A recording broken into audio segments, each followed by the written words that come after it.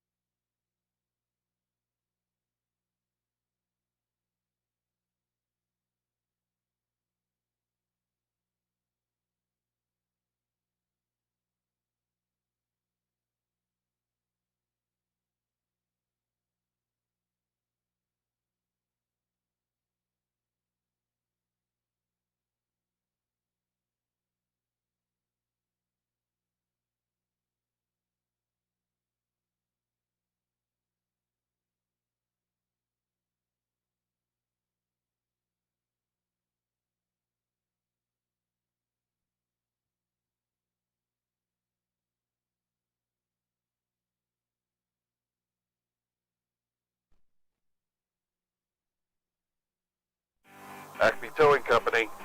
That's too far away. Let Henry's do it. Nah, we're ready to close. Let Henry's do it. Henry's is ready to take your call right now. From compacts to semis, Henry is here to help 24/7. Save yourself the hassle and make us your first call. Henry's gets there fast, offering multiple locations to serve the Ozarks. When you're stuck on the side of the road, make the right call. Let Henry do it. I need to change. My workouts are too boring. Oh, I've got an amazing workout for you. Hot yoga. I've lost weight and I'm more flexible. Try our community classes for only $8. Sumit's Hot Yoga. You are going to feel awesome. The Fuel Forward app is a go. Fuel Forward provides quick and secure payments and everyday savings on fuel at your local Rapid Roberts to keep you moving forward. Download today and save up to 20 cents per gallon on your first fill-up. Then save 5 cents per gallon every fill-up after that. Driving just got a whole lot better thanks to the Fuel Forward app at your local Rapid Roberts.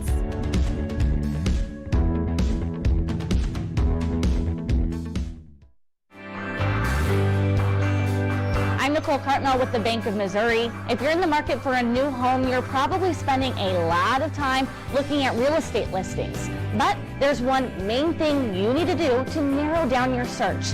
Get pre-qualified for a home loan. Mortgage loan officer Shannon Meisner is here. How does this help you to live well, bank well?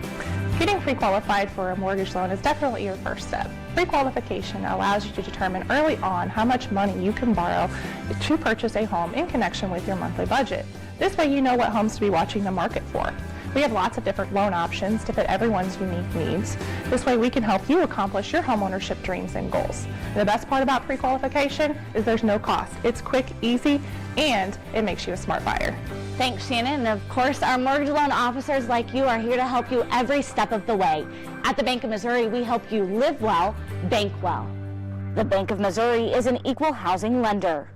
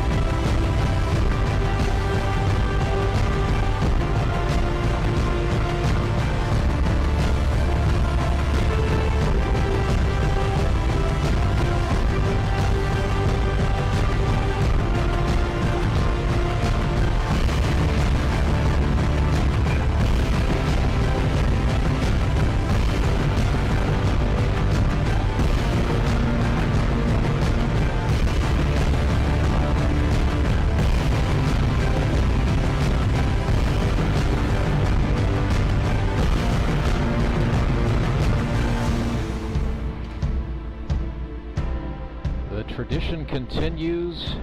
A decade of grip and rip baseball is upon us. The 10th season of the premier wood bat baseball league in the Midwestern United States and baseball's ultimate second chance. Hello once again, everybody. I'm Rance Berger. We welcome you in to Meador Park in Springfield, Missouri. It is the home of Mark Worley Field, where the Drury University Panthers play throughout the late winter and early spring.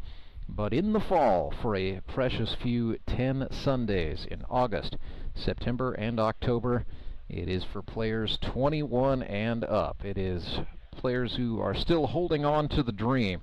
It's athletes who just haven't quite gotten baseball out of their systems. It is those for whom the desire to compete, to be part of something, to belong, still burns deeply, and we celebrate it with you right here on the Grip and Rip Baseball League's YouTube channel, where you can follow the action all season long. Certainly, I guess I'll say it several times as the season goes, but might as well get the first one out of the way. If you haven't already, make sure you like the channel, make sure you like this video, and make sure you subscribe so that you don't miss a minute of your favorite team, or if you're going to watch it all, well, you won't miss a single pitch all season long, the entirety of the Grip and Rip Baseball League broadcast right here across the world. And we are very thankful for our sponsors from the Bank of Missouri who help make that happen. So it is the preseason today, a very high-end dress rehearsal, if you will, for the 6 teams who will take off in pursuit of the coveted Howard Bell Trophy. Starting next Saturday, a Saturday tilt on August 9th, the Grip and Rip Baseball League Pursuit of the Bell begins a 7-week regular season. We'll play that game, that tripleheader rather, on Saturday, August the 9th, and then we will shift to Sundays throughout the fall in August, September, and October. Right now, tentatively scheduled to take the Labor Day weekend off on August 31st, but that could change in the event of any inclement weather. Weather is absolutely beautiful today, I can tell you that, here in Springfield, Missouri. Right now, 74 degrees, feels like 79, feels a little more like 84 down on the this beautiful AstroTurf playing surface here at Meador Park, where the sun is touching every bit of it, every faux blade of grass and speck of fake dirt down there. We're going to warm up as the day goes on, looking at an afternoon high of 81 degrees in the 5 o'clock hour. That will be when the final session of the day is scheduled to take place. So as the day goes on, we're going to have a series of 1-hour scrimmages. Each GRBL team will be featured in 2 sessions, beginning with our 11 a.m. start here, as the Ozark Mountain Ducks are set to scrimmage with the Springfield Metropolitans. Brian Sanchez, right-hander, a rookie out of Barquisimeto, Lara, Venezuela, set to make the start today for the Ozark Mountain Ducks. He will be going against the veteran and the reigning pitcher of the year, Logan Wiley. New look for Wiley after 2 years with the Nixa Suckers. He is now a member of the Springfield Metropolitans. Go ahead and give you the schedule of the day before we do a further breakdown on Sanchez versus Wiley and the rest of the action we expect to see as our day goes on. So coming up later in today's jamboree, we've got at high noon, the Springfield Metropolitans will stay on the field and take on the Branson Showmen. At 1 o'clock, the Ozark Mountain Ducks will be back to take on the Moon City Mavericks. We will take a break, and there will be a break in the session. We will probably leave the stream up and going, but there won't be a lot of action happening in the 2 o'clock hour, as we have all 6 teams are on the field for a tradition, the all-league photograph, in which we will have about 90 athletes down on the field to all be in the same photo from the Hall of Famer Mike Hudgens of Mike Hudgens Photography. At 3 o'clock, the Branson Showmen take on the Republic Locos. At 4 o'clock, it'll be the Nixa Suckers and the Moon City Mavericks. And then at 5 o'clock here in the Central Time Zone, the Republic Locos take on the Nixa Suckers to close out the day. So a series of 6 one-hour scrimmages should be slated for about 3 innings apiece, and we will be doing modified rules, so there will be only 5 batters per half inning, regardless of what the outcome of the at-bats are. So a pitcher could, in theory, go get 5 strikeouts in every half inning if he's really mowing. But that's going to be the rules we go by. That's going to be designed to work. Each team will be able to work its way throughout its entire roster, and we're at 14-man rosters this season in the GRBL. So everyone should get to bat each session. Some of the approaches that the managers are taking are, of course, a little bit different. Everybody's got their own philosophy as far as what they're looking for in the preseason. So some teams will elect to just bat every rostered player once per scrimmage and then work somebody in at the top of the order to be that 15th batter. Some teams will kind of go at it and make it look a little bit more like natural baseball, using substitutes, using pinch hitters, trying to maybe get certain batters an extra opportunity to go hit.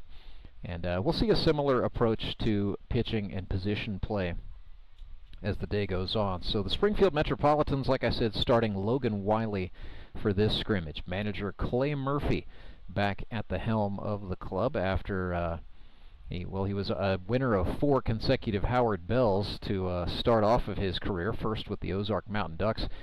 Then he played for the Moon City Mavericks in 2021. That was the team that had statistically the best season in the history of this league, with a 7-1 record en route to that championship. Then he was a member of the Springfield Mets for 2 seasons under the management of his former college teammate at Missouri State, Brock Chaffin. They won back-to-back bells together.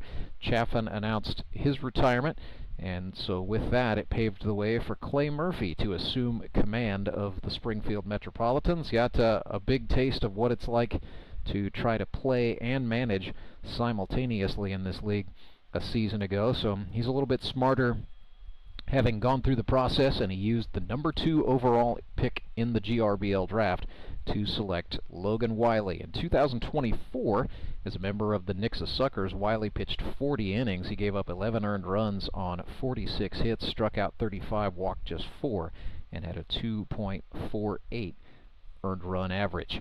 The Ozark Mountain Ducks, on the flip side, had the number 1 overall pick in the GRBL draft upon finishing in last place in the 2024 standings, and so manager Austin Kendrick used it to take not a newcomer, but a guy coming back off of a gap year. That would be Cole Rourke, the big right-hander originally from Torrington, Wyoming, who now calls Licking, Missouri his home. We last saw Cole Rourke in action in this league in 2023. He was the player manager of the Branson Showmen for 3 seasons, including a finals appearance in 2022, but Rourke really struggled through some arm troubles in his last season out. Put himself in the game for 17 1/3 innings in 2023, giving up 13 earned runs on 30 hits. But he has taken the time off to heal. He is a high school baseball coach at Licking High School, and he and his wife, Megan, own Triumph Sports. That's a training facility in Licking, Missouri. So he is rehabbed. He is back to throwing a fastball that sits in the upper 80s, and he's got a wicked Vulcan changeup, and that is why Cole Rourke, for his career, a very, very good pitcher overall in the GRBL. 99 1/3 innings, 39 earned runs on 99 hits. He's struck out 118 batters, so part of that rare GRBL 100 strikeout club. Just 18 walks and 3 hit batsmen. It's a career ERA of 3.53, and he was the 2019 GRBL Pitcher of the Year as a member of the Henry's Towing High Rollers. Justin Skinner, the manager of that club, that was part of Skinner's back-to-back-to-back 3 consecutive GRBL championships. So we will see Cole Rourke in action on the pitcher's mound a little bit later on. He's scheduled to throw in the second session, but the Mountain Ducks electing to start the Venezuelan rookie right-hander Brian Sanchez for this one against the Springfield Metropolitans. We're going to take a quick step aside, come back, bring you some final thoughts, and the first pitch as the GRBL preseason is just about to get going. Stay with us. It's Grip and Rip Baseball. Big thank you to our sponsors, Bank of Missouri and Henry's Towing. When Gary and Sandra Henry started Henry's Towing nearly 5 decades ago, customers knew that Henry would be the guy coming to help. People would call and ask to let Henry do it. And as Springfield has grown, our family has grown as well, so there's always someone around to come help you out. Everyone at Henry's is a member of the family, fully trained and as dependable as the original. With a family this size, help is always right around the corner. So if you find yourself in need of roadside assistance, remember to call the name you've grown to know and trust. Remember to let Henry do it! Did you know that Conoco gas has 3 times more detergent additive than the minimum required by the EPA? And 30% more than the top-tier detergent gasoline standard, recommended by major car manufacturers. Other alternatives contain unwanted deposits that can build up on fuel injectors and intake valves, robbing your engine of performance. More quality in every drop. Only at your local Rapid Roberts.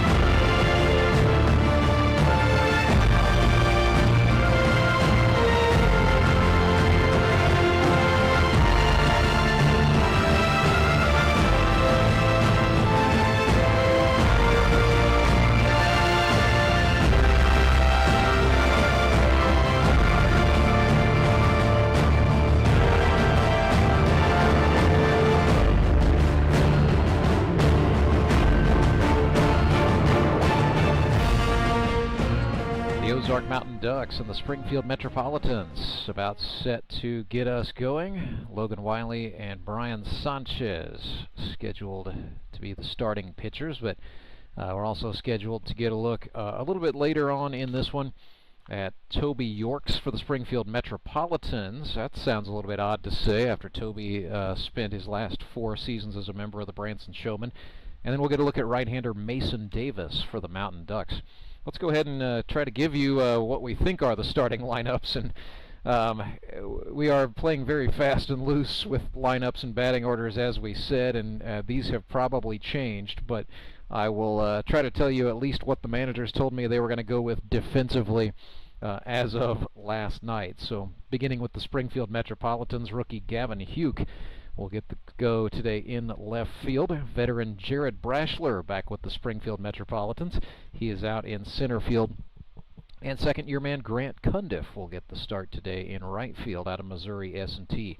On the infield, it is GRBL Hall of Famer Justin Parker. Starting at third base, it will be Caleb Kaufman out of Strafford, Missouri. Starting today at shortstop, Dustin Thomason scheduled to start at second base, and Toby Yorks will begin the session on first. Logan Wiley, we told you all about the right-hander from Springfield, Missouri, who finished out his college career at Missouri State. He's on the hill, throwing pitches to Cole Hazelhorst. It is Cole's 4th year in the Grip and Rip Baseball League, his 2nd as a member of the Springfield Metropolitans. And with manager Clay Murphy being a pitcher himself, he knows a thing or two about quality catchers, and basically said Cole Hazelhorst is the guy I wanted, and so I went out and got him. Simple as that.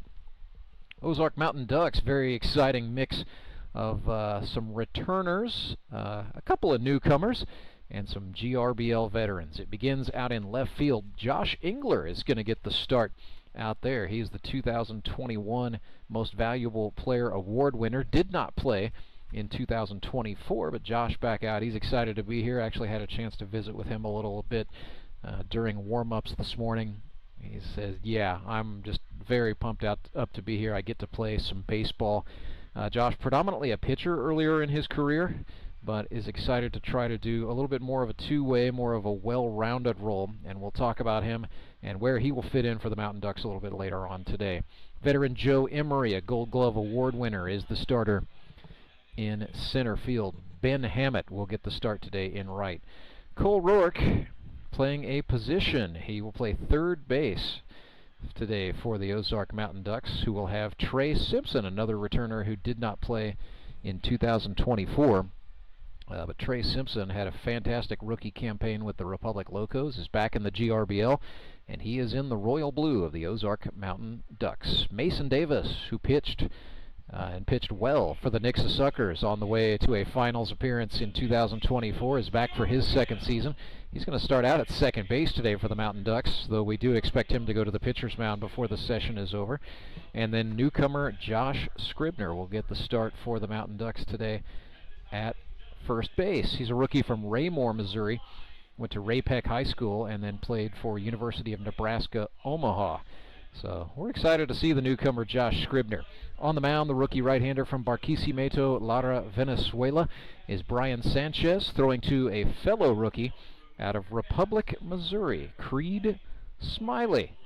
And Creed Smiley, the Ozark Mountain Ducks went after him pretty early on in the GRBL draft, and it was an advantage that Austin Kendrick had, knowing that he would have the #1 overall pick. He could kind of visit with a couple of players whom he thought he might spend said pick on. One of those players was Cole Rourke, and Austin Kendrick asked him point blank, if I draft you #1 overall, who do you want me to get to catch for you? And Cole Rourke told him, I want Creed Smiley. Simple as that. So Creed Smiley catching for Brian Sanchez when we get this one going. Mountain Ducks are going to bat, and the Metropolitans are in the field, I believe, when we come back with the first pitch right after this. It started with an idea. Championship game of the Grip and Rip Baseball League here in Ozark, and we have had a wild one. It's gone back and forth over the last few innings, just like the season series between these And two became teams. a passion. I had no idea what to expect. It's incredibly nostalgic. A brotherhood was created. These guys, they're like family now. Then the community got involved. My family just loves coming out to Grip and Rip. And $1,000 goes to ALS in the Ozarks. We love the Branson! Champions were crowned. Back to back to back for Justin Skinner. Let's go! Champions! Mark Webb and the Ozark Mountain Ducks are the champions. Bring on season 10. Moon City, baby. Go Fish. The Quack Attack is back. Let's go, Locos. Let's go, Mets! It's showtime. Welcome to season 10 of the GRBL. Baseball's ultimate second chance.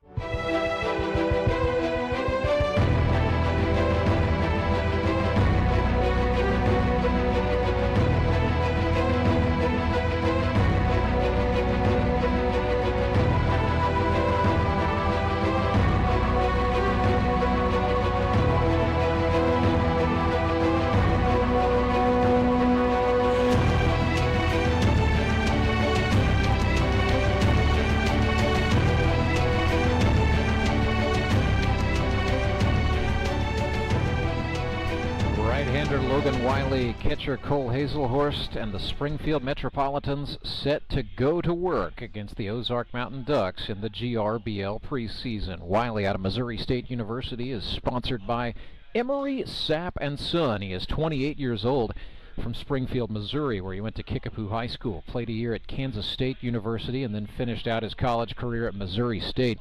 He then went professional, played for the Windy City Thunderbolts in the Frontier League.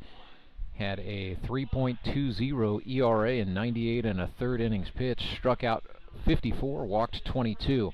Broke into the Grip and Rip League in 2023 as a member of the Nixa Suckers, where he posted a 3.94 ERA across 16 innings of work. Definitely carried the weight for the Fish in 2024, 40 innings and a 2.48 ERA with 35 strikeouts, leading the club to an appearance in the GRBL final and a shot at the Howard Bell Trophy. That ultimately ended up being a 2-1 loss to the Branson Showmen in the final.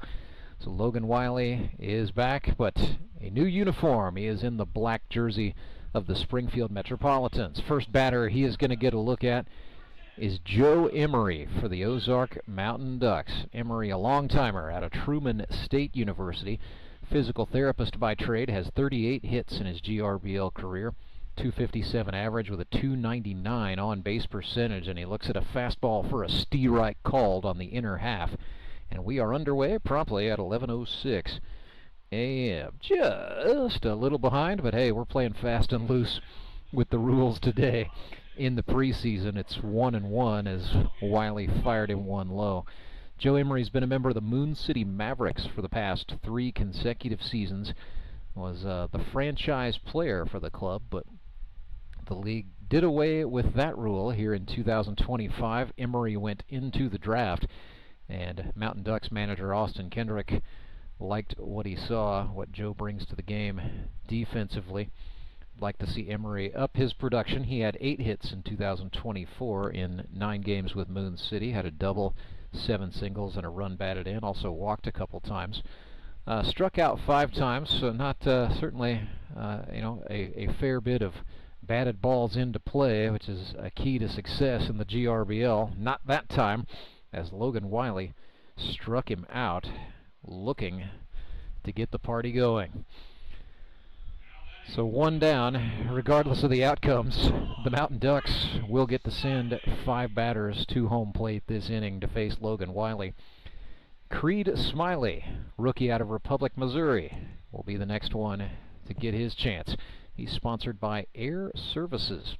Don't get nervous, call Air Services. Creed, a rookie from Republic High School, is an instructor at the DBAT training facility in Nixa, Missouri. After high school, had a cup of coffee at Labette Community College. Wiley threw him a heater, which Smiley chopped foul third base side into the Metropolitans dugout.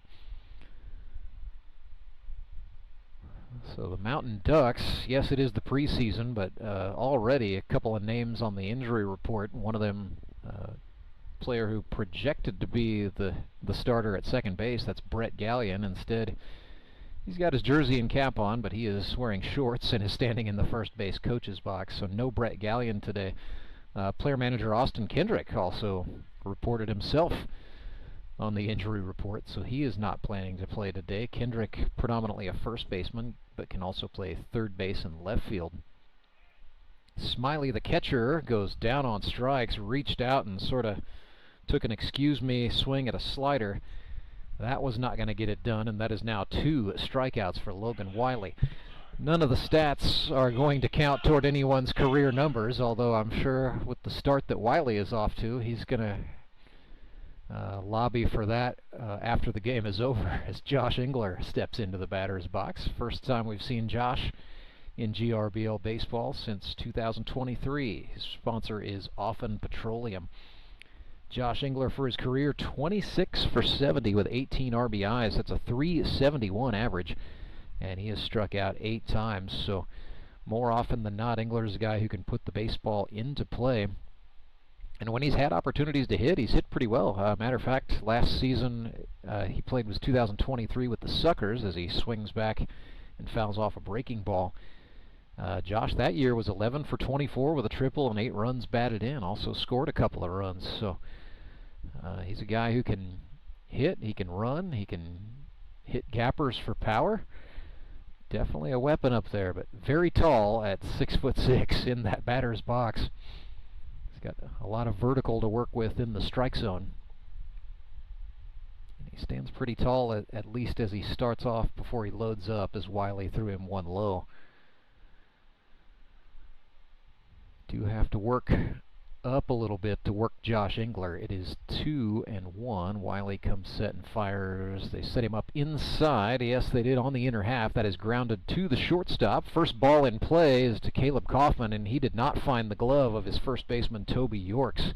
And so with that, Josh Engler is going to be safe. Matter of fact, they're going to give him second base as the ball went into the Ozark dugout. So scored officially, or unofficially rather, is E6. There is no actual official scoring today, but yeah, we're going E6 on that.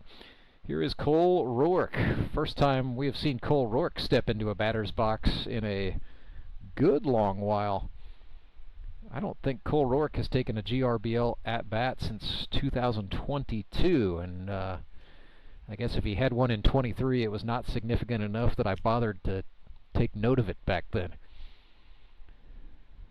Rourke swings this one and slices it the other way. That's out into right field in front of Grant Cundiff, and then he bobbled it, so Josh Engler is going to come around from second base and score. It is 1-0 Mountain Ducks and an RBI for Cole Rourke. You know, maybe he should have been batting a lot more the whole time. That was just a nice piece of hitting, taking what was given, slicing it the other way, and the fielders were playing him to pull. Instead, with a little bit of oppo, he singled out to right field, and it is 1-0 Mountain Ducks. Rookie Josh Scribner stands in. First look at Josh in game action. He is from the University of Nebraska, Omaha. Chose that for the academic program, but did play some baseball. 43 games across 3 seasons with the Mavericks. He was 8 of 63 with a double, 4 RBIs, and he walked 3 times.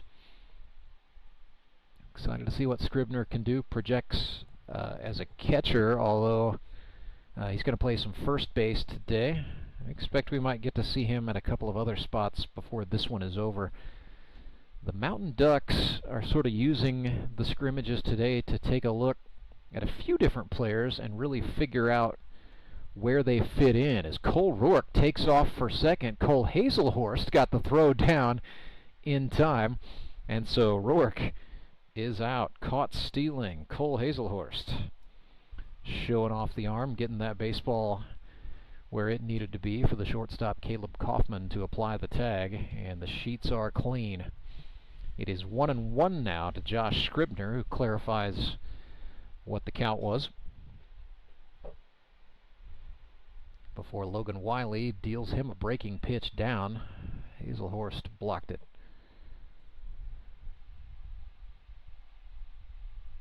Pretty good crowd starting to file in. It is free admission to the GRBL Jamboree, so if you are watching this at home, having just discovered Grip and Rip for the first time, and you need something to do this afternoon, it will not cost you a thing to come out and check out some of the later sessions in the day. We will take a small break during the 2 o'clock hour after these first 3 sessions, and then we'll get you back on the field at 3, 4, and 5. Wiley shaking off what Hazelhorst is putting down, and Cole Hazelhorst and Logan Wiley having a hard time coming to agreement here. Cole stands up, now back down into the crouch. What are we doing here? All right, Wiley nods and fires. Bounced it low. That looked like he just overgripped and attempted a slider. It's a full house now, 3-2. To the rookie Josh Scribner. Played high school baseball at Raymore Peculiar. Another shake-off from Wiley. Now he comes home with a fastball. That was low. Josh Scribner will take the walk. And that is the end of the first inning. A little bit of an anticlimactic inning there, but nonetheless, hey, we'll say it. It is 1-0 Ozark Mountain Ducks. Josh Engler reaches on an error, and then Cole Rourke with an RBI single out to right field makes it 1-0. I might be the only person in the building that cares what the score even is, but nonetheless, that's the score. I'm sticking with it. Back with more right after this. Life is full of things to worry about. Your home's foundation shouldn't be one of them. Vertical and horizontal foundation cracks, windows and doors that stick are all indications that your home has foundation issues. At Foundation Recovery Systems, we offer permanent solutions that help put your worries to rest. Call us today for a free inspection. Do you ever wake up and feel like you're already out of energy? I haven't felt that way since I started doing yoga. You do yoga? Every morning. Best change I've ever made. Try our community classes for only $8. Sumit's Hot Yoga. You are going to feel awesome!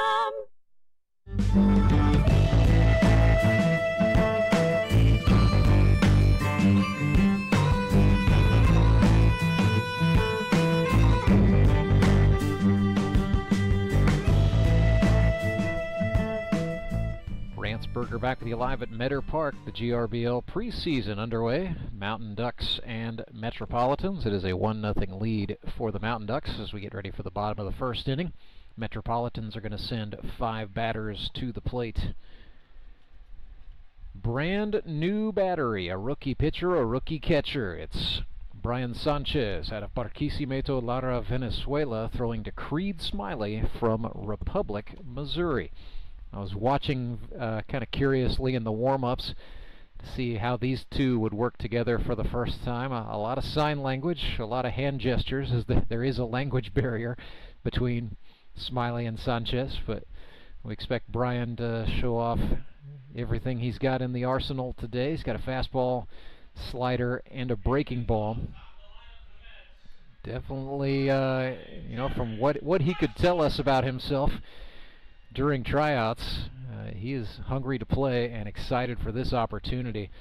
And very fittingly, first batter he's going to look at is one of the all-timers here in the GRBL. It is Jared Brashler, the airline pilot who has been in the GRBL since it was founded way back in 2016. How about that?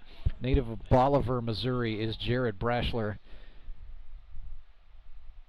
He is part of Branson, Missouri's famed Brashler family back in the day.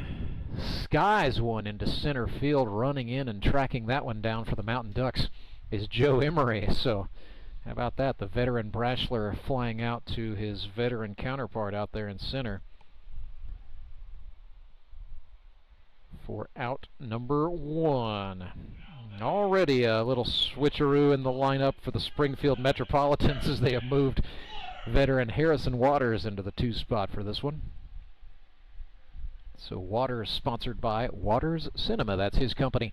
54 hits for his career in 143 at-bats. He's got 32 RBIs, 15 doubles, and 5 triples. Little cement mixer curveball there from Brian Sanchez was outside to the lefty Harrison Waters.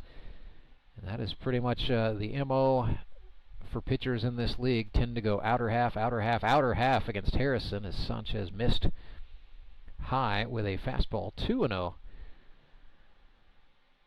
So Creed Smiley there, yeah, standing up. I think that was just going over signs. I think Creed thought something else was coming when Sanchez threw that. There's a hot shot back up the middle to the shortstop.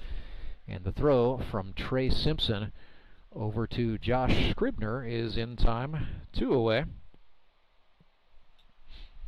So a couple of quick plate appearances there to settle the nerves for the newcomer Brian Sanchez. And the batter is going to be Gavin Huke. He's a rookie from Lamar, Missouri. Went to Carthage High School, where he was a pitcher and an outfielder. Played 2 sports. He was also a football player. Sponsored by CNH Reman. Swung at a slow hook there. He was thinking fastball, and Sanchez instead pitched him backwards and started with the off-speed stuff. Gavin Huke works for CNH Reman, actually. He's an engines product engineer, recruited by his Springfield Metropolitans teammate Grant Cundiff. So pretty cool CNH Reman connection there, and we appreciate their support of both Gavin and Grant all season long. Huke down on strikes. Or is he? Yes, he is. You get 3. He'll get that sorted out before opening day. And so that's 3 up, 3 down, but the inning does continue. Metropolitans going to send 2 more batters to the plate this inning, and here's Caleb Kaufman in his 2nd season out of Evangel University. He lives and works in Stratford, Missouri. Just got a teaching job in the Stratford School District, as a matter of fact. He is sponsored by Worley Equipment. Pretty good rookie year with the Republic Locos. 6 hits in 8 games, 22 at-bats, a double and 3 RBIs. Struck out 5 times, so Kaufman pretty good at putting the ball in play.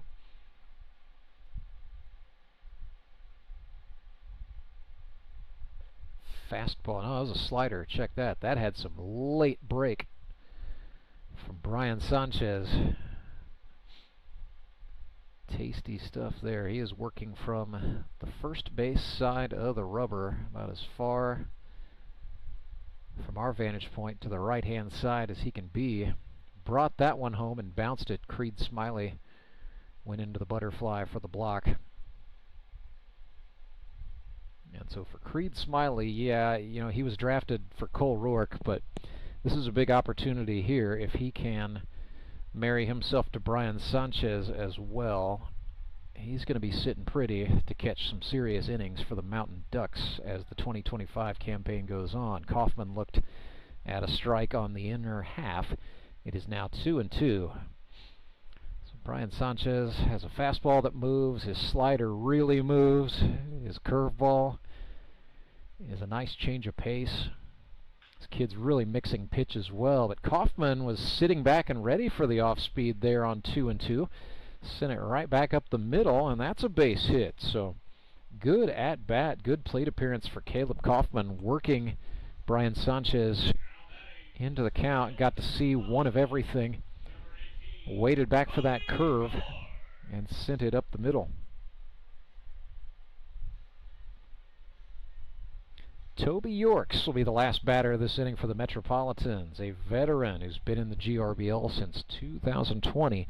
About to embark on his 6th season. Toby, the Silver Slugger Award winner in 2024 as a member of the Branson Showmen. He was 11 for 33 a season ago. 7 RBIs, 3 doubles. Struck out just 3 times, so that's 30 times where Toby was putting the ball into play. Career-wise, Toby 41 for 133. That's a 308 average. 20 RBIs for his career, so he is closing in on that elusive 50 hit club, which is pretty rarefied air here in the GRBL when you only play 9 or at maximum 10 games per season. You know, it is hard to rack up the hits, and Toby hit that one well. Unfortunately for him, it was right at the Mountain Ducks first baseman Josh Scribner, who went down to a knee. Hauled it in, made the catch and the out. And so the inning concludes. 1 hit surrendered by Brian Sanchez to Caleb Kaufman, but it ended up being harmless. Mountain Ducks lead this one 1-0 after 1, and we're back with more in a moment. I'm Nicole Cartmel with the Bank of Missouri. If you're in the market for a new home, you're probably spending a lot of time looking at real estate listings. But there's one main thing you need to do to narrow down your search. Get pre-qualified for a home loan. Mortgage loan officer Shannon Meisner is here. How does this help you to live well, bank well? Getting pre-qualified for a mortgage loan is definitely your first step. Pre-qualification allows you to determine early on how much money you can borrow to purchase a home in connection with your monthly budget. This way you know what homes to be watching the market for. We have lots of different loan options to fit everyone's unique needs. This way we can help you accomplish your homeownership dreams and goals. And the best part about pre-qualification is there's no cost. It's quick, easy, and it makes you a smart buyer. Thanks, Shannon. And of course, our mortgage loan officers like you are here to help you every step of the way. At the Bank of Missouri, we help you live well, bank well. The Bank of Missouri is an equal housing lender.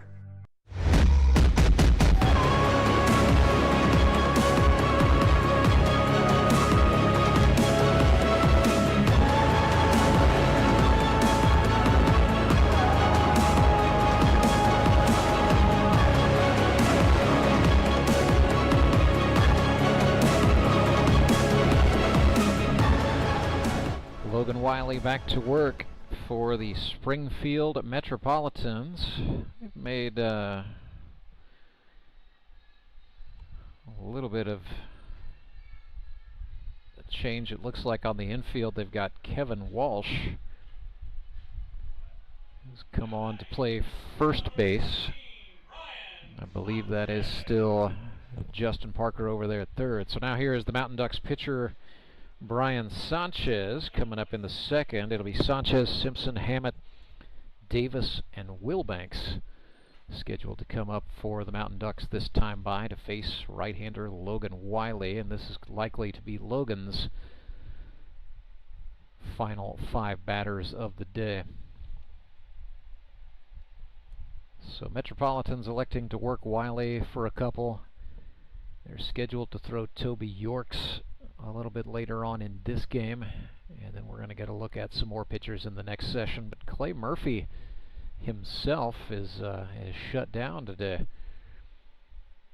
perhaps saving it back for when it is for real, a week from yesterday. Yes, it will be GRBL baseball on a Saturday, August 9th, Robert Lewis Memorial opening weekend. One time only. We're going to take it for a spin on Saturday. Brian Sanchez hits this one pretty well. Out to left, Gavin Hugh goes back, and that will get over his head to the wall. Sanchez hustling for second. He'll get there no problem. Yeah, pretty well struck baseball out into left, and then Gavin Hugh. First couple of steps were in, so just a little bit of misjudgment right off the rip, and that ended up costing him, but it is a double for Brian Sanchez, and he's in scoring position for Trey Simpson. Trey back in the GRBL after taking 2024 off. So next Saturday, August 9th, 12 p.m., it'll be the Republic Locos and the Moon City Mavericks. At 3 o'clock, it's these two teams. The Ozark Mountain Ducks will be the visitors against the Springfield Metropolitans, and then at 6:30 p.m., a rematch of the 2024 championship game, the Nixa Suckers at the Branson Showmen. Wiley's next offering to Simpson is a slider down and away.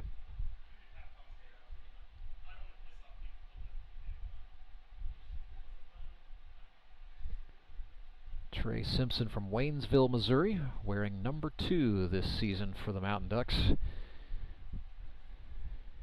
Recruited into the league by his brother Trent, who is in some new digs. He's a member of the Nixa Suckers this season. It's pretty cool. Trent and Trey got to play together with the Locos in 23. That year, Trey was 9 for 26 with 3 RBIs, had a double, also walked 7 times, so had a .485 on-base percentage. Maybe it's not realistic to expect that again, but I mean, I definitely do expect Trey Simpson to get on base pretty frequently for the Ozark Mountain Ducks. And today he's going to be playing several different positions for the Mountain Ducks, who are taking a look at him in several different spots. I think sort of just trying to figure out where he works into the lineup, because he's very versatile. He can play just about anywhere on the infield. He can also pitch, and I mean, I think you could send him out to the outfield if you really needed to do that. But predominantly played second base for the Locos his rookie season, as he chops this one back toward the mound. Wiley did not have time to do anything to hold Brian Sanchez at bay, so he's going to just flip it over to first and get what would be an out. That is the first out of the inning. But Sanchez able to motor from second to third, so he is in a very nice spot for the batter Ben Hammett. Yeah, the Mountain Ducks today, Trey Simpson is going to get looks at several different defensive positions, as is Josh Engler, as is Tony Lewis a little bit later today. Of course, with Engler, it's a matter of finding a spot for him when he's not pitching. For Simpson and perhaps for Lewis, it is a matter of finding a spot to play when Engler is pitching. I think Trey, just to finish the thought on him, and then we'll shift to Hammett, I think he might be the guy who gets moved around a lot for the Mountain Ducks, just depending on what the situation is in the game, what the situation is with the pitcher. Just might as well take advantage and reward his versatility as Ben Hammett grounds one through the 5-hole between the shortstop and the third baseman. Sanchez scores. It is 2-0 Ducks, and it's an RBI for Ben Hammett. At 47 years old, Old Man Hammett, as his wife calls him. Still swinging a pretty nice stick there as he puts one on the board. And he is on for Mason Davis, and how about this? So Ben Hammett and his wife Julie, I just mentioned, are the owners of the DBAT training facility in Nixa, Missouri. Mason Davis works there. He's an instructor.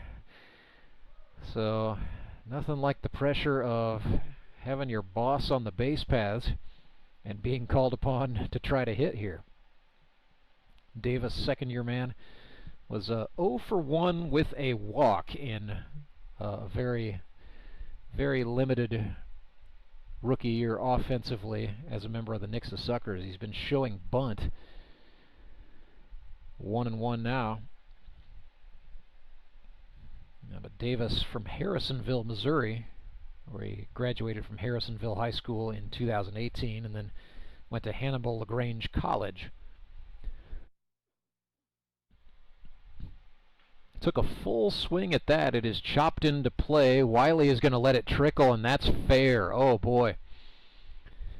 In front of the third baseman, Rob Fackrell. Well into fair territory. I'm not sure if that was miscommunication or if Wiley thought that ball had a chance to carry him foul. Either way, Mason Davis is on. Call it a swinging bunt, if you will. I'll write it up officially as an infield single, and Josh Wilbanks, last chance for the Mountain Ducks this inning, regardless of what happens in this AB. But the Ducks have put 3 hits together here in the second. Wilbanks, a barber from Reed Spring, Missouri. Swung and missed at a Logan Wiley slider there.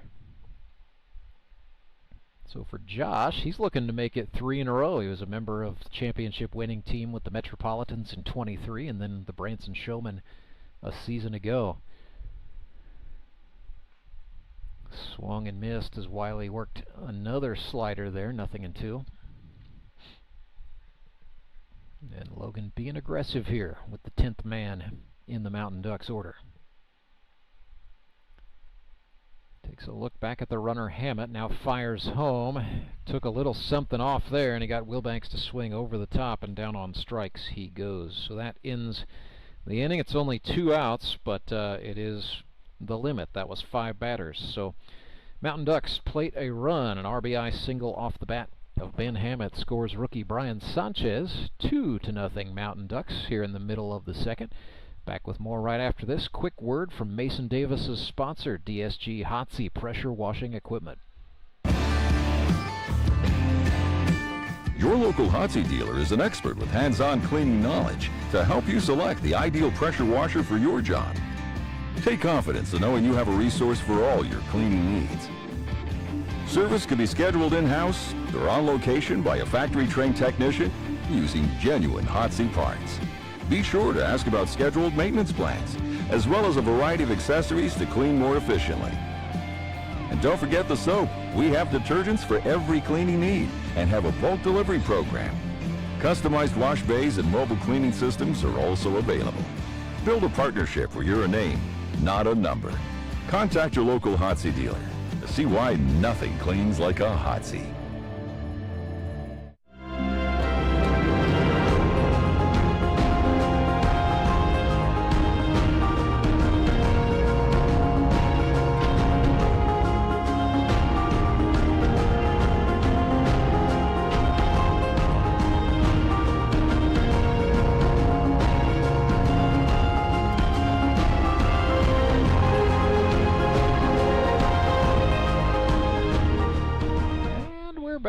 At Meador Park, home of the Grip and Rip Baseball League throughout the 2025 season. Sorry for the, some of you might enjoy a little bit of a local blackout there, but we're back. We're ironing out some things today.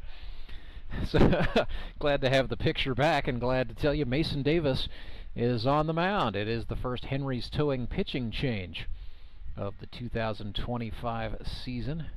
Davis, second-year man out of Harrisonville, Missouri. In 2024 with the Nixa Suckers, he was very good in middle relief. 16 innings, allowing just 3 earned runs on 10 hits, 5 strikeouts, 4 walks, 5 hit batsmen, a 1.69 ERA. And so Davis, a side armor, a little bit of a slinger, if you will.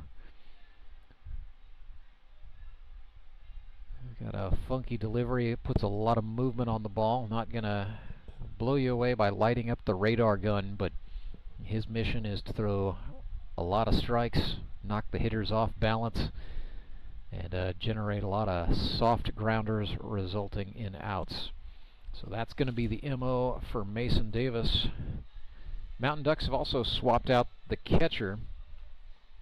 Josh Wilbanks goes behind the plate.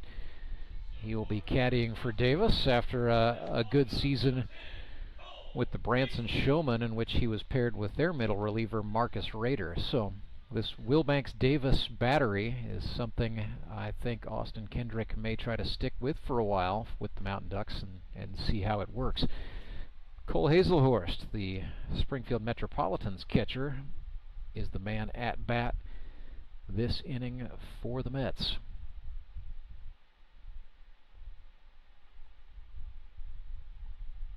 And Hazelhorst is a flight instructor with Premier Flight Center in Springfield, Missouri. He's originally from Woodstock, Georgia, just north of Atlanta. Limited to just 3 hits with the Metropolitans in 2024. His best season offensively was his rookie year, 2021, with Moon City, in which he had 10 hits in 8 games and 9 runs batted in. He would like to get back to that. Cole, for his career, 27 hits across 4 seasons.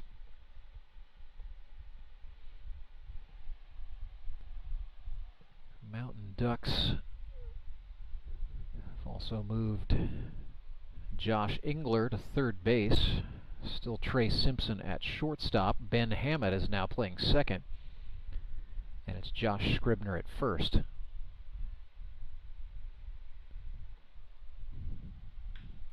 Hazelhorst lifts this one in the air to center field. Over to get that is Emery, who was initially playing him to pull. But he went back towards center, tracked that one down, and made the catch for the out. Outfield-wise, like I said, Emery in center. Mountain Ducks are going with Sanchez in right. And the left fielder, I believe, is Creed Smiley, who started behind the plate. So with Wilbanks caddying for Davis, nice opportunity for Creed Smiley, who we thought was only going to catch, to perhaps show off a little bit of that Craig Biggio versatility. Justin Parker looks at a pitch outside, called for a ball.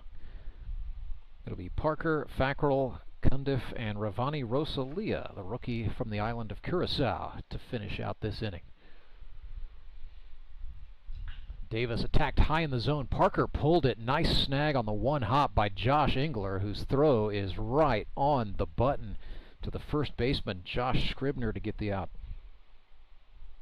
So as we said earlier, Josh Engler, another one of those guys for whom the Mountain Ducks know they're going to use him in multiple positions. The question is where. He just passed the first test to be a third baseman right there. Snagging that hot hit one hopper off the bat of Justin Parker and then throwing it perfectly over to first. Fackrell swings at a curveball, lifts that one in the air to center field. Emery ranges over and hauled it in, and then Joe started to jog in. Yeah, you were counting the outs correctly, Joe, but doesn't matter. You got 2 more to get. But Joe Emery, sort of in that mode. Yeah, we got the third out. Let's go. Let's get off the field. He will stay on, and the batter is Grant Cundiff, second-year man out of Missouri S&T, who had 6 hits in 22 at-bats as a rookie in 2024. So Grant Cundiff, originally from North Callaway, sponsored by C&H Industrial Reman. They play North Callaway High School in Kingdom City, Missouri, home of the North Callaway Thunderbirds. Just felt the thunder of a Mason Davis slider to the rear end there, did Cundiff. He is hit by a pitch. Davis had 5 of those with the Suckers a season ago. That happens with sidearmers sometimes.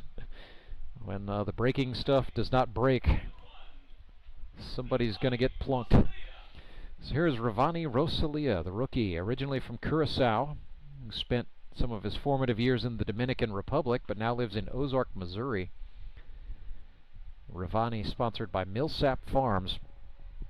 Really impressed at GRBL tryouts as a pretty solid contact hitter. This guy has got a fascinating life story. We mentioned the moving around the Caribbean. He's a graduate of the Moody Bible Institute in Chicago, where he has a master's degree in ministerial leadership. He's also a music teacher. But he and his wife are really into farming, hence the sponsorship from Millsap Farms, but they're into homesteading.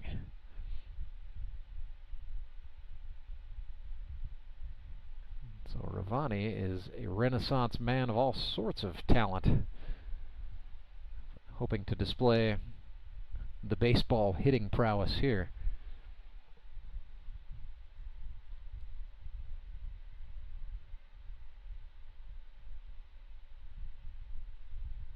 Davis comes home, missed outside.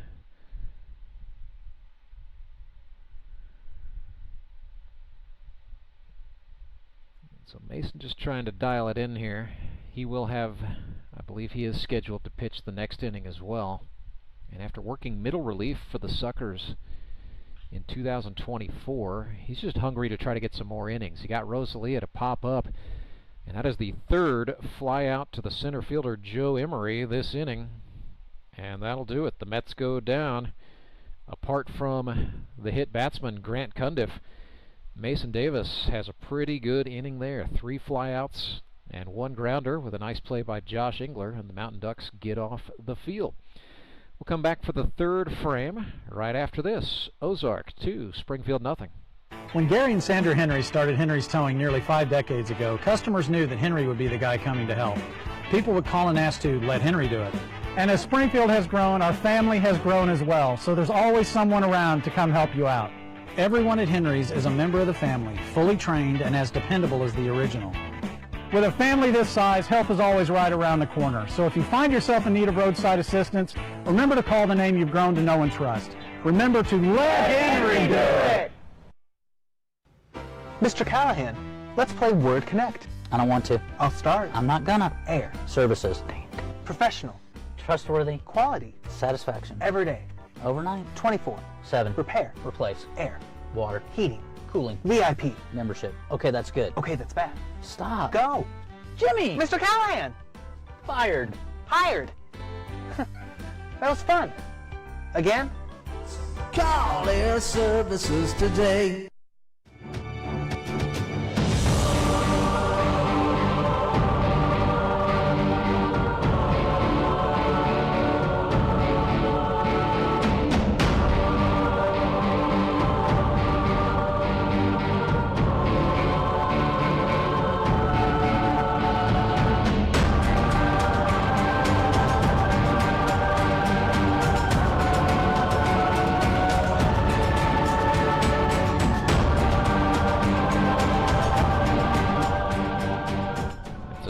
Towing pitching change for the Springfield Metropolitans. Actually, it's a full-on battery swap. Toby Yorks has gone to the pitcher's mound, and Robert Fackrell is behind the plates. Toby Yorks out of Central Methodist University.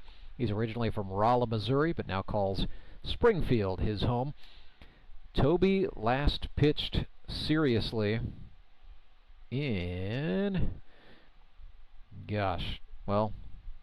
I don't think this is right. I have data from 2020 on Toby Yorks in which he allowed 2 earned runs in 2 innings. I think he's made a pitching appearance since then. But, yeah, Metropolitans, as I said earlier in the game, Clay Murphy, the manager, inactive today. So he's just sort of throwing everybody out there, and we're going to get a Toby Yorks inning. He will get the top of the order for the Mountain Ducks, starting with the center fielder Joe Emery, who was a busy man in the last half, making 3 catches for outs in center field. Toby York started him off with a ball. What corner infielders playing a little bit in for the Metropolitans here, who have Kevin Walsh at first base, Justin Parker at third, still Caleb Kaufman holding it down at shortstop. And Dustin Thomason is the second baseman.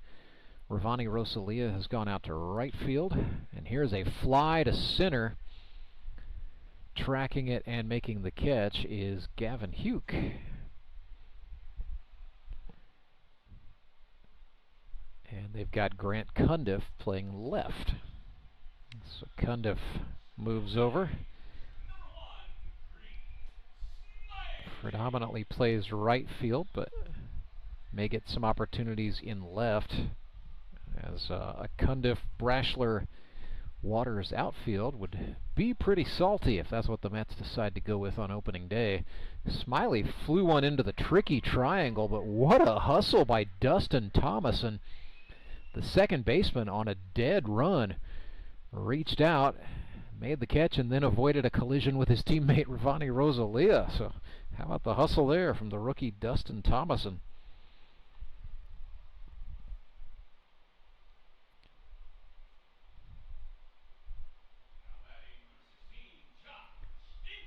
So a fly out and a pop out. It's going to be Josh Engler, who reached on an error last time. Standing in the right-handed batter's box for the Mountain Ducks to face Toby Yorks. Josh sponsored by Often Petroleum. Yeah, Josh, an all-stater originally from Mount Vernon, Missouri. Split his college career between Evangel University and NCAA Division II Missouri Southern. Joined the GRBL in 2020. But this is his first stint with the Ozark Mountain Ducks. Swung on and missed there as Toby fooled him with a breaking pitch. Toby shook off whatever Fackrell initially told him and throws a curveball. Toby just may be avoiding the fastball to avoid injury at this point.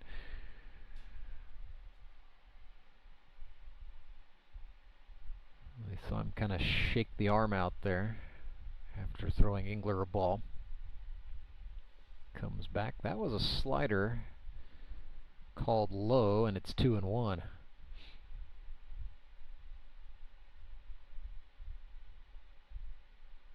So Yorks is a switch hitter, and he truly is ambidextrous, but throws and pitches right-handed. Engler put that one into shallow center. Running in and hauling it in is Gavin Huke.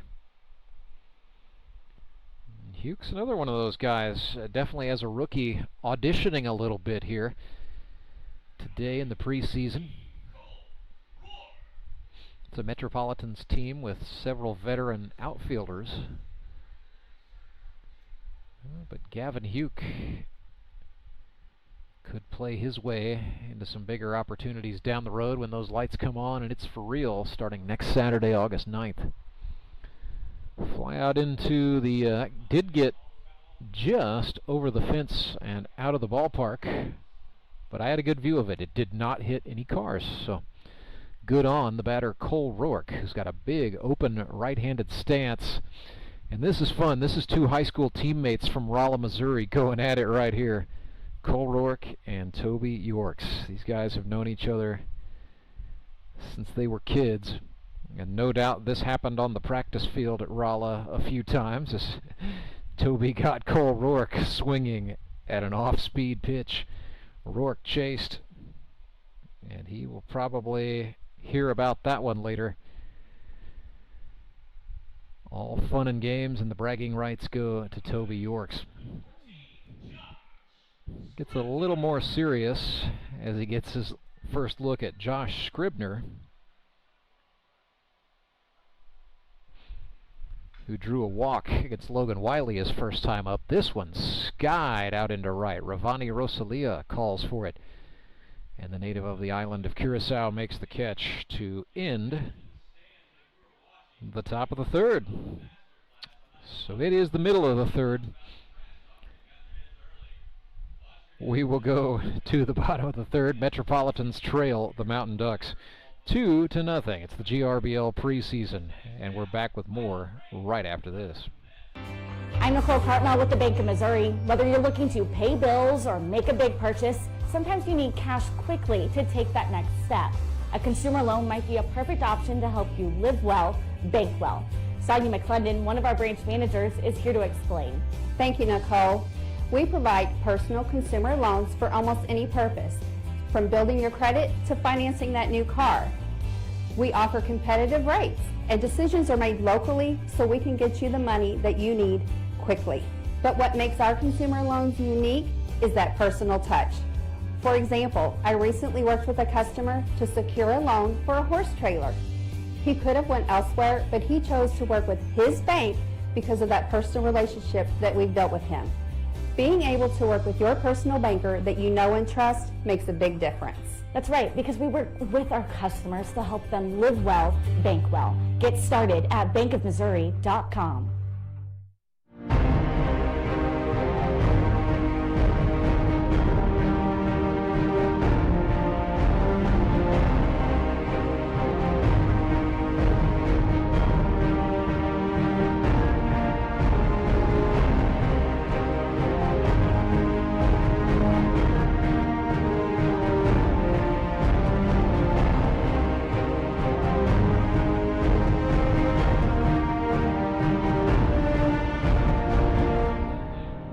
Mason Davis back to work for the Mountain Ducks, and yeah, I think for Mason Davis this game is definitely an audition session.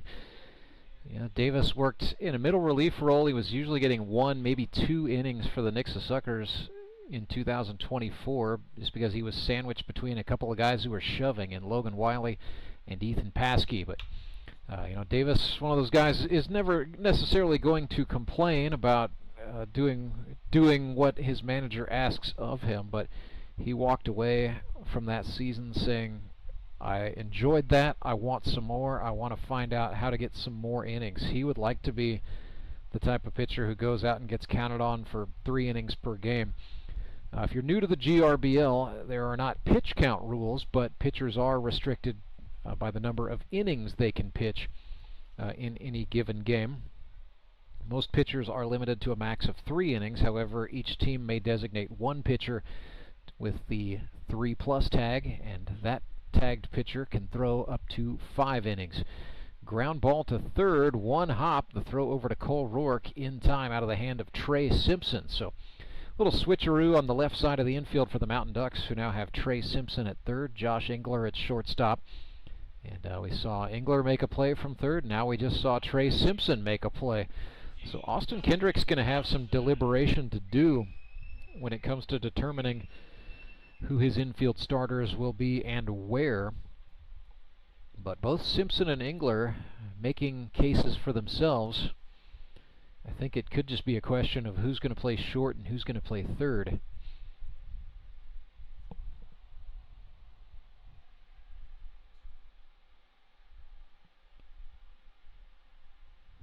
Davis rocks and fires a breaking pitch. This one is grounded, and again it's Trey Simpson up with it. The throw across is in time to get the out, and that will retire Dustin Thomason for the Mets. So back to the top of the order they go, and the batter is Jared Brashler.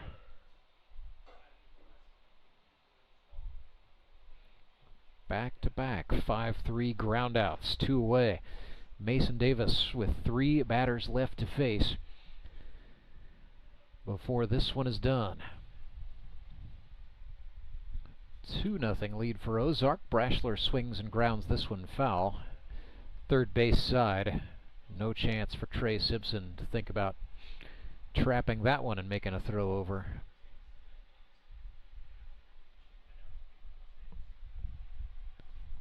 Mountain Ducks are going to have options. This is a team with, overall, a lot of pitching talent and a lot of defensive talent. I think the challenge for the Ducks is just going to be about figuring out who's going to go where, at what time. Using Josh Scribner behind the plate now, so that's the 3rd catcher we've seen Ozark employ. After Creed Smiley got the start, and then Josh Wilbanks caught the 2nd.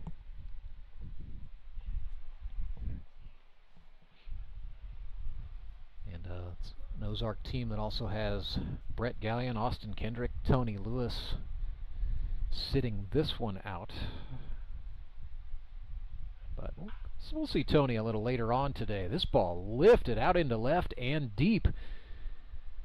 And a nice job by the Ozark left fielder. That's Creed Smiley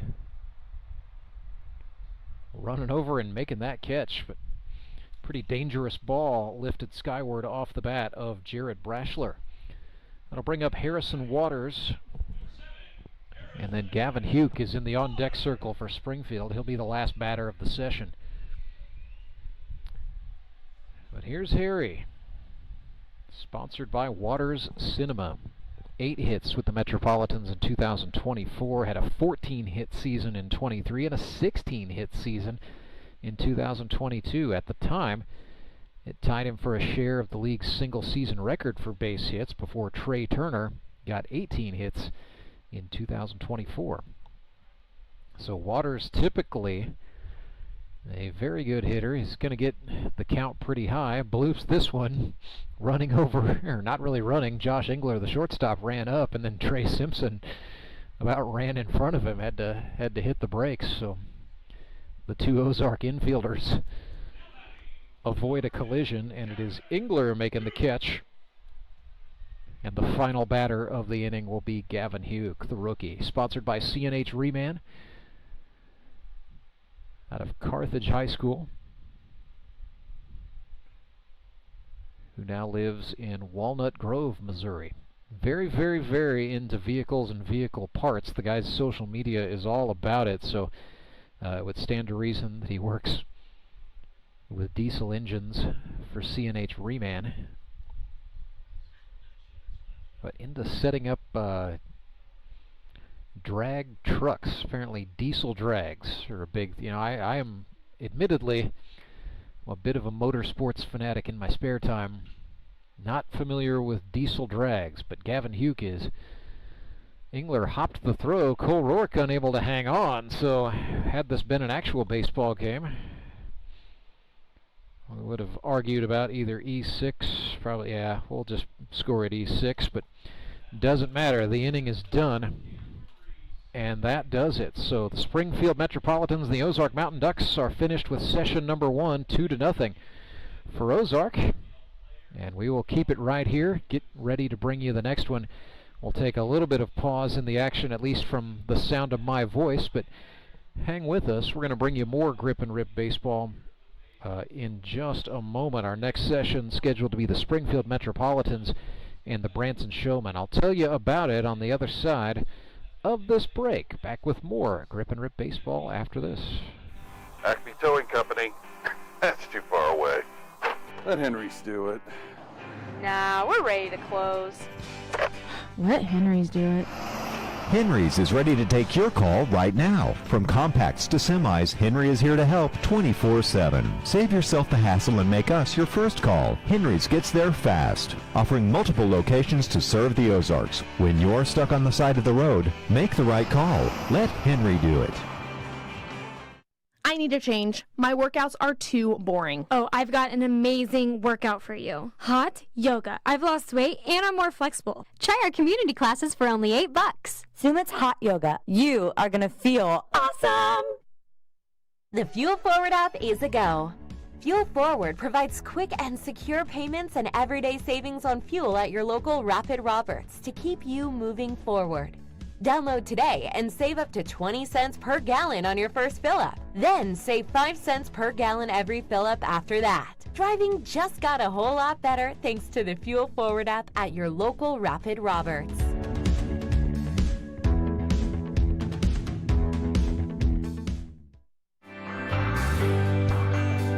I'm Nicole Cartmel with the Bank of Missouri. If you're in the market for a new home, you're probably spending a lot of time looking at real estate listings. But there's one main thing you need to do to narrow down your search. Get pre-qualified for a home loan. Mortgage loan officer Shannon Meisner is here. How does this help you to live well, bank well? Getting pre-qualified for a mortgage loan is definitely your first step. Pre-qualification allows you to determine early on how much money you can borrow to purchase a home in connection with your monthly budget. This way you know what homes to be watching the market for. We have lots of different loan options to fit everyone's unique needs. This way we can help you accomplish your homeownership dreams and goals. And the best part about pre-qualification is there's no cost. It's quick, easy, and it makes you a smart buyer. Thanks, Shannon. And of course, our mortgage loan officers like you are here to help you every step of the way.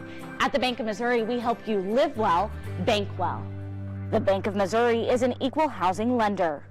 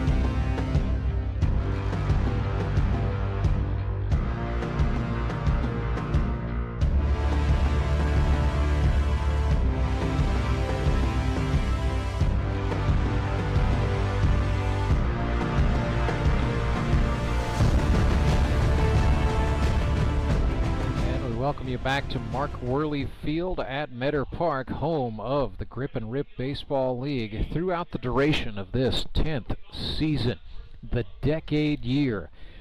And what a long way this little league that could has come along since it was founded in 2016. Back in the day, there were 60 players who originally made up 4 teams. They were named after colors, all because a guy named Tony Lewis believed he could still play baseball and that there had to be more men like him who also wanted to keep going, wanted to extend their playing careers one way or another.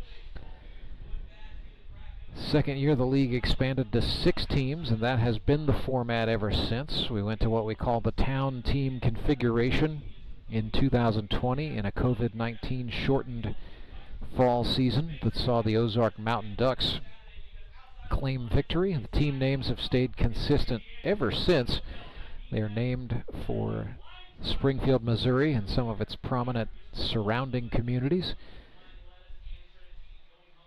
So this, the decade year, the 10th anniversary of Grip and Rip Baseball, now in the home of the Drury University Panthers, Meador Park. And we have to say a big thank you to both Drury University Athletics and the Springfield Greene County Park Board for helping to make that partnership happen and helping to give Grip and Rip Baseball what we certainly hope will be its home for a long, long time. Branson, Showmen, and Springfield Metropolitans set to come up in this second session that is set to begin a 12:15 p.m. start time here in the Central Time Zone has just been announced.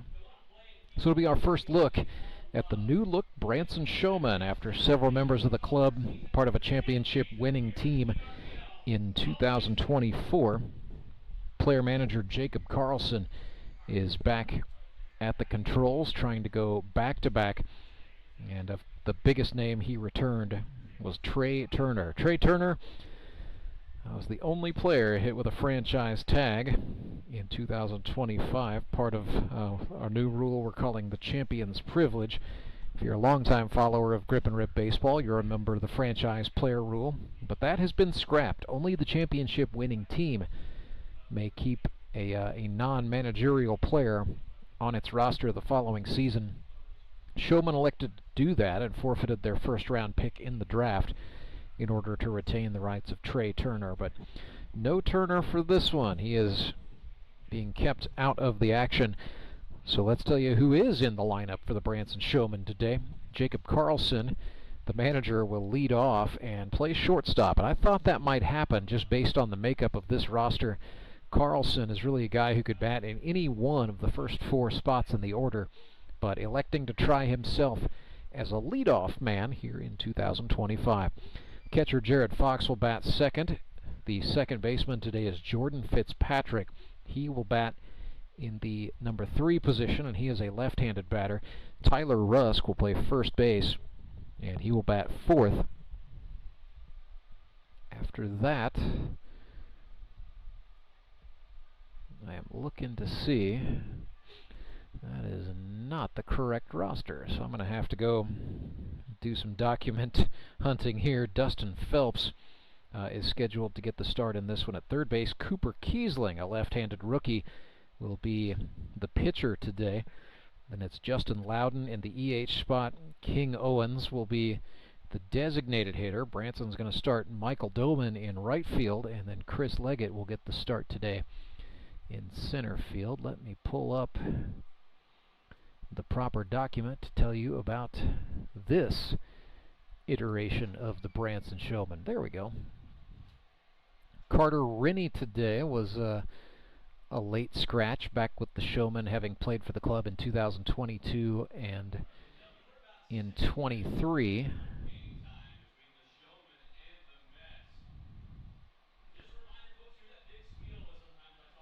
I believe it is David Edwards. Where's number 16? He's got to be in that lineup somewhere. And then Houston Freeman is getting the start today in left field. So the way the Jamboree will work, if you're just tuning in, each team will send 5 batters to the plate for every half inning. Doesn't matter how many outs are made or runs are scored or if there are runners left on the bases. No matter what happens, 5 batters per half inning. We will play 3 innings and then work our way into the next session. So it's Cooper Kiesling getting the start for the Branson Showmen today, a rookie left-hander from Conway, Missouri. He is a family friend of Brock Chaffin, who is a GRBL Hall of Famer, former member of the Springfield Metropolitans. But Cooper's a lefty. He's got good command. He can keep batters off balance, 25 years old, and is employed as a mechanic, mainly working with diesel engines. We'll see how well he can work the off-speed stuff today. On the flip side, for the Springfield Metropolitans, let me pull up their Game 2 chart here.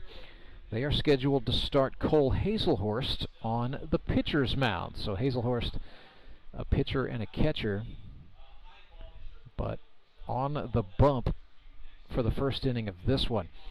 2024 with the Metropolitans, he pitched 14 1/3 innings, gave up 7 earned runs on 10 hits, struck out 13, walked 7, and hit a batter. It was a 4.39 ERA. Last game Cole pitched in was October 6th of 2024, a playoff game against the Moon City Mavericks.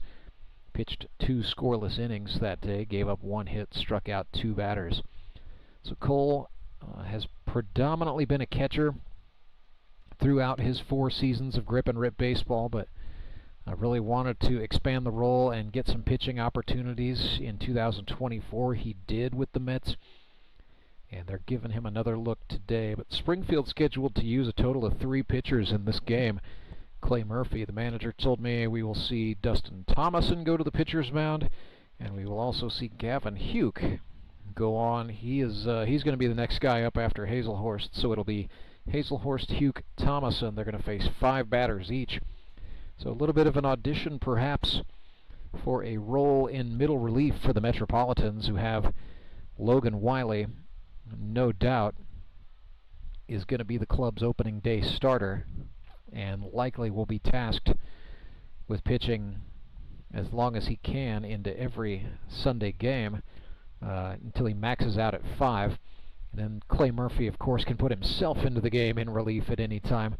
I think he really relishes the closer's role, with the idea that he could come in as early as the 7th inning and pitch the 7th, 8th, and 9th, if that is what the situation demands. But he's got some options with Hazelhorst, Thomason, and Huke, and so he's going to take a look at all 3 of them in this game today. Metropolitans are going to start Robert Fackrell at catcher for this one. Toby Yorks will go back to first base. Kevin Walsh at second. Justin Parker at third. Caleb Kaufman at shortstop. Ravani Rosalia scheduled to start in left field with Jared Brashler in center and Grant Cundiff in right. Although I suspect we will also see Harrison Waters get a little bit of run at some point. He initially thought he was going to miss the Jamboree, but had a work-related commitment at Waters Cinema get canceled at the last minute, so he's been in the lineup today. Saw him take a couple of at-bats in the first session for the Mets, and I think he might get run out there to do some fielding somewhere in the outfield at some time and point. But anyway, tentatively scheduled to have Rosalia, Brashler, and Cundiff in the outfield for the Mets in this one. So definitely some playing time and some positions up for grabs for both teams headed into this session. Branson Showmen trying to iron things out as far as who's going to bat where in the order and who might plug into some certain spots in the lineup as the defending champs take the field for the first time in 2025 here in the preseason Jamboree. Jared Fox, the GRBL Hall of Famer, goes behind the plate. Out of Missouri S&T, originally from Weyburn, Saskatchewan, Canada. He's an engineer who is pretty high up in the pecking order, I believe, over at the John Twitty Energy Center, coal-fired generation site for Springfield City Utilities. And this is our first look at Cooper Kiesling, left-hander out of Conway, Missouri. Big frame. Seeing a 3/4 arm motion that's shortened up a little bit. I asked Brock Chaffin, my good friend, for a little bit of a scouting report on Cooper. He said really what he does well is just keep batters off balance. Pretty good at understanding sequencing and just not giving batters a really good look at anything that's middle and really looks attractive to hit. So it's Kiesling and Fox, the battery for the Branson Showmen here in this scrimmage. Coming up a little bit later on today, 1 o'clock, and that's probably going to be more like 1:15 now as we're running behind. The Ozark Mountain Ducks will come back out onto the field after a 2-0 win over the Mets in Session 1, and they will take on the Moon City Mavericks. Today at 3, the Branson Showmen face the Republic Locos. At 4 o'clock, the Nixa Suckers and the Moon City Mavericks. And then at 5, the Nixa Suckers and the Republic Locos. Caleb Kaufman is going to be the first batter for the Springfield Metropolitans, who have Toby Yorks in the on-deck circle.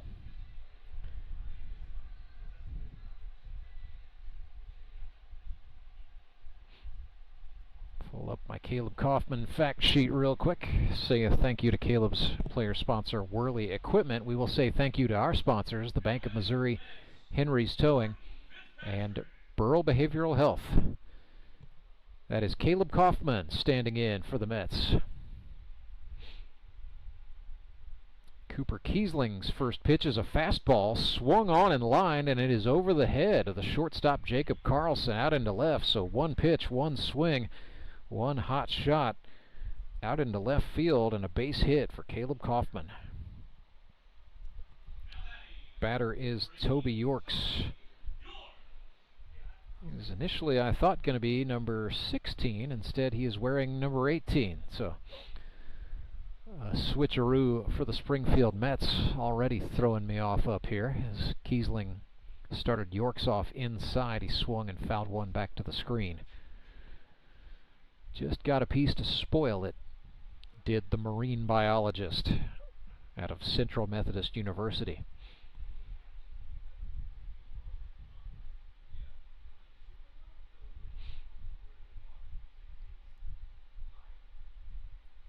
Kiesling from the belt throws a breaking ball. That dips into the zone for a strike. 0-2.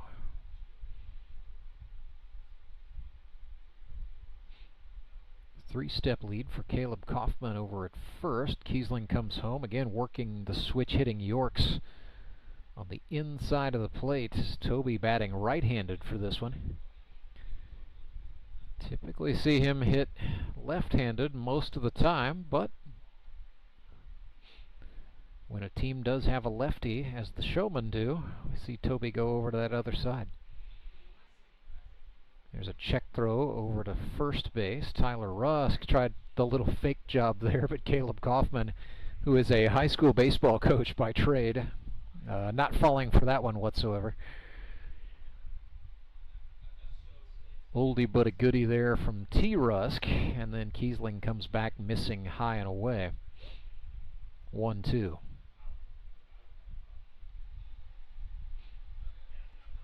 Fans filing in. Beautiful day for a ball game with the temperature in the 80s as Yorks flares one to right. Michael Dobin makes the catch, and then he got a little excited trying to throw over to first to get Caleb Kaufman. Sailed the throw. Not easy to do against 6'7" first baseman Tyler Rusk, but Jared Fox, good hustle there, backing the throw and ultimately keeping Caleb Kaufman in position. So here's Cole Haselhorst.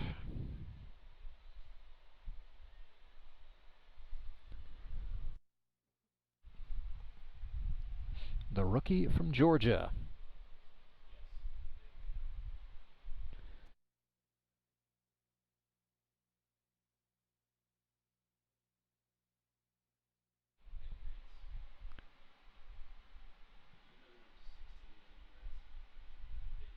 Kiesling looks over, winds and fires. That is inside for ball one.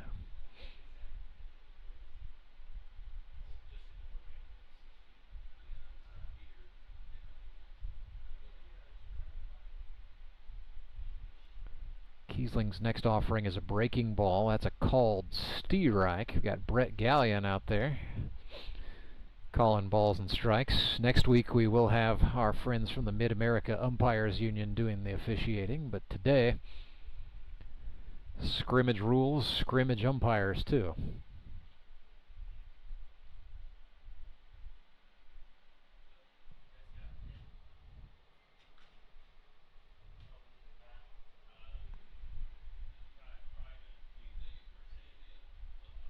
Now the pace sort of slowing down in this one. Hazelhorst steps out, now back in. We are top of the first. This one just underway between the Showmen and the Mets. Kiesling's fastball misses high. 2-1 to Hazelhorst.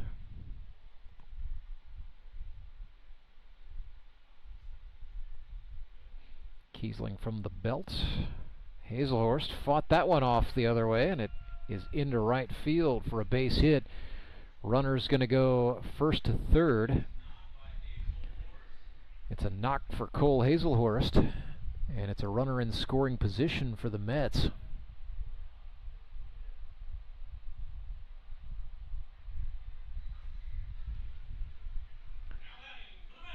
So Caleb Kaufman motors to third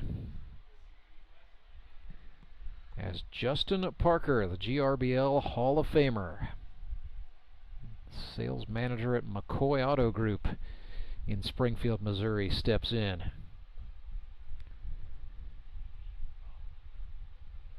'61 hits lifetime for JP.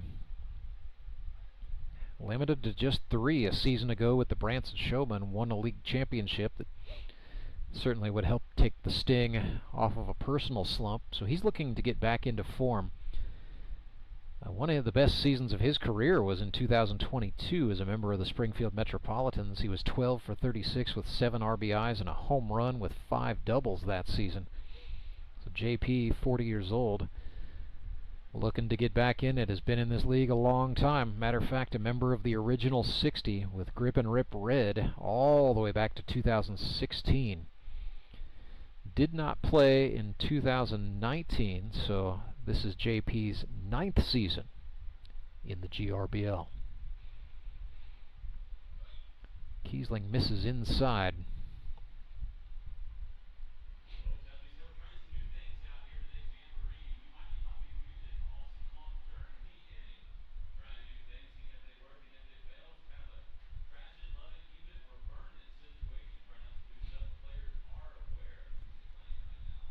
Parker back in.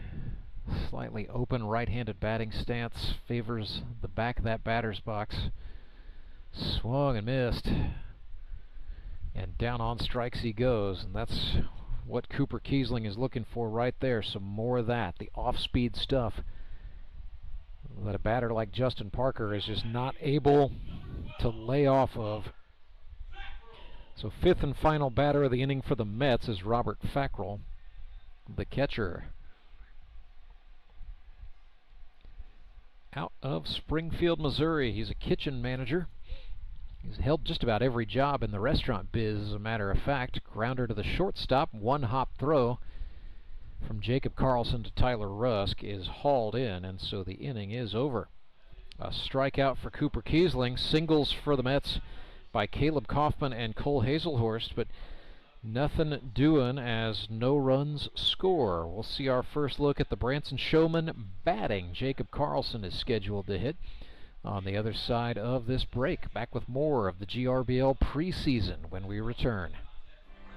I'm Nicole Cartmel with the Bank of Missouri. The risk of losing your hard-earned money to scams is real, especially the scammers sending out fake communications. And that's why we're talking to our Director of Fraud Mitigation, Corey Gerstenschlager. He's got some good practices to help keep your money safe. Thank you, Nicole. Yes, often we're seeing that people are being contacted by scammers through text message, phone calls, or emails, posing as legitimate companies or even your bank, trying to persuade you into providing sensitive information like passwords and things of that nature, sometimes even asking you to send them money. If you receive any kind of communication like this and you didn't ask for it, that's a good red flag that it isn't legitimate. So when you have those situations, get an actual number that you trust for that company, call them and verify the accuracy of the information that you're receiving. Good rule of thumb is make sure to check your accounts frequently and report any suspicious activity. Thanks, Corey. At the Bank of Missouri, we help you live well, bank well.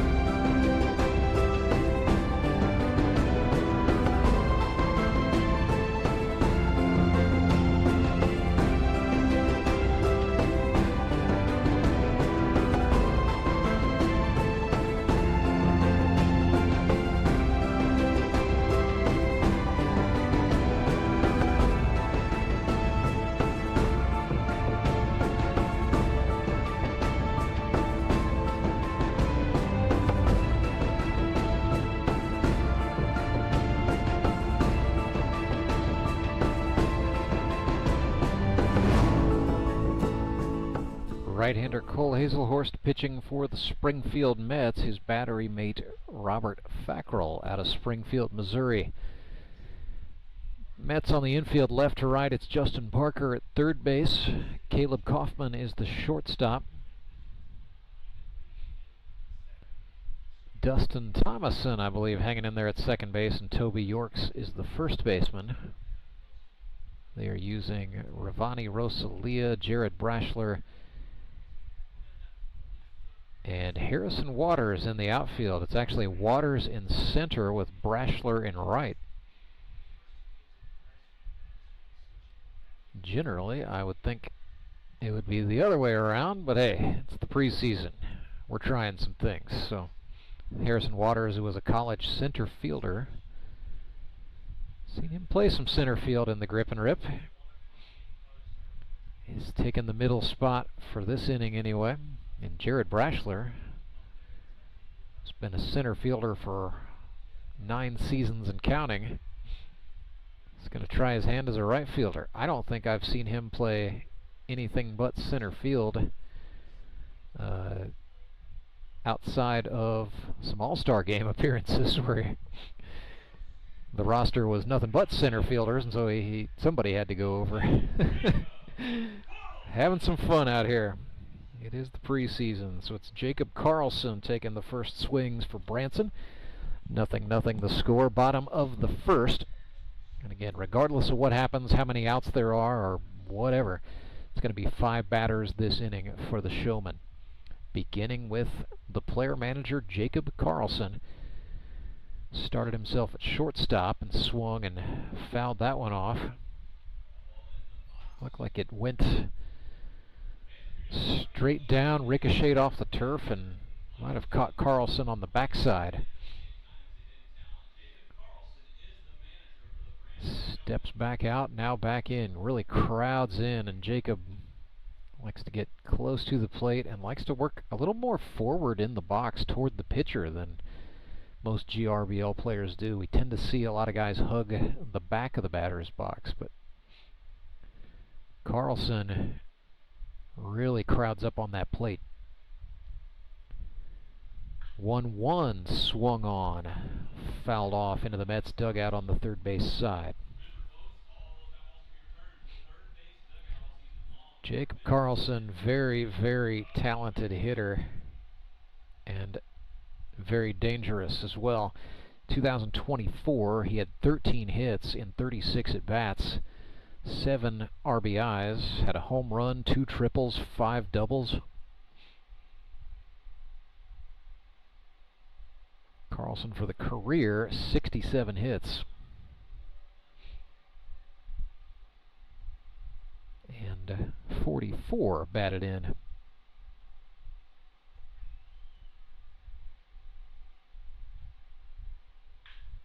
Fastball sent up the middle. That's going to get through. No chance for the shortstop, Caleb Kaufman. And that is a pretty typical Jacob Carlson base hit right there, working the pitcher into the count until he gets something he can swing on and drive hard.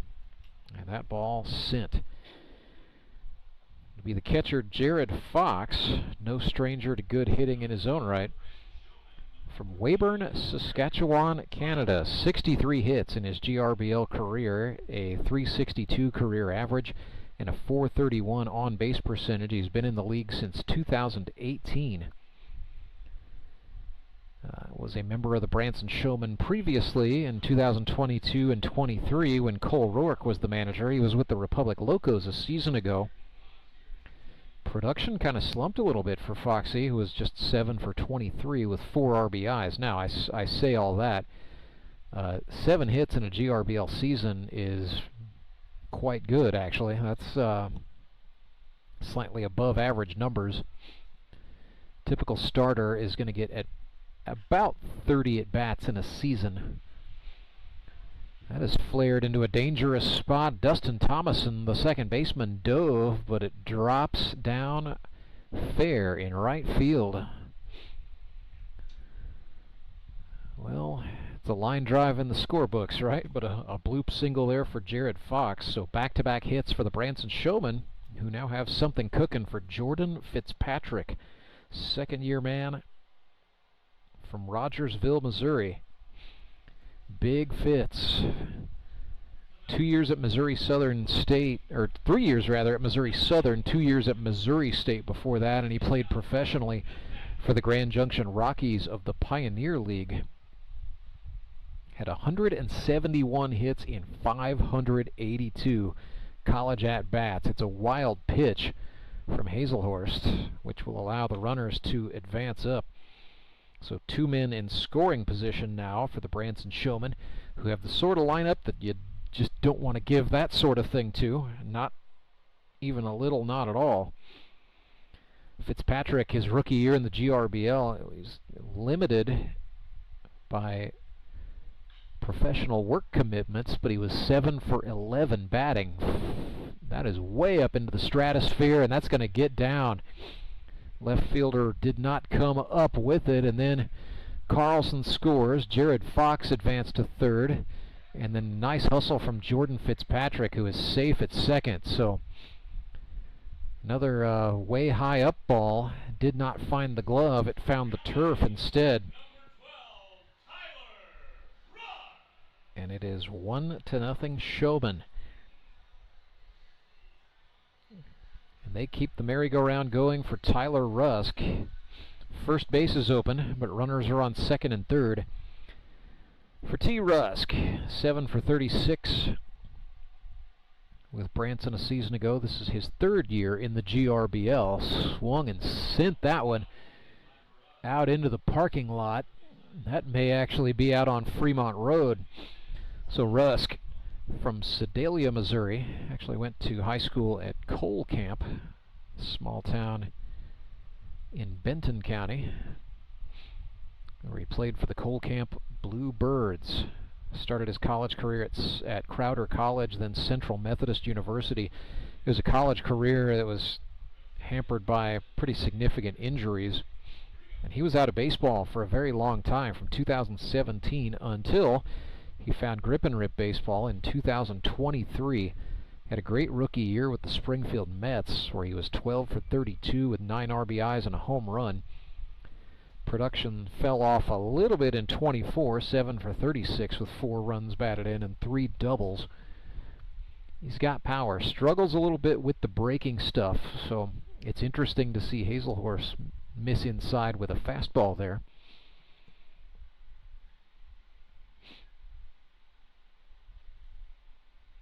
His teams have typically thrown Tyler Rusk fewer and fewer fastballs. Slider that time swung on and fouled off.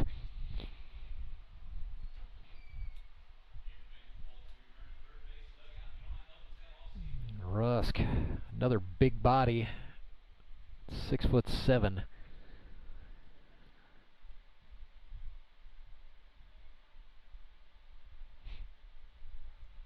And there was the curveball. Down he goes, and as Hazelhorst found the hole in the swing. Tyler's going to keep working on hitting breaking pitches between now and the season opener on August 9th. And so the batter is Houston Freeman, a rookie for the Branson Showmen. First one of those we've gotten to talk about today. As Showmen are going to courtesy run for the catcher Fox in order to push the pace. So Carlson will be the runner at third, Fitzpatrick the runner at second. No matter what happens in this at bat, Freeman's going to be the last guy up. 0-0 the score. Freeman out of Lebanon, Missouri. Went to Lebanon High School, now lives in Republic. Went to Missouri State University for academic reasons. Matter of fact, he has a Doctor of Physical Therapy degree and works for Mercy Sports Medicine as a physical therapist and athletic trainer. Whoa, that was thrown behind Freeman, who ducked out of the way. Fackrell got back to the screen to get it, but really no chance for a play at the plate as Carlson scores on the wild pitch. And Fitzpatrick, the tail runner, advanced from second to third there. So 1-0 Showmen, or check that, 2-0 for the Showmen. It's Carlson and then Fox hit singles. Jordan Fitzpatrick brought home a run. Rusk struck out, and now we've got Freeman up with the wild pitch as Hazelhorst threw him ball 2. 2-1. Freeman wears number 9. Swings and chops this one into play. To the shortstop it went. Caleb Kaufman up with it. His throw on the run to Toby Yorks is in time to get the out. But Branson does some damage. 2-0. Off of hits from Carlson, Fox, Fitzpatrick, and a wild pitch brought in the second run. So it is Grip and Rip Baseball, live and free, sponsored by the Bank of Missouri. And we will also say a big thank you to a new sponsor this year, Rapid Roberts, where if you fill up your gas at any Springfield area Rapid Roberts, bring the receipt to the ballpark. You get 2 complimentary admissions, adult admissions to a Grip and Rip game, a value of $10 with your Rapid Roberts fuel receipt. Limit 1 time per season, but hey, you gotta buy gas, right? Might as well get your tank of fuel and then come enjoy some baseball on us after you do it. Big thank you to Rapid Roberts, the official fuel sponsor of Grip and Rip Baseball. The Fuel Forward app is a go. Fuel Forward provides quick and secure payments and everyday savings on fuel at your local Rapid Roberts to keep you moving forward. Download today and save up to 20 cents per gallon on your first fill-up. Then save 5 cents per gallon every fill-up after that. Driving just got a whole lot better thanks to the Fuel Forward app at your local Rapid Roberts.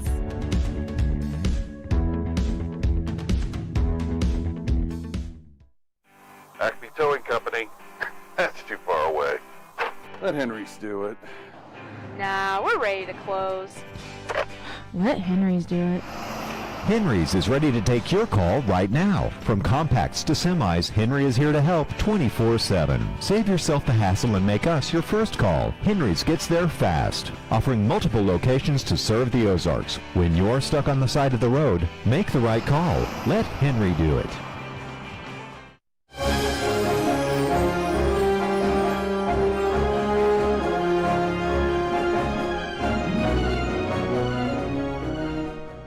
Cooper Kiesling back out to work for the Branson Showmen, now protecting a 2-0 advantage. And the batter is Grant Cundiff for the Springfield Metropolitans.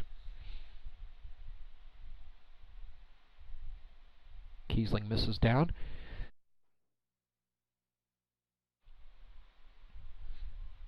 One and 0 to Cundiff, second-year man out of Missouri S&T. Swung and fouled that one back into his own body there. Looked like it may have gotten actually more jersey than it did arm or torso, so Grant appears no worse for the wear.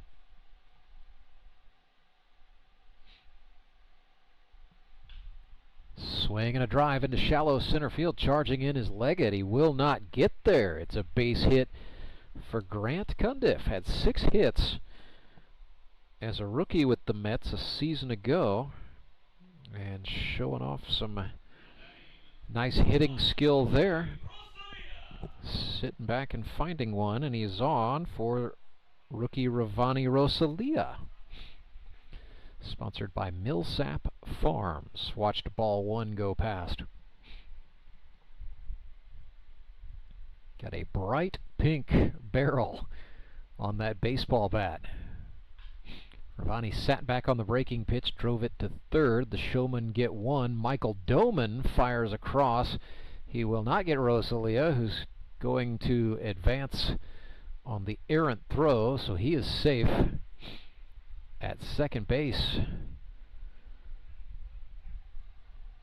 So the sequence started off okay as the Showmen tried to go for the double play. They got a good throw from Dustin Phelps to the second baseman Michael Doman, whose throw was offline. Interesting to see Doman playing second base, but I know that's something he has wanted to do, trying to find a way to earn himself more playing time after a pretty good rookie year with the Nixa Suckers in 2024. So Showmen this inning are going with Phelps, the rookie, at third. They've got Jordan Fitzpatrick at shortstop, Michael Doman at second, and Tyler Rusk at first. Jared Fox is behind the plate. And Cooper Kiesling is the mound man. Batter for the Mets is Kevin Walsh.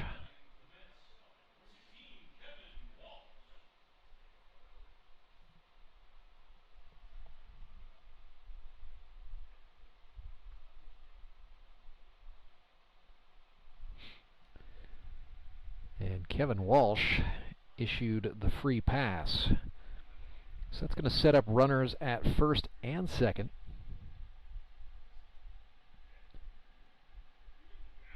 And the batter for the Metropolitans is Dustin Thomason. 42 years old, a pilot who got his commercial license in July 2024.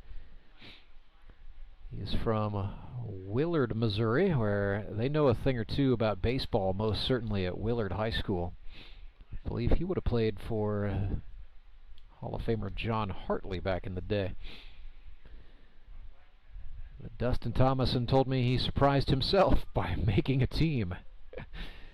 Came out and tried out, and then wanted to talk to me afterward about his walk-up music. He said, yeah, I don't even remember what I put on there, but can I talk to you about what's in there? I said, sure. He's like, yeah, I actually made a team, so want to make sure I have a song I like. Yeah, hey, that's a hit that anybody could like, as Thomason sends one into right field. Throw coming for home, and Rosalia scores. He is called safe. It is 2-1.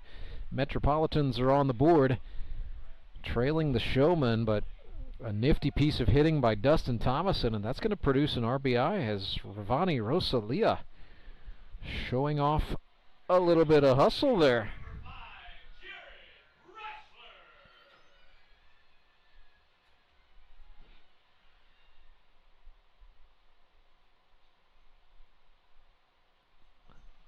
Love to see that if you're a Mets fan. Ravani Rosalia, another one of those newcomers who's trying to find a way to contribute to this team. You know, he may end up being a designated hitter or an EH. That is a little bit of a nuance if you're new to grip and rip baseball. 10-man batting orders are allowed. A team can bat 9 or 10. It's at the discretion of the manager. Most teams in the regular season will use the 10-person batting order, so they will have a designated hitter, or they can allow the pitcher to bat for themselves. We do have several pitchers who rake, but you can also have an extra hitter, just a non-fielding player who takes up a 10th position in the batting order. So plays like that certainly make the case for guys like Ravani Rosalia. And I suspect we will see manager Clay Murphy employ the 10-man order. Metropolitans scheduled to start their regular season at 3 o'clock on Saturday, August 9th. They will take on the Ozark Mountain Ducks. Branson Showmen are in the marquee game, baseball night in the Ozarks. 6:30 p.m. start time. They will be the home team as the winners of the last league championship taking on the Nixa Suckers. First edition of baseball night in the Ozarks of 2025. And if you're saying to yourself, man, there's just no way I can watch a triple header every weekend, say, hey, I mean, our games are archived on our YouTube channel, so hey, you can just watch one game per day and stay caught up as the season goes. But as Brashler skies this one up in the air, that's going to stay on the infield. Michael Doman, an outfielder generally, no problem making that catch. So to finish the thought, you can watch the first 3 episodes of Baseball Night in the Ozarks this season on August 9th, and then immediately afterward, the 2 Sundays that follow on the 17th and the 24th. And just by watching those 3 games, you will get a look at all 6 Grip and Rip Baseball League teams before the Labor Day holiday break. So it's pretty cool. We were able to do that with the GRBL schedule here in 2025. Each team will get a primetime game prior to the Labor Day break. That hasn't always happened, but it's happening here in 2025. Back with the the bottom of the second right after this.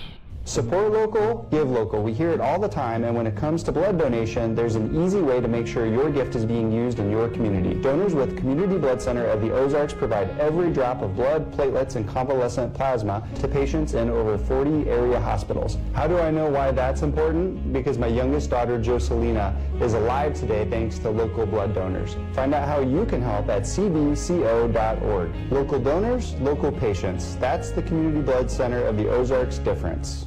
Do you ever wake up and feel like you're already out of energy? I haven't felt that way since I started doing yoga. You do yoga? Every morning. Best change I've ever made. Try our community classes for only $8. Sumit's hot yoga. You are going to feel awesome.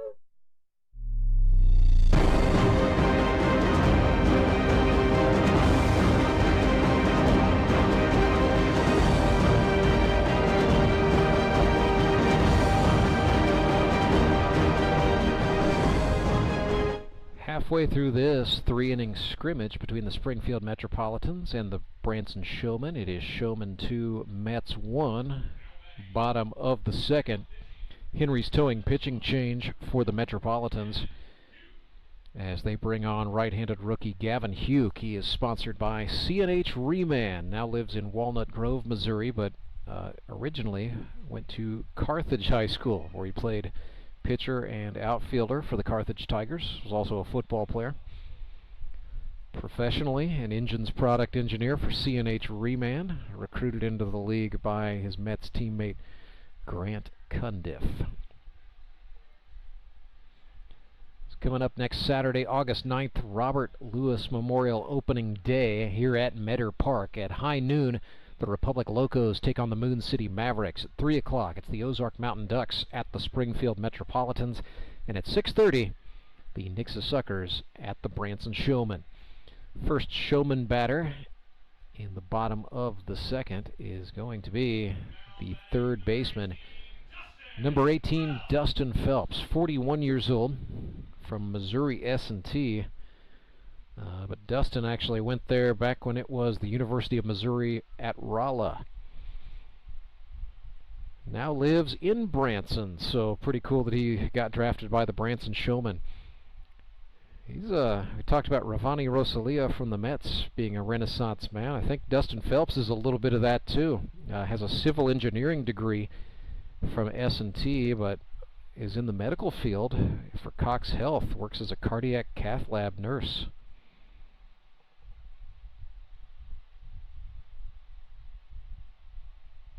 Getting his first plate appearance. This one won't count for or against his GRBL stats, but cool little rookie battle here between Gavin Hugh and Dustin Phelps. Just about a 16-year age gap between the two men.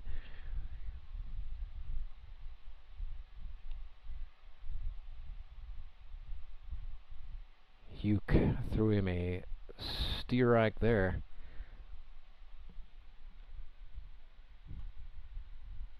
I believe we are full up. That misses outside, and so it is a walk to Phelps to start the bottom of the second.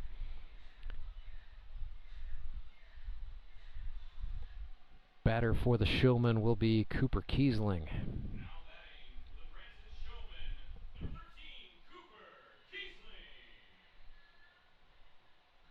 Kiesling wears number 13, a mechanic from Conway, Missouri, up in Laclede County. Mostly works with diesel engines. In the left-handed batter's box here, pretty open batting stance. Crouches down to shorten up the vertical on the strike zone.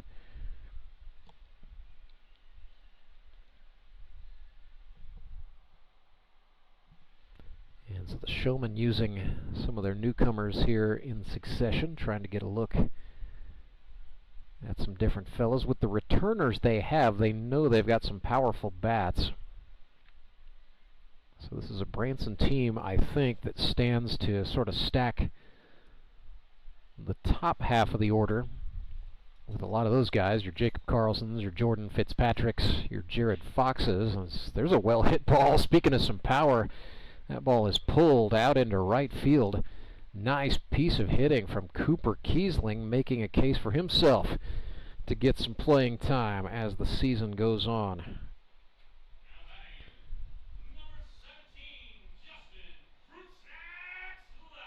And so the deal for Branson, number one, they've got to figure out who goes where in the batting order in those, let's say, positions 1 through 7. And then after that, it's really up to the rest of the guys on the roster to play their way into some playing time and a spot in the order and really try to make a full and complete offensive lineup for this Branson team.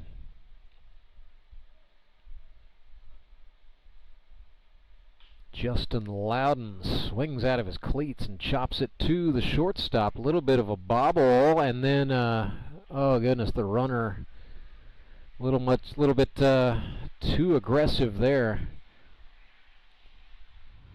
Was Phelps overrunning the bag at third, and then he's tagged out trying to get back. So it ends up being a fielder's choice for Fruit Snacks. As the runner's out at third, and now the batter is the veteran King Owens.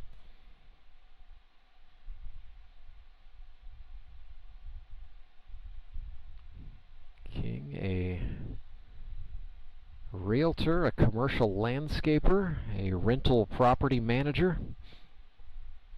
Not happy unless he's working. I asked him what he does in his downtime. He says, I try not to have any. He's from Fordland, Missouri originally. Did a year at North Arkansas College and then played at Evangel University. Mainly used as a pitcher a season ago with the Ozark Mountain Ducks, although he did go 2 for 8 with a couple of doubles, so when he did put the ball in play, it went a long way for him. Pitch gets away from the catcher Fackrell, allowing the Branson runners to motor up.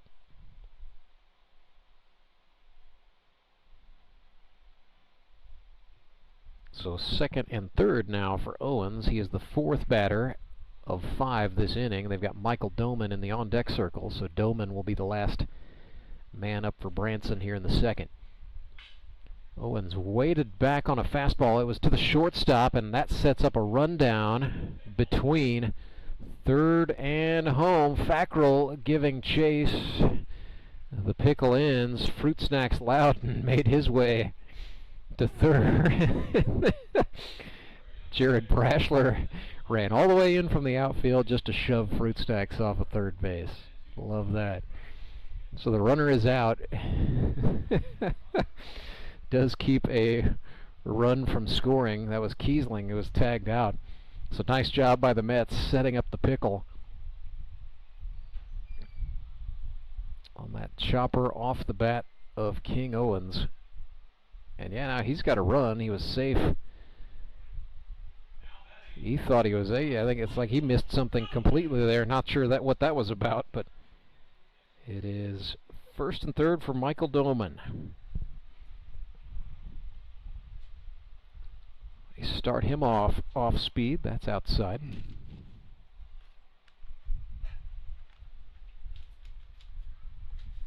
1-0 to Doman the Showman. Oh, that hit him. So a kidney shot for his trouble, and that is the end of the second inning. Very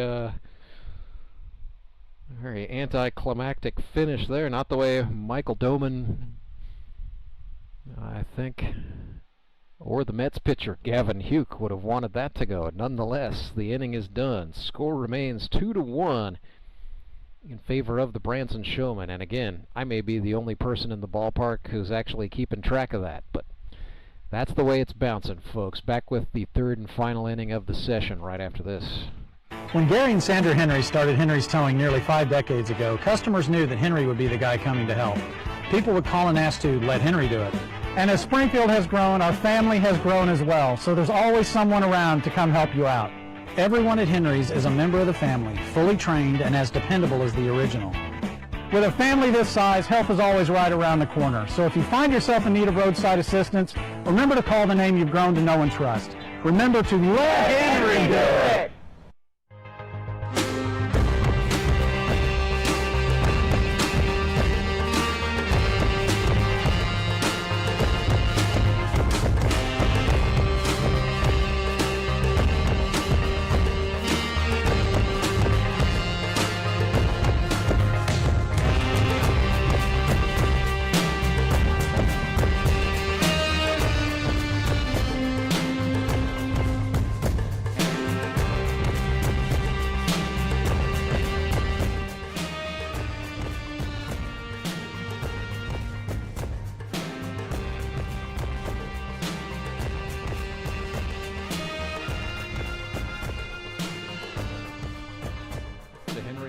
Pitching change for the Branson Showman. King Owens on for the third.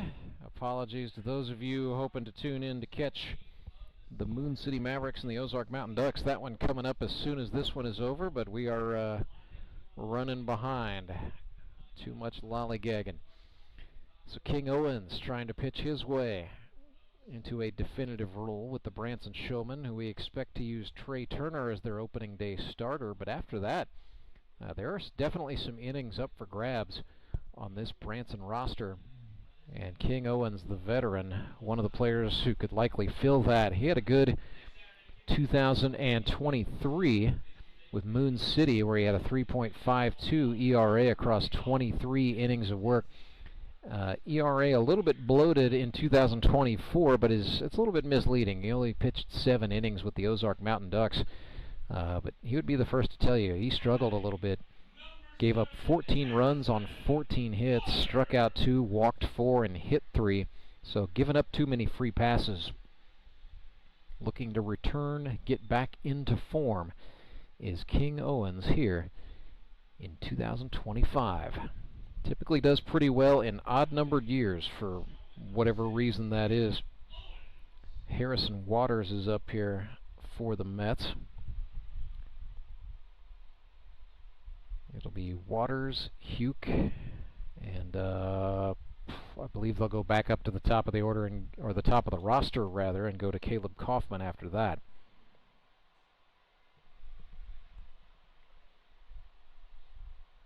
So several different approaches. We saw the Ozark Mountain Ducks use what looked like more of a true 10-man batting order in their first session, whereas the Mets have just batted all the way through the roster in both of their preseason sessions. You see a little bit of everything out here. Off-speed pitch, hot shot up the middle, about destroyed King Owen's shins as he jumped out of the way. It's going to be a single in the books for Harrison Waters, and he is on for Hugh.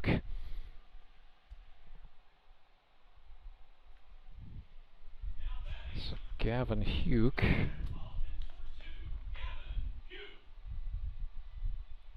had a strikeout and reached on an error in the first session. This will be his only at bat in this one. Looking to settle in, just earn some reps as a two-way player. We'll probably see him pitch and play some outfield as the 2025 campaign goes on. Pretty well hit ball out into center field, but it's no problem for the Showman center fielder. That's Chris Leggett out there this time. Hauls that in and makes the catch, and back to the top of the order go the Metropolitans with Caleb Kaufman.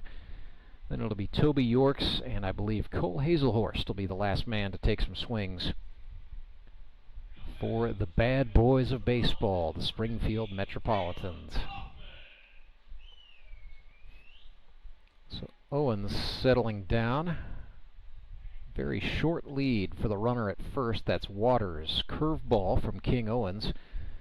Got Kaufman to go out in front. And yeah, he's talking to himself as he sort of walks out of the batter's box there. Caleb knows he got fooled a little bit. And how about this for the Showmen? They've got Jacob Carlson behind the plate. He's strapped on the gear to catch for King Owens. That one's pretty well hit out to center, but Leggett is tracking it well, running to his right.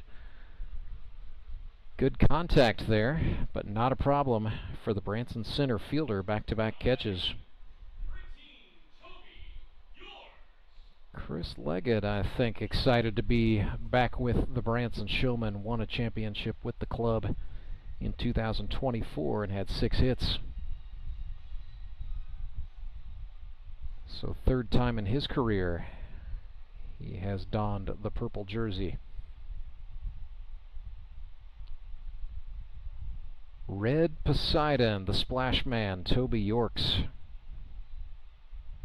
is an aquarist at Bass Pro Shops Wonders of Wildlife, and an uncontested steal for Harrison Waters, swiping second base and moving up into scoring position for Toby.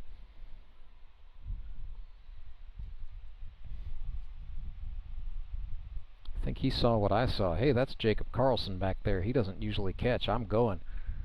Another curveball from Owens. We've seen a lot of off-speed stuff from him, but he is bending balls into the zone. And I think if he can do that, he can establish himself as an arm to be relied upon as the season goes.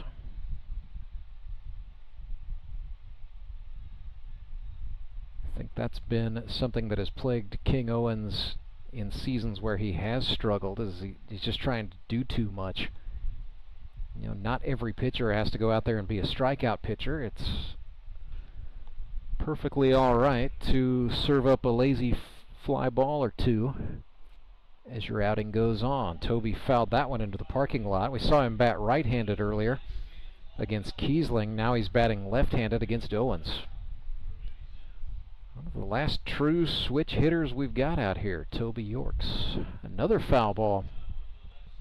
So the fight heating up here a little bit between a couple of veterans of the GRBL. King Owens on the mound for the Showmen with Toby Yorks in the batter's box. And Toby, a longtime Branson player.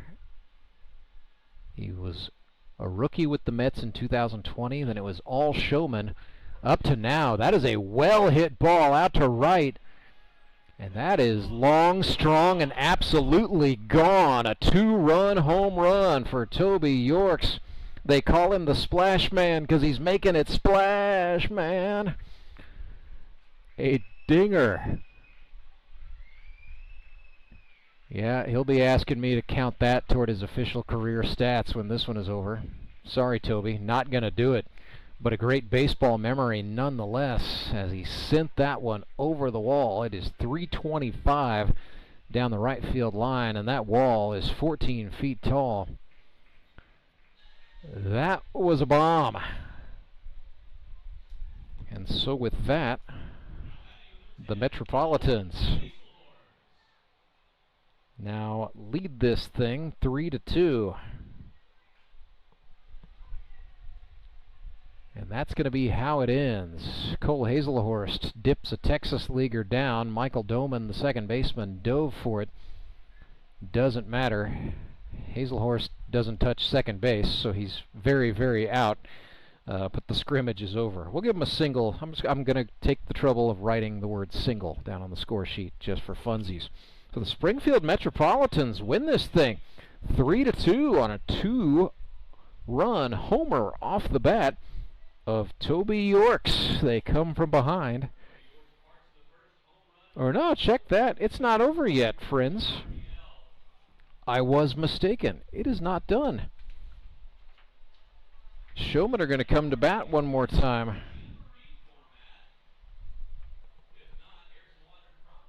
Got 5 more ABs. I'm going to step aside and collect my... I guess the Toby home run was too much of a shock. I was ready to end it, but it's not over. Back after this.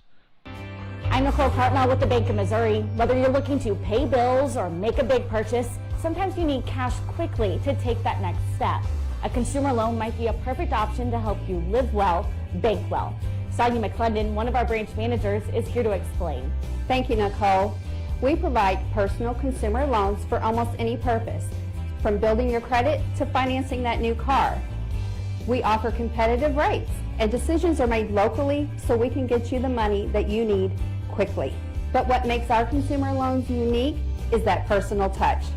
For example, I recently worked with a customer to secure a loan for a horse trailer. He could have went elsewhere, but he chose to work with his bank because of that personal relationship that we've built with him. Being able to work with your personal banker that you know and trust makes a big difference. That's right, because we work with our customers to help them live well, bank well. Get started at bankofmissouri.com.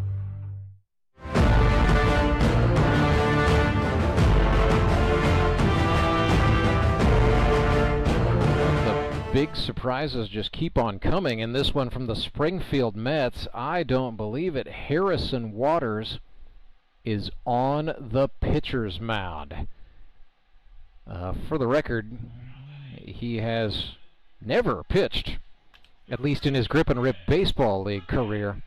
Now that said, at Drury University between 2007 to 2010, Harrison Waters was absolutely a pitcher. He pitched 222 and 2/3 innings for the Drury Panthers. He was a starter for all 4 of his college years. Struck out 130 batters and picked up 17 wins. Second offering to Chris Leggett is well hit and in the air to center field. Running over to get that for the Mets is Gavin Huke, and he catches it and makes the out. So Leggett is retired. That will bring the Showmen back to the top of a long, long batting order, and it's Jacob Carlson who singled his first time up. So Harrison Waters has only been telling us for 5 years that he was going to pitch at some point in this league. Mets may just be saving arms. I don't know how serious this look is, but nonetheless, Dirty Harry on the mound. Threw one down to Carlson. A hot shot liner and a nice snag by Kevin Walsh over there playing third base. And so while we're not so certain how serious Harrison Waters on the mound is, Kevin Walsh at third is very serious. And he is competing for perhaps a starting spot. They've taken a look at Kevin Walsh in several different positions. But as the Kevin Walsh comeback continues, third base might just be where he ends up landing. So here is Jared Fox, 1 for 1 on the day. 3-2 the score. Metropolitans lead this. Harrison Waters trying to close out a dub here as he got Jacob Carlson to swing at a breaking pitch. Jacob's laughing. Harrison's laughing. He had a heck of a time on the exchange back from his catcher, Robert Fackrell. I think he has finally corralled the baseball and returned to the pitching rubber. And this is great. His father, Frank, is down in one of the seats right behind home plate. He's got his device out and is taking video, not missing a moment of his baby boy out there on the pitcher's mound. The 2-2 is inside, and the count is now full.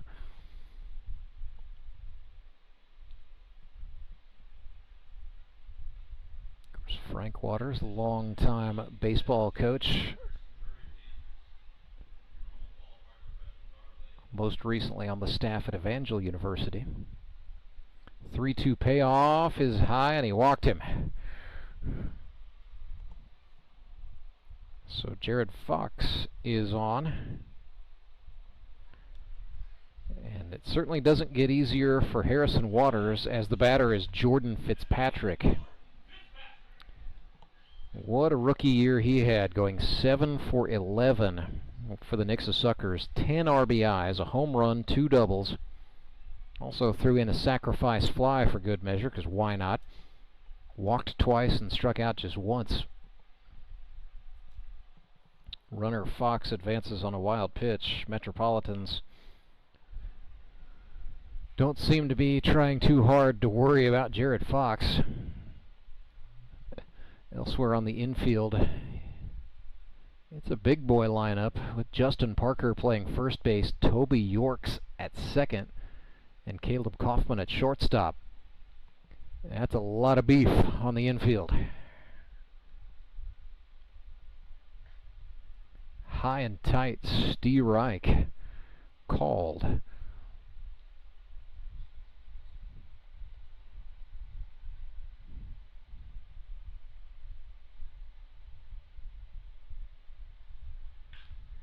Breaking pitch, swung on and driven out into center field. The runner, Jared Fox, is going to go. Oh, play at the plate, but the ball ricocheted off the back of the pitcher's mound, so Fackrell had to adjust.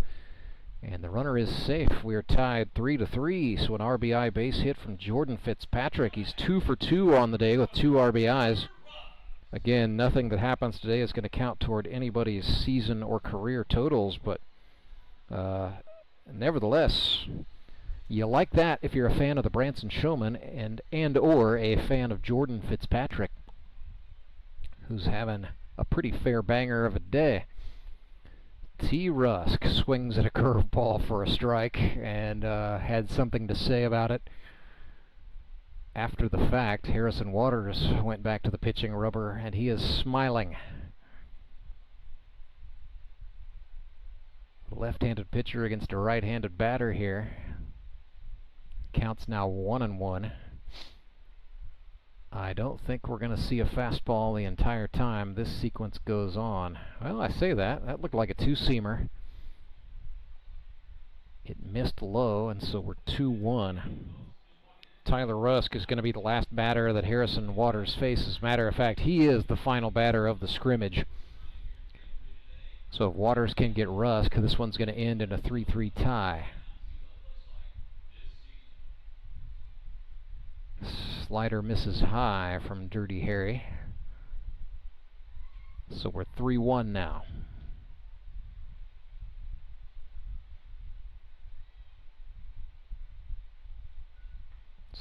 Swing and a miss, and the count is full. A changeup.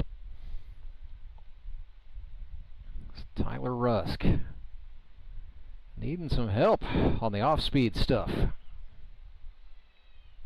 Waters comes home. Got him with the curve. Down on strikes goes Tyler Rusk. And the session is over. It ends in a 3-3 tie. How about that?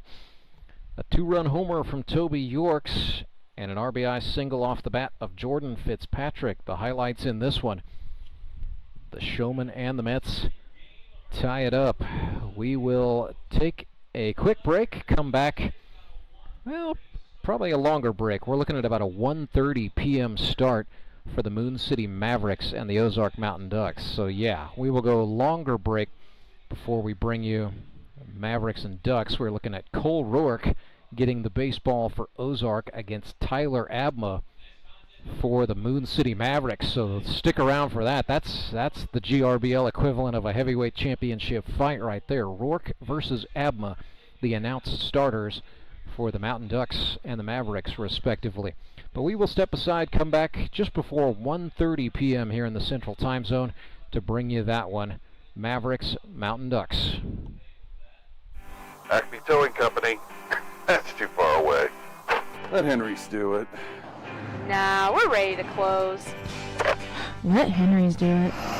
Henry's is ready to take your call right now. From compacts to semis, Henry is here to help 24/7. Save yourself the hassle and make us your first call. Henry's gets there fast, offering multiple locations to serve the Ozarks. When you're stuck on the side of the road, make the right call. Let Henry do it. I need to change. My workouts are too boring. Oh, I've got an amazing workout for you. Hot yoga. I've lost weight and I'm more flexible. Try our community classes for only $8. Sumit's Hot Yoga. You are going to feel awesome! The Fuel Forward app is a go. Fuel Forward provides quick and secure payments and everyday savings on fuel at your local Rapid Roberts to keep you moving forward. Download today and save up to 20 cents per gallon on your first fill-up. Then save 5 cents per gallon every fill-up after that. Driving just got a whole lot better thanks to the Fuel Forward app at your local Rapid Roberts.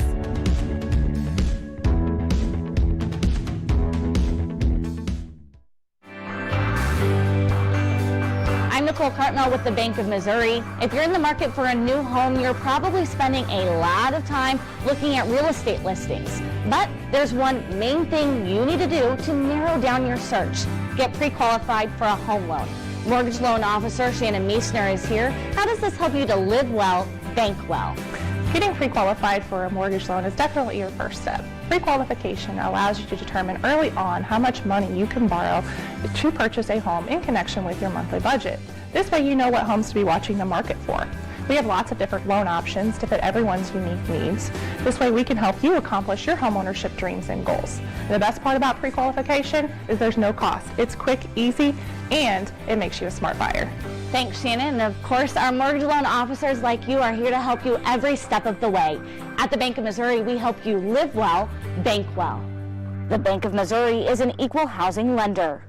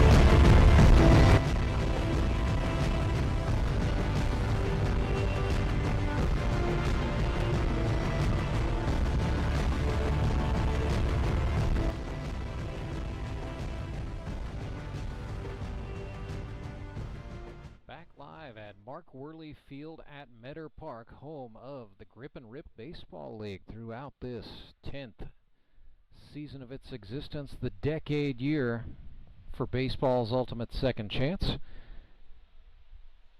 And Mark Worley Field is where you need to be all season long to catch all the action. And if you can't be here on the Grip and Rip Baseball League's YouTube channel, where every game will be broadcast all the way up till that splash of champagne and the ringing of the Howard Bell Trophy in October. Hello once again, everybody. I'm Rance. We welcome you into this third of 6 one-hour sessions today. A 3-inning scrimmage between the Ozark Mountain Ducks and the Moon City Mavericks. Something a little bit different for the Mountain Ducks, sporting their brand new yellow alternate jerseys. Got a little bit of a surprise that manager Austin Kendrick and company had up their sleeves, as the Mountain Ducks have donned blue throughout their Grip and Rip Baseball League existence, but these yellows are a throwback to a simpler time back in the late 90s when the original Ozark Mountain Ducks played baseball, independent minor pro ball in the Texas-Louisiana League, and then the Frontier before the franchise rights were sold and the team relocated at the end of 2004. And then there were no Ozark Mountain Ducks until 2020, when the Grip and Rip Baseball League secured the right permissions to start the town ball era with a team paying homage to that squad that filled the old duck pond, the old Price Cutter Park, back in the heyday in the late 90s. The new Ozark Mountain Ducks are here in the GRBL. We've had a team by that name since that 2020 season. Matter of fact, they won the Howard Bell Trophy in 2020 as we ushered in the town ball era of the GRBL.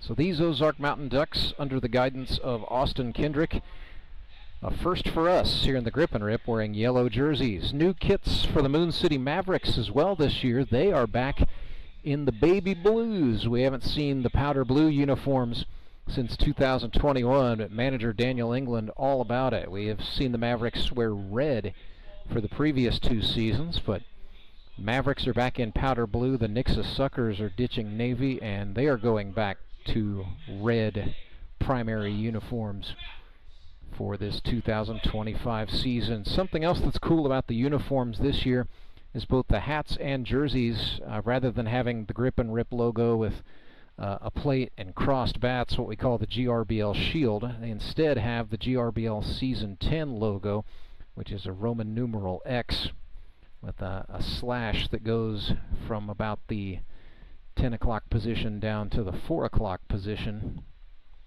That's a very distinct GRBL X logo, available only for uniforms and apparel for this, the decade year. So cool to see the Mavericks back in the powder blue. A little bit of a new twist, as they have white numerals now instead of red, but they've got, it's the second year for these caps. It's a red base on the cap with a red bill, and then a white face with the Moon City logo in that powder blue. And both of these teams generally rock the white pants throughout the season. Great pitching matchup in this one, as Cole Rourke gets set to take on Tyler Abma. It's the first time ever for Cole Rourke to wear a uniform that is not that of the Branson Showmen. But Cole, formerly a player manager in this league, took the 2024 year off to heal and concentrate on a lot of things. Number one, he and his wife Megan run a business, Triumph Sports Training Facility in Licking, Missouri. They bought what used to be a car dealership and converted that into a place for athletes of all disciplines to train, but they've got batting cages for baseball and softball, as well as a big multi-purpose turf area. But then they've just got some meeting space in there. It's really cool what they are doing. Just something that the community in Licking, Missouri had not had before. So Cole Rourke stepped away, concentrated on that. He's also now the head baseball coach at Licking High School, and he's a social studies teacher on top of that. But sort of at the behest of his kids. He told me wanted to get back into playing competitively, and he knew the only place to do that, where the competition was at a level he liked, would be here in the GRBL playing real baseball. So that's what he's doing. And he was the #1 overall pick in the 2025 draft. What Austin Kendrick said is, you know, Cole Rourke is healthy now. He's got his own training facility, so he's added some dimension to his game that he really hasn't had since he was a high schooler at Rolla. Plus, Cole Rourke has been a player manager in this league. He knows how to run a team. He knows a lot about successes and failures at this level. And so it's a great mind to have on your side, on your roster. Daniel England, longtime skip for the Moon City Mavericks, has led the club since 2020, won the Howard Bell Trophy in 2021, and back at the helm for City here in Season 10. His name is on the Howard Bell Trophy 5 times in total. That is a record he shares with Skylar Carter for the most championships. First batter for Moon City is a rookie, Matthew Kellerstrass. And there are 2 Kellerstrass brothers on the Moon City roster this year, both newcomers to this league, but certainly not newcomers to baseball. Matthew went to Evangel University out of Glendale High School in Springfield, Missouri, has a digital arts degree. Played 1 season of baseball at Evangel and then switched over to track and field, where he was a short distance sprinter and a long jumper. The longest jump of his college career, 22 feet 8 inches. However, this is well hit. Out into the gap, into left center field. Back it goes, 1 hop, where it is tracked at the wall. Throw comes in, but just like that, a stand-up triple for Matthew Kellerstrass. So that's a nice way to assert yourself for some playing time later on down the road. A nice piece. And so the Mavericks, with 4 batters remaining, will send up number 12, the second baseman, Brandon Winder. And Winder, in his second year out of Mineral Area College, had a great rookie season for the Nixa Suckers. 10 hits in 9 games. He was 10 for 31 with a couple of doubles. Cole Rourke fired him a fastball for a strike. 4 runs batted in. He also walked a couple of times.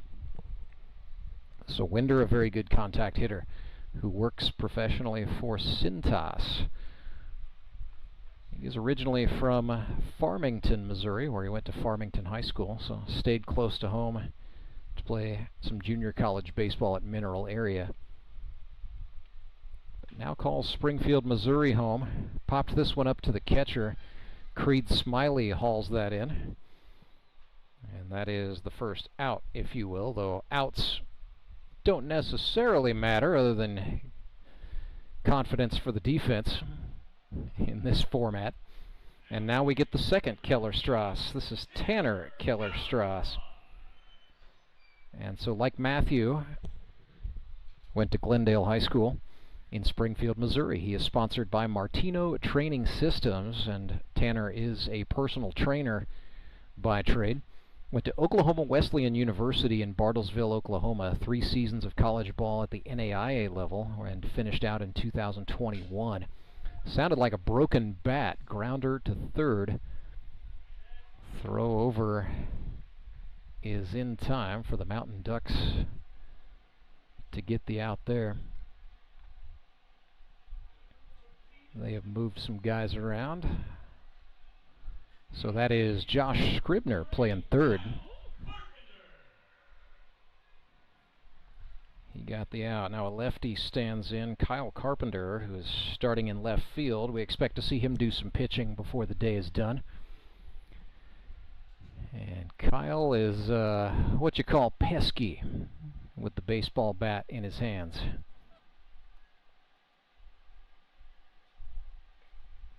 Swung on and missed there. Cole Rourke just maybe trying to overpower him. Carpenter hit .333 a season ago. It's Brand new piece of lumber in his hands with a Mavericks blue barrel. Good looking bat. Rourke took something off there, so he's got a fastball, curveball, and a Vulcan change. Also see a slider sometimes. That was the heat, a dropped third strike. They throw around the horn, and no, Carpenter is out. So the fifth and final batter this inning is going to be number 3, Tyler Jones. He's been in the Grip and Rip League since it was founded. One of the best players in the history of this league not to be voted into the Hall of Fame yet. He was a member of the Mountain Ducks in 2024, was 8 for 26. Lifetime, he has 57 hits, 36 RBIs, among the league's all-time leaders in that category.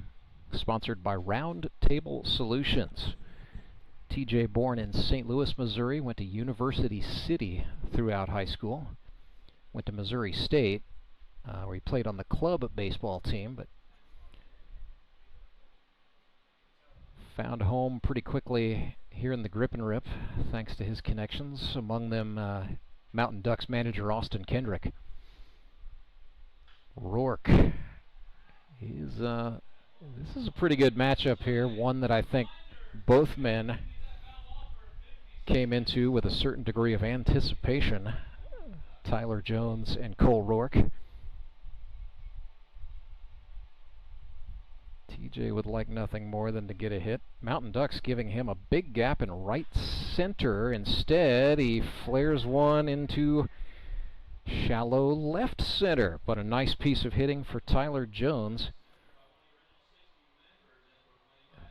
And that does close out the session. So a triple by Matthew Kellerstrass, a single by Tyler Jones, but the Mavericks come away empty-handed, nothing after the top of the first. Back with more Grip and Rip baseball right after this.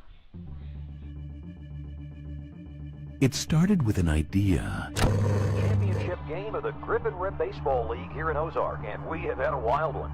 It's gone back and forth over the last few innings, just like the season series between these And two became teams. a passion.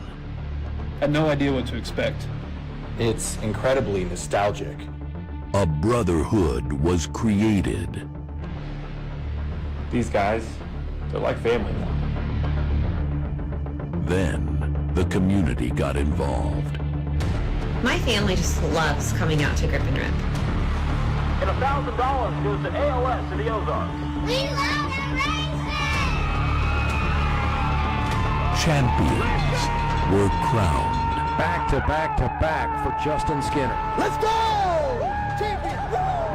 Mark Webb and the Ozark Mountain Ducks are the champions. Bring on season 10. Moon City, baby. Go Fish. The Quack Attack is back. Let's go, Locos. Let's go, Mets! It's showtime. Welcome to season 10 of the GRBL. Baseball's ultimate second chance. Back live at Meador Park. Rance Berger with you as Tyler Abma takes the hill for the Moon City Mavericks. I'd like to welcome in our first of several guests this season, and probably not the last time he'll be up here. He's the home run man for the Springfield Metropolitans, Toby Yorks. What's up, y'all? Toby, we got to start with the biggest story of the afternoon so far, the 2-run home run you just hit. Talk me through what happened there. Well, he had thrown me 2 curves just off the outside of the plate, and I fouled them off, and I was like, you know what, if he does it again, I'm just going to throw the bat head out there and get in front of it. And sure enough, he did, and he hung it, and you saw the result. So yeah, batting, typically, I had a chance to talk switch hitting a little bit with the folks at home, because you're one of the only true switch hitters we've got out here, as there's a ground ball handled nicely on the infield by the Mavericks for the first out. I looked a whole lot better on the left side of the plate today. Well, yeah, I wasn't going to talk about it. Yeah, we'll leave what happened against the lefty Kiesling alone. But a 2-run homer puts you guys ahead 3-2 at that time and point. And that's got to be the first time in a while you've hit a bomb. Am I right? Yeah. This field is a little bit shorter than a U.S. ballpark. At U.S. that would have only been like halfway up the wall. That's the crazy thing. You can't sell it. That is about a 13 or a 14 footer out there in right. So it's not, It's not a small fence, but it's still, I feel, quite a bit smaller. It just feels smaller, if that makes sense. Yeah, it does. It does. But that's part of just the intimacy of the venue. Yeah. The stands are a lot closer to the field, which, I don't know, like as players, you guys like that? You like having the crowd a little bit more on top of you when you're hitting? I like it a little bit from like the actual playing standpoint, because it just feels tighter. From the trash talking standpoint, I'm having to censor myself pretty heavily. So for two different sides of the coin there, but let's talk about the trash talk, because you had a golden opportunity to do that, and I thought what was a pretty fun moment. You got to go up against your old high school teammate Cole Rourke there, except you were the mound man, and Cole was the batter. A little bit of a change. It's actually the first time I've ever got to face Cole. Like, I've never got to hit against him either, so this year will be fun. I was going to say, Cole usually took care of the problem by drafting you when he was the player manager of the Branson Showmen. So. And then the one year that he wasn't there for the game. That's right. That I was real excited. We got Reese instead, who was pretty darn good. Reese Taylor was no slouch. Had some good stuff for sure. But I was also pitching that day, so I was like, I'll get to face Cole on both sides, and then he wasn't there that day. It made me sad. That was a meeting that was quite literally years in the making. Yeah. That's good stuff. So, was there? I saw you guys smiling, but I'm not. You don't have to implicate yourself certainly. But was the trash talk pretty trashy? Honestly, no. I was trying to let my pitching do the trash talk. Wow. It worked. I would like to think. We'll see how that plays out during the season, because I have a feeling Cole will better me at some point. So Josh Wilbanks just grounded to the second baseman, Brandon Winder. That is 3 up, 3 down thus far for Tyler Abma. And so sorry for all you Tyler Abma fans, but we will dial in and certainly talk about Tyler Abma through the GRBL's last equivalent of a perfect game, through 5 perfect innings in a game. That was back in 2023, but new digs for Tyler Abma. Spent his first 2 years as a member of the Branson Showmen. Gassing up Tony. Yes, he did. Well, Tony and Tyler Abma have a long history together, going back to Drury University and then in the banking sector as well.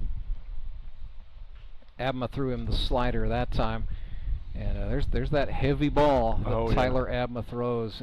It's the best way you can describe it is, the weight of the ball physically is, a baseball is a baseball is a baseball. Yeah, it's the same. But Tyler Abma puts so much spin on the ball that it just feels like a shot put when you try to reach out there and put the bat to it. It feels like it's just flexing your glove more than anybody else, which is weird. He throws a heavy ball. Oddly enough, so does Dan England.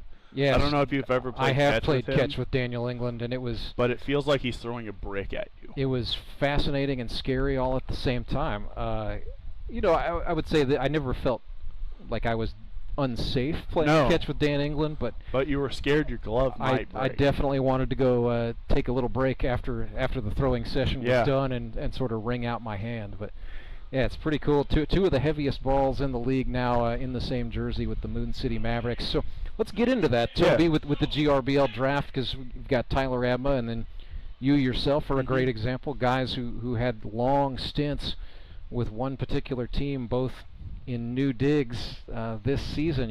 The draft. Yeah. She's interesting. She's cruel sometimes, and you are back where it all started with the Springfield Mets. It's fun. It feels like full circle, because I'm with the Mets again this year, and the last time I pitched was also with the Mets. So I spent 5 or 5 years. 4 years with the Showmen, with the Showmen. 21 through 24. That was the running joke, was just get Toby this year's jersey, but you got a closet full of Branson Showman jerseys with the number 16 on the back. Now you're with the Mets wearing 18. That's going to take some getting used to. Well, that's the size that fit. I thought maybe Clay Murphy was making sure 16 stayed retired for Brock Chaffin or something. But no, it's just all about what works. I got it. Was 16 was a 3X, and this one is not. So I'm just happy we have big man friendly jerseys this year. Well, you got a big man jersey and hit a big man dinger today as Tyler Abma gets a big man strikeout. So baseball did not leave the infield in that session. It's not surprising. I was keeping score, but grounder to the third baseman and then a couple grounders to second. So Brandon Winder got involved, and then strikeouts to Mason Davis and Joe Emery. So Toby, like talking draft with you is always interesting because I know Cole Rourke tried to keep you locked up on the Showman for a long time, but what is draft day like? Is there stress? Is there whataboutism? Do you worry about where you're going to land? I never worry about where I'm going to land as long as I don't get picked 15th somewhere. That's what I care about. Like who I play for, I'm perfectly happy. Playing ball is playing ball. By now I know everybody well enough in this league. I respect all the coaches enough. I'd be perfectly happy to play for any one of them. Good enough. I think that says a lot, and for the folks at home thinking Toby's just playing politics. No, he's really not. We really do have a good crop of 6 managers, and it is cool that we brought back all 6 guys from the previous season this time around. So we love that continuity. Yeah. And these guys are absolutely rivals. They definitely like to beat each other at baseball, but they're friendly as can be outside of those 9 innings on any given week. As long as you're not in the field. Once you're on the field, it's time to lock in. Yep. But even if you're just between stuff, everybody's mostly friends. There's not really anybody in this league who I think doesn't at least respect each other. So we're going to see Cole Rourke go out for another inning of work. Yeah, this is a good tilt here. Cole Rourke versus Tyler Abma. So Rourke allowed a couple of hits in the first inning, but it was ultimately scoreless. And he will face Tyler Abma here to get things started for the Mavericks. It'll be Abma, Hornberger, and Alex Bird scheduled to bat. 2 guys who don't take themselves too seriously in the batter's box, especially. No, this is interesting. Abma can hit. I will say this: he is not a typical PO in the batting department. Matter of fact, he had I think it was 7 hits in 14 or 15 play. I'm going to try to pull up the stat right now and tell it to you straight. But as a rookie, he hit that one hard good. too. Yes, he did. It was hard hit, but it was right to the shortstop. What is that Mason? So that was handled. No, that is Trey Simpson handling that for the Mountain Ducks. Sorry for comparing you to Mason, Trey. Well, Mason Davis is playing second base. Oh, okay. I just have the wrong side. And then they're using Tony Lewis at third. And so this is, Trey Simpson and Tony Lewis I would lump in along with Josh Engler, who is out. I believe that's him roaming right field right now. Mountain Ducks have a situation where they've got several guys who can play several different positions defensively. The question is, where are the chess pieces ultimately going to fall on the board when it counts for real? So Trey Simpson, Josh Engler, Tony Lewis, all of these guys in my mind are auditioning for spots. Yeah. And I think they all hit well enough that you certainly have to find a place for them in the lineup. The question is, what's going to work best on defense? So Austin Kendrick's throwing a lot out there today. As was your manager, by the way, Clay Murphy. I thought, when I saw that you were going to get some reps at second base, Toby, I knew that the Metropolitans were going to be doing some experimentation today. That surprised me. We got the lineups a couple of days ago. I was like, heck yeah, I'm going to be one of the fattest second basemen in GRBL history.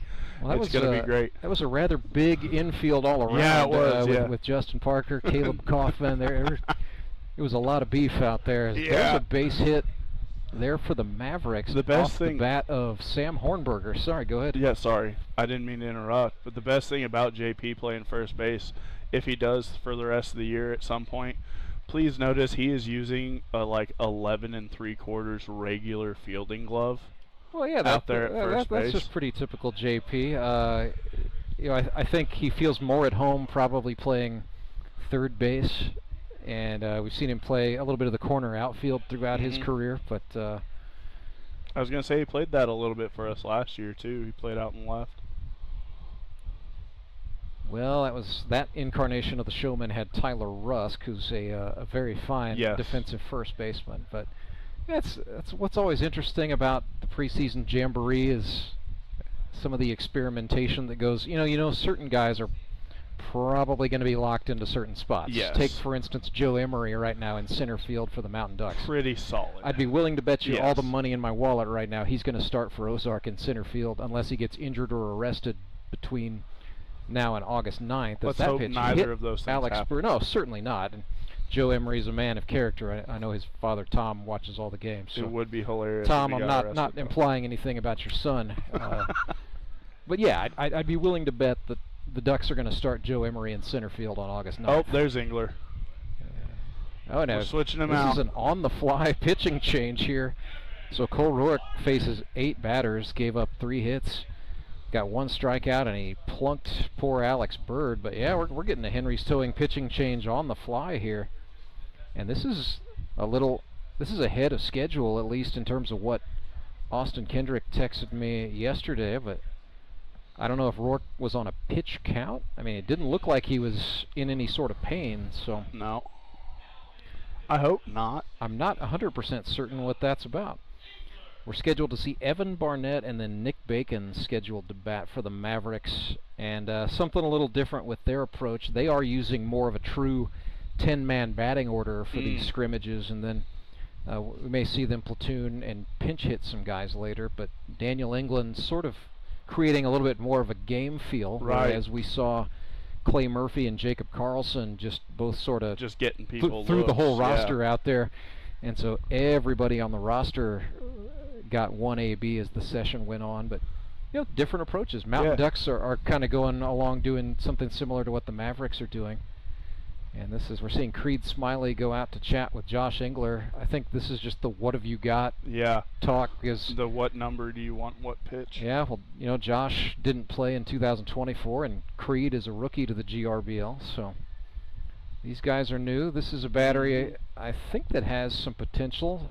The other thing, too, is Engler was scheduled to throw to Josh Scribner, I think, later today, so maybe this is a battery that was not entirely planned either.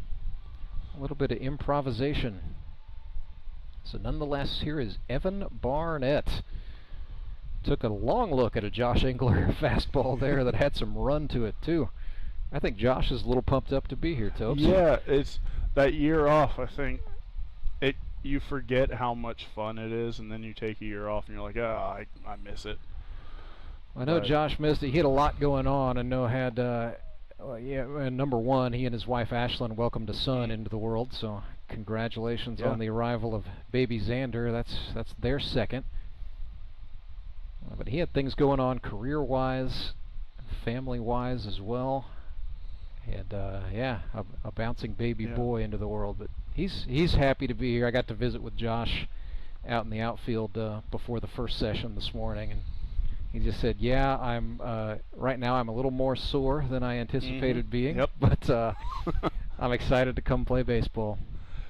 That's the thing, too. I always forget. There's a back pick throw. Whew.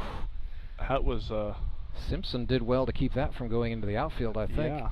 And he and Davis, I think, both covered the bag. Yes. See, that's one of the positives about me at second base. You're not going to have to worry about me getting over there. You are not going to collide with your shortstop? Nope. But no, on Sundays, I'm out here. I always think of these guys as ball players, so I forget that they have real jobs. And I think that's something everybody watching should know, too. Everybody out here has a real big person job that they do, and they have to go back to that tomorrow for the most part. Well, you'll get to... hop into the aquarium and Is that therapeutic at all when you get to go dive? Oh yeah, it's so nice. Sit in the water for a while. You're just sitting there weightless. You're scrubbing, so it's nice. Strikeout there for Josh Engler, and the 5th and final batter this inning for the Mavericks will be Nick Bacon. He's got a very cool job. Works for Apple in the Apple Pay division. Swung on, missed. How many years has he been with the Mavericks now? I feel like he's on a good run too of being with the same team. This is a second stint for Nick. He had a Mountain Ducks cameo in there somewhere. And hang on, I'll pull up the fact. Yeah, so he was with the Mavericks in 24. So this is second consecutive year with Moon City. Did they get that? No. This is the man in charge. That's Jacob Carlson, by the way. Solo umpire. Yeah, he was with Ozark in 23, but he had been with Moon City. So this is 4 out of 5 for Nick Bacon to be with City. Looking good back in the powder blue. He was part of that 2021 championship team. I was going to say he came alive during the postseason that year in particular. That's why he's got the nickname Big Game Bacon. Yeah, you just never bet against him when all the chips are down.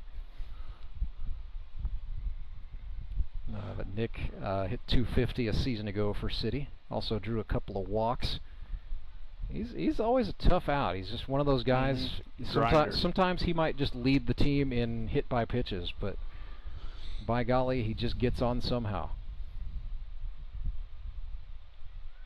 Engler threw him a fastball, and yeah, the Mavericks are running, but the slide was too shallow, and that is the out. Yeah, somebody tell Tony. You know you're having fun when the commissioner forgets what the rules of the scrimmage are. Tony was done. He said, "We got 3 outs, guys. Let's go." I did notice that with the Mountain Ducks, every single time there was 3 outs, they would all start running off. That happened like, guys, stay. That happened to Joe Emery earlier. He made a catch out in center field, started jogging in, and the boys had to send him back. There is the final out of the inning. Back-to-back strikeouts for Josh Engler. That's speaking of off script. You know, he told me he was going to try to serve up a few more efficient ground balls, but what does he do? Goes out there and gets back-to-back Ks. Yeah, the blood gets flowing. That's not we're having all kinds of fun. So nothing is the score. Toby, you want to hang around for one more half? Or yeah, sure. We will bring back, Toby Yorks will be back with us on the other side of this quick timeout, and back right after this. When Gary and Sandra Henry started Henry's Towing nearly 5 decades ago, customers knew that Henry would be the guy coming to help. People would call and ask to let Henry do it. And as Springfield has grown, our family has grown as well, so there's always someone around to come help you out. Everyone at Henry's is a member of the family, fully trained and as dependable as the original. With a family this size, help is always right around the corner. So if you find yourself in need of roadside assistance, remember to call the name you've grown to know and trust. Remember to let Henry do it! Did you know that Conoco gas has 3 times more detergent additive than the minimum required by the EPA? And 30% more than the top-tier detergent gasoline standard, recommended by major car manufacturers. Other alternatives contain unwanted deposits that can build up on fuel injectors and intake valves, robbing your engine of performance. More quality in every drop. Only at your local Rapid Roberts.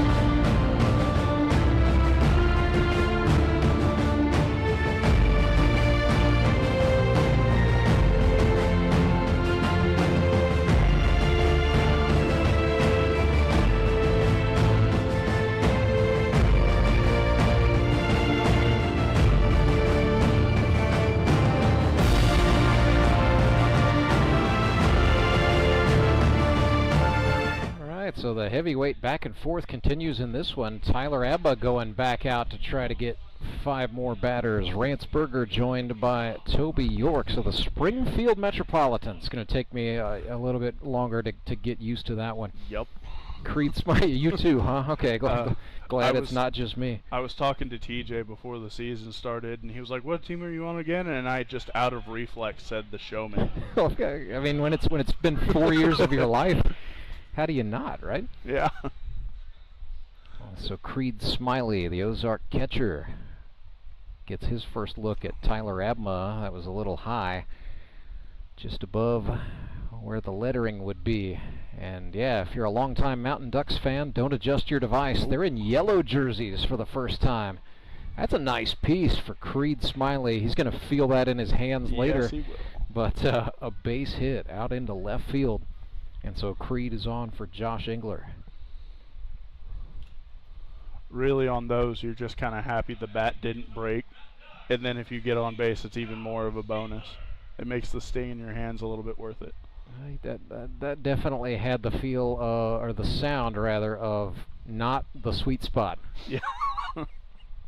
So Engler from Mount Vernon, Missouri, sponsored by Offen Petroleum, going up against the old Miller Cardinal Tyler Abma here. That's a fun matchup because Engler can swing it too. Absolutely, yeah. 11 hits in his last GRBL season with the Suckers in 23. He's got makes for a big strike zone, being 6'6" like he is. He likes to stand tall in the box. Really, everything with Engler is in the load up, but he starts as the pitcher begins his motion. He's very relaxed up there, just sort of dangles the bat on the shoulder. Pretty short lead here for Creed Smiley. He's being rather conservative, as catchers typically are. Yeah, you got to save those legs a little bit.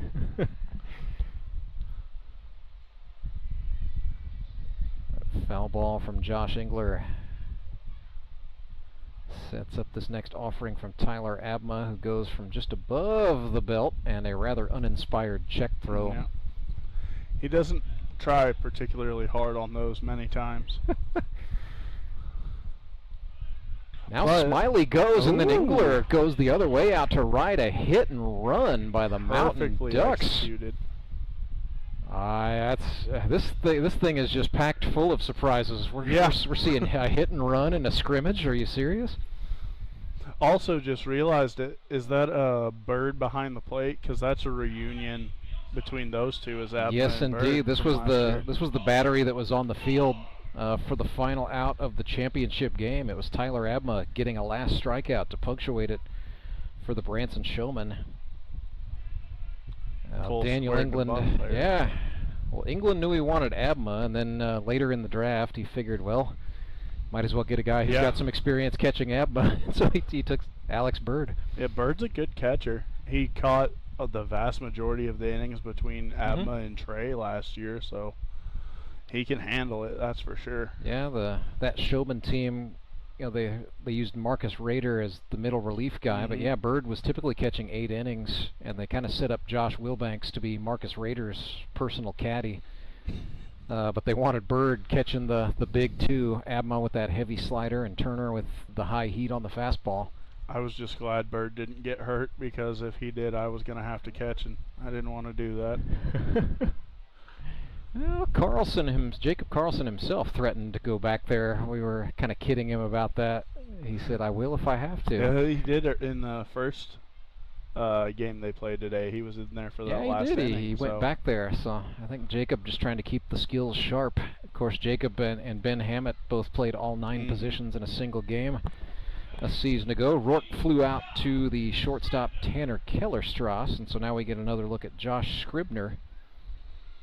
Rookie originally from Raymore, Missouri. I love a good last name. Both him and Kellerstrass have good, solid last names. It's pretty hard to beat Kellerstrass. And then the Mavericks with 2 Kellerstrasses are having all the fun. I'm just glad of all the sets of brothers we have out here, Daniel England managed to get both Kellerstrasses, because we have situations where, you know, the Mountain Ducks have one of the Simpsons, and you guys on the Mets have one of the Kaufmans, but it's going to be a lot to keep straight. But great stuff with all the sets of brothers we have in the GRBL here in 25. No father-son combos this time out. No, not this year. We've had that quite a bit, though. We've had 3, and you played with the Sheltons back in the day. I remember Levi and Dale. Yep. Or Dale and Levi, I guess However you is prefer, the proper way to really. say that. But yeah, Kurt Brand and Thomas Brand, the last pairing we had. Cool. The Carters were actually the first. Todd Carter and Skylar Carter back in 2020. Was that? That was Todd's one and only season.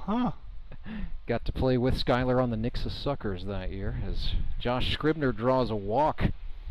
Second time we've seen that, so maybe that's a sign of things to come from Scribner is plate Patience. discipline. Either that or everybody's pitching around him. That's possible. And here's the rookie from Barquisimeto, Lara, Venezuela, Brian Sanchez. If that hometown sounds familiar, you must be a GRBL diehard. That is the same city where 2019 MVP Jose Vargas hailed from. But they're not related. Yeah, when we found out Brian's hometown, Tony We're Lewis. like, wait, what? Tony Lewis, like a yokel, said, "Oh my gosh, do you know Jose Vargas?" I said, "No, Tony. It's one of the biggest suburbs of Caracas. Like it's a big town. It's not like asking somebody from Sparta, Missouri, right. if they Do you know this? Do you know? Yeah, of course. It's not quite like that. But very cool. The second GRBL ever from Barquisimeto, one of 2 Venezuelans in the league this season, and part of a long story. Pretty sure that counts as a pipeline now. Yeah, no. We've had a great tradition of Venezolanos in the GRBL, so it's very cool. And they've all been pretty darn good. Yeah, absolutely. They can all play. So Brian Sanchez went down on strikes that time at the hands of Tyler Abma. Toby, we'll go ahead and cut you loose. But before we do, we've talked about your career as an aquarist. You've got a side hustle going on as a stand-up comic. Yeah, I try and go out and make people laugh a little bit. That's the goal most nights. I've been following you on Instagram. Toby might be funny. Yep. All one word, all lowercase. I couldn't guarantee that people would find me funny, so I decided to put might be. Good job of hedging your bets there. Yep. So where can we see you next? The next show I have coming up for sure is a roast battle at Foreman's Basement on the 15th. Okay. That's my buddy who runs a head shop, and he runs shows out of it about once or twice a month. So we'll be doing that, and then come to the Blue Room. I'm doing sets every now and again there, just kind of impromptu. And you still hit some open mics now and again? Oh too? yeah. There's an open mic every single night if you want to see some free stand-up comedy. See, it's very cool. Like no fooling. Springfield, Missouri. There are spots. Yeah. And we do have the Blue Room is the comedy club most people have heard of, but it's not just the Blue Room. I mean, there's a whole network. Springfield has no need to have as good a comedy scene as it does. So, do you mind if I just go ahead and give shout-outs to the... Sure. Okay. Sundays at 7, you can come to the Blue Room, the main comedy club. You can sign up. It's completely free. Or you can just come watch. We really appreciate support when people do. After that, you can come to Lindbergh's Tavern on Commercial Street. We do kind of a different thing there where it's like an interview for 5 minutes. Okay. Then Mondays at QNOteca up on C Street. Tuesdays, there's one at Friends over on Republic Road. Normally a karaoke pub. Yep. We do comedy before the karaoke. Nice. So come hang out, listen, laugh, and then sing your heart out. Wednesdays is at Moon City Pub up on Commercial Street. Gotta like that if you're a Mavericks fan, yeah. am I right? And then Thursdays is at Corner Pocket, and then Friday and Saturday there's shows at the Blue Room. So, and then there's also shows down in Joplin. We have a great comedy area. Literally no excuse if you like to go see some stand-up, as Matthew Kellerstrass laces one back, way back over the head of the left fielder Brian Sanchez to the wall. He is fast. That is another triple. Well, here's the scouting report on Kellerstrass, Toby. Played 1 year of baseball at Evangel and then switched to track and field, where he was a short distance sprinter and a long jumper. Yeah, so that yes, makes sense. He is fast. Yeah. I need him to give me some tips. I was dying coming around third for that home run. On the home run trot? Yeah, you ran out of gas on a home run trot? I was huffing and puffing out there at second base. Toby, gotta maybe get on the stationary bike once in a while. It's all the comedy, man. You're laughing too hard, I think. Yeah.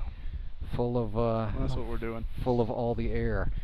Josh Engler, after giving up that triple, throwing with purpose to Brandon Winder, the second baseman.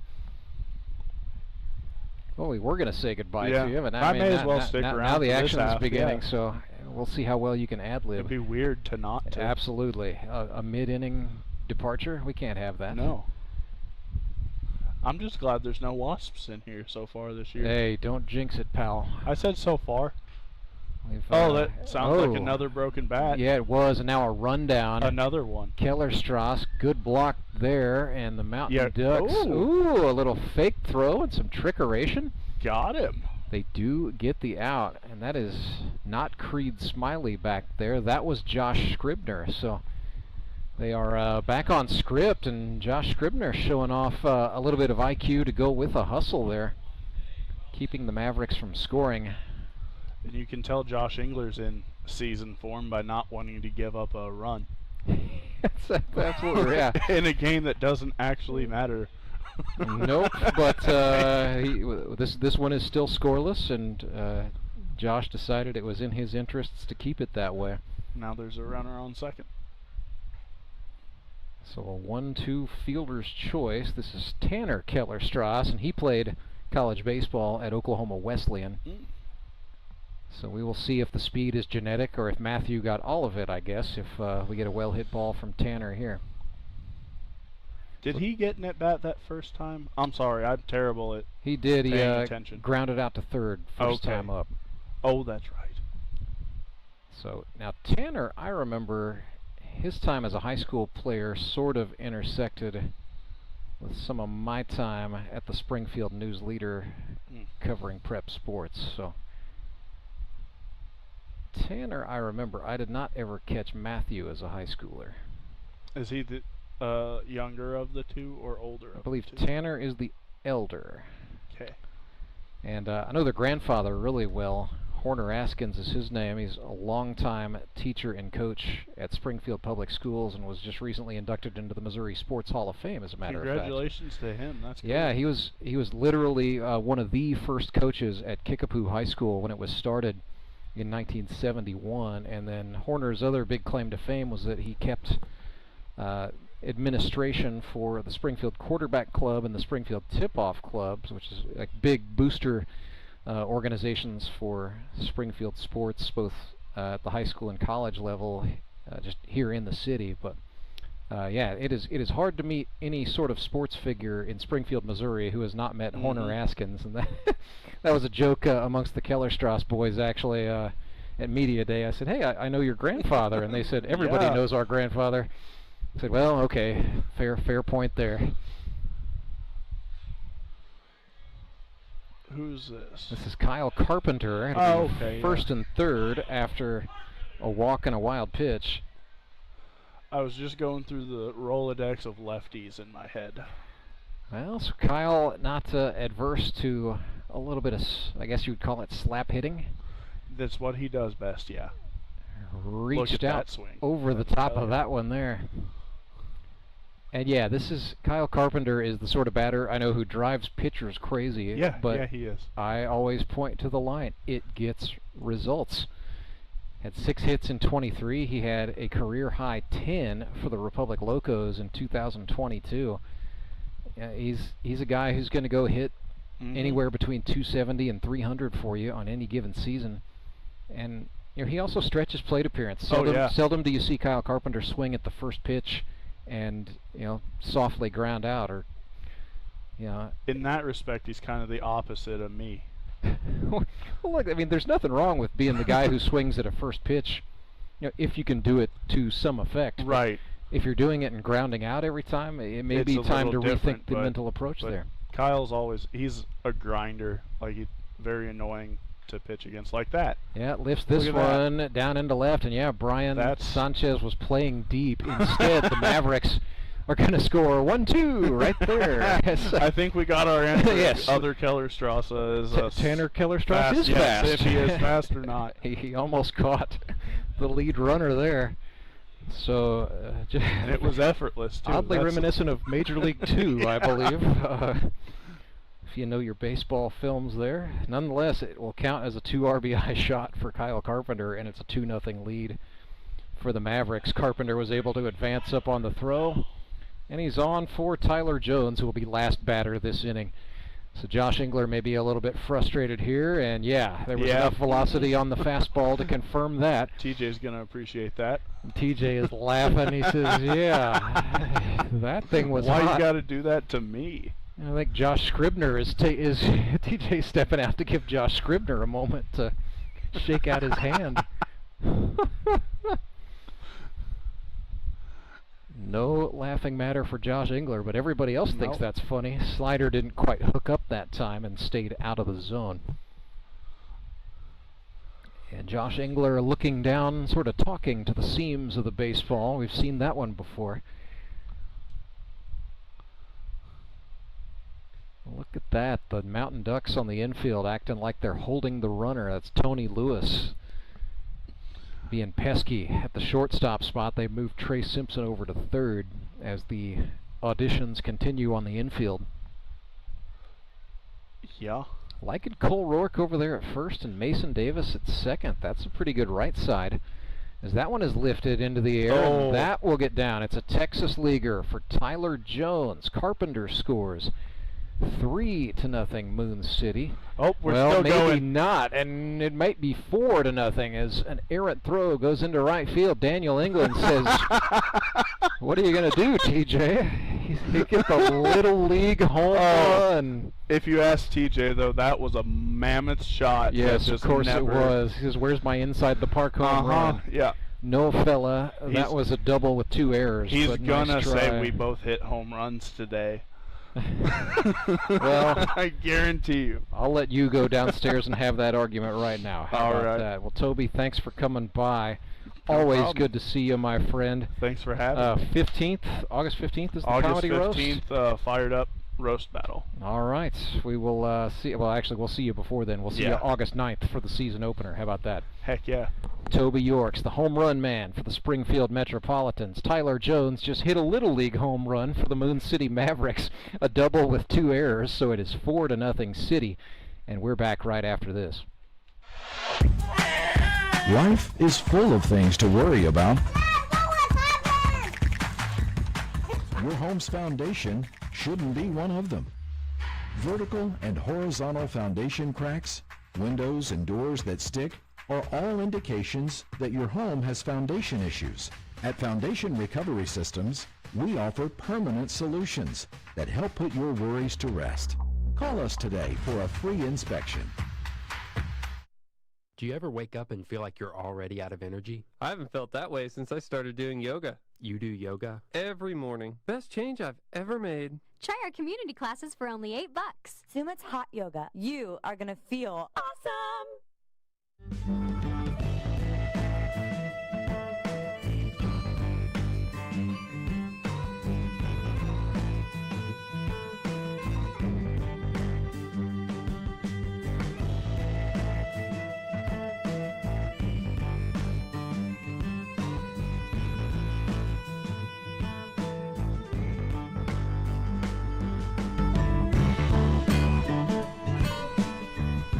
Four to nothing Moon City.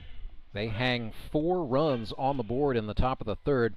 So this is the bottom of the third and final inning between the Mavericks and the Mountain Ducks. Trey Simpson stands in for Ozark. First pitch he sees is a fastball for a strike. Be Trey Simpson, and then back to the top of the order, and Ben Hammett. The Mavericks continuing to stick with Tyler Abma. He's the only pitcher we've seen him use so far today. I think City is using this scrimmage to really make some statements. This is more of a tone setter than a glorified practice. For Daniel England's club, Simpson a 2-hopper Up with that is the third baseman for the Mavs. That's Barnett. His throw across. Not in time, and Simpson is safe. A little bobble there. Trouble on the exchange from Barnett to Hornberger. So Simpson is on.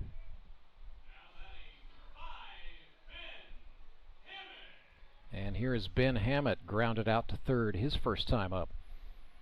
So Hammett has been in the GRBL since Season 3 and has managed to get his name on the Howard Bell Trophy a couple times. Actually, more than a couple, I do believe. Did it first in 2018 with the Raptors, again in 19 with the High Rollers, in 23 with the Mets, and in 24 with the Showmen. So if the Mountain Ducks win the title this year, Ben Hammett will join Skylar Carter and Daniel England as the league's only 5-time champions. Grounder to the shortstop, but an errant throw from Kellerstrass ends up in the glove of the right fielder Nick Bacon, and everybody is safe. So errors on the infield here in the third frame for the Mavs. E3 followed by an E6, and the batter with 2 men on is Mason Davis. And so for Davis, here's an excellent audition opportunity to play your way into some more use during the regular season. He showed bunt that time. It's a called strike. Missed the zone, but Davis committed enough for the called strike anyway. Ebma touched his chest, communicating with his catcher Alex Bird. Again, as Toby Yorks astutely pointed out, these guys were battery mates throughout the season in 2024 as members of the championship-winning Branson Showmen. So they've got some chemistry already, and that hit Mason Davis. He squared up to bunt. And that was not in on the hands, that was on the back. So after sort of cruising his way through the first couple of innings, Tyler Abma is bases loaded, nobody out, and the batter is Josh Wilbanks. So the U.S. Marine, originally from Douglasville, Texas. Josh told me saying that may be the only time anyone has ever said Douglasville, Texas during a baseball broadcast, as there's a wild pitch resulting in a run coming across to make it 4-1 as Trey Simpson scores. And the Ducks are on the board for the first time. But yeah, Josh Wilbanks. Douglasville, Texas, perfectly acceptable place to be from, and if you got to be the only baseball player from Douglasville, Texas, be the best baseball player from Douglasville, Texas, I say. Called strike to Wilbanks. It's 1-1. Swing. That's up the middle to Abma, who looks down the runner, and then the Mavericks throw home. There's a throw from Bird to third. Now back to home where Abma is covering. They're setting up the pickle, and they will get the runner. Now Davis is caught in a rundown of his zone. There was a throw that ricocheted off the glove of Nick Bacon into the outfield, but Davis will retreat to second base, and that is going to end the play. So they do get the man in the rundown. And the Mavericks having a little debrief on the infield. Barnett, Hornberger, they're all talking it over. Brandon Winder came in from second as well. But yeah, Nick Bacon, hope he's all right. I don't know if that caught his glove or his shoulder.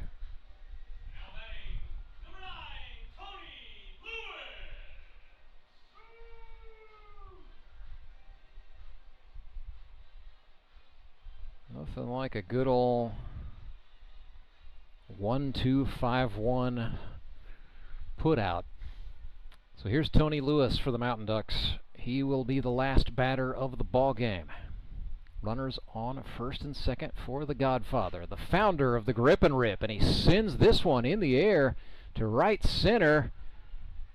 And that is caught. Matthew Kellerstrass, the college track and field athlete, showing off the wheels. Nice job by Matthew Kellerstrass, and what an impressive session he just had for the Moon City Mavericks. 2 triples and then a catch on the run. I think we still got to go. I mean, yeah, let's do it. Matthew Kellerstrass. I mean, we're not really doing the Elite Promotions Elite Performer of the game today, but I guess if I were, Matthew Kellerstrass is my man.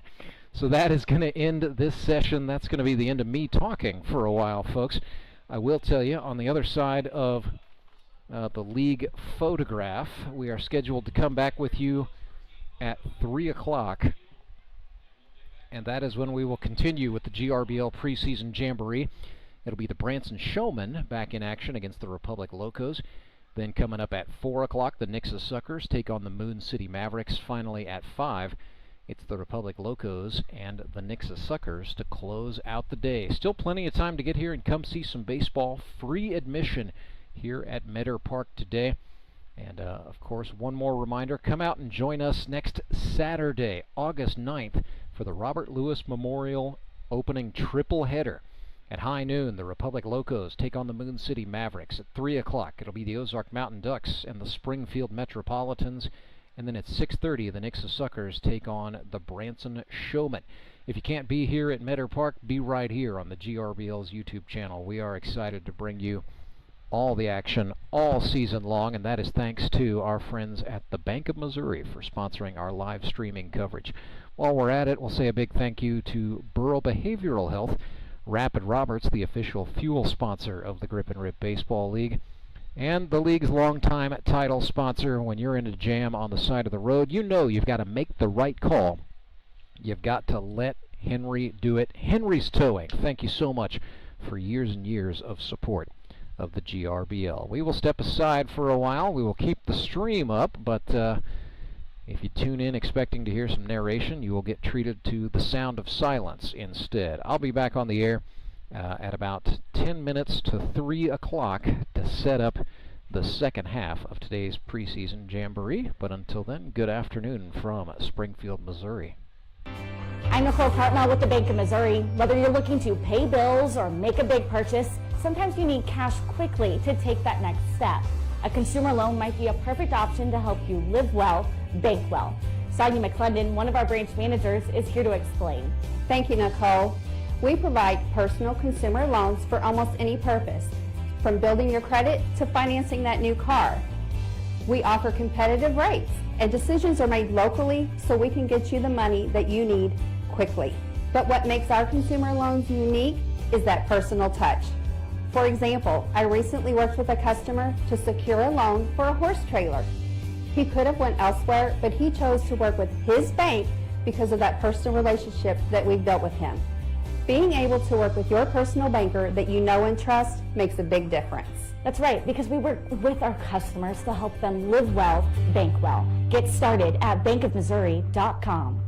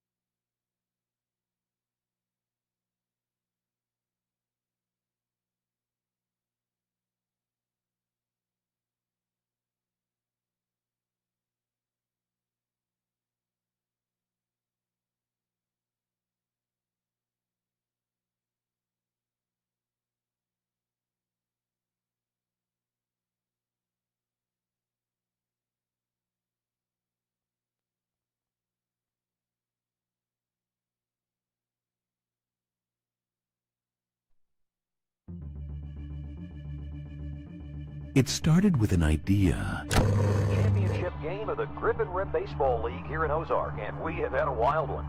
It's gone back and forth over the last few innings, just like the season series between these And two became teams. a passion. Had no idea what to expect.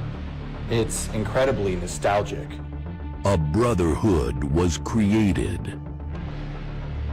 These guys, they're like family now. Then the community got involved. My family just loves coming out to Grip and Rip. And $1,000 goes to ALS in the Ozarks. We love the Champions were crowned. Back to back to back for Justin Skinner. Let's go! Champion! Mark Webb and the Ozark Mountain Ducks are the champions. Bring on season 10. Moon City, baby. Go fish.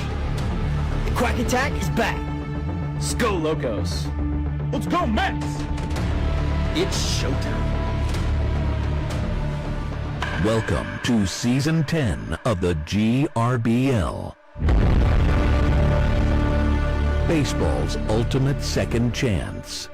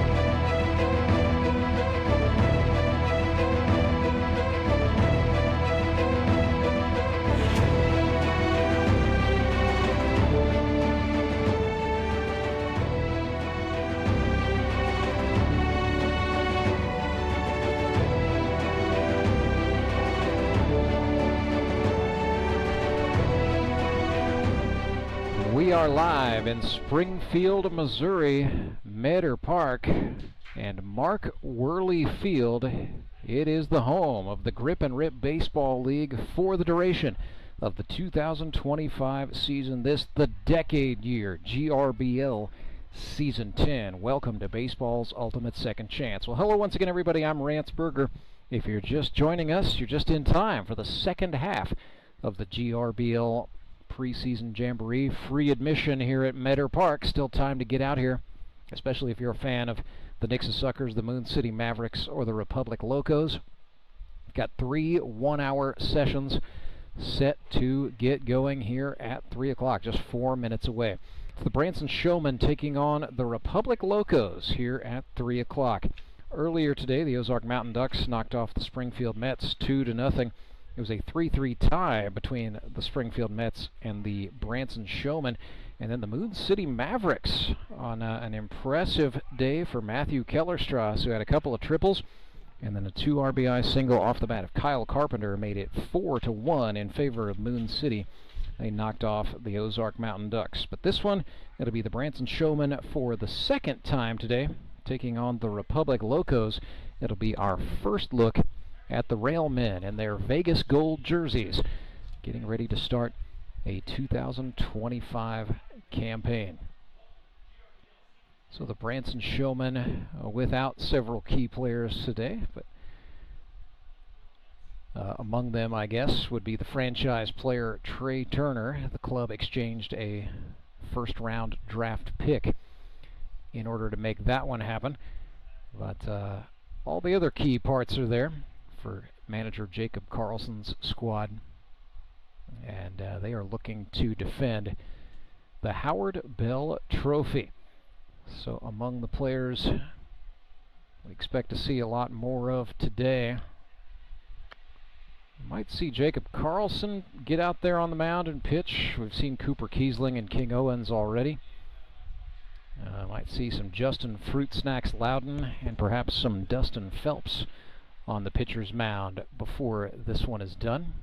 For the Republic Locos, a lot of options when it comes to pitching. So I suspect today we're going to see several different arms before it is all over. They are without their first-round pick in the draft. That would be Skylar Hinson. He and his half-brother Jordan are both out of action today for the Locos, but still plenty of options. The cupboard is not bare. Republic's got Scott Wilson, Colton Simons, Caden Kaufman, Michael Barnes, Chris Meza himself, and Caden Morrow, who will be the starter on the hill as we get ready to get things going. His battery mate slated to be GRBL veteran Devin Phillips. But this is a Republic club that's got 6 rookies on the roster, so several guys are excited to get out there and debut. There is just a lot of nervous energy in and around the Republic dugout as they get ready to get things going. But let's tell you about the newcomer Caden Morrow, who is from Springfield, Missouri. He went to Hillcrest High School, now lives in Marshfield, just up I-44 in Webster County, works as a sewer construction foreman. He's 24 years old. Matter of fact, his introduction to Republic Locos manager Chris Mesa was when they had some time together that intersected at Hillcrest High School, where Mesa was an assistant on longtime skipper Ryan Schafitzel's staff. Caden Morrow, a first-team all-conference and all-district pitcher for the Hillcrest Hornets, and that is a storied program where they go about playing baseball the right way. And it is a serious undertaking there. So we're excited. You know, among the rookies in the class, Caden Morrow certainly pretty high up there on the board. Also excited to get a look at Dr. C.J. Andrus out of Southern Virginia University. He's from Springfield, Missouri by way of Federal Way, Washington, and at 34 years old, he's going to get the start for Republic today at second base. Other notable veterans, we talked about Devin Phillips already.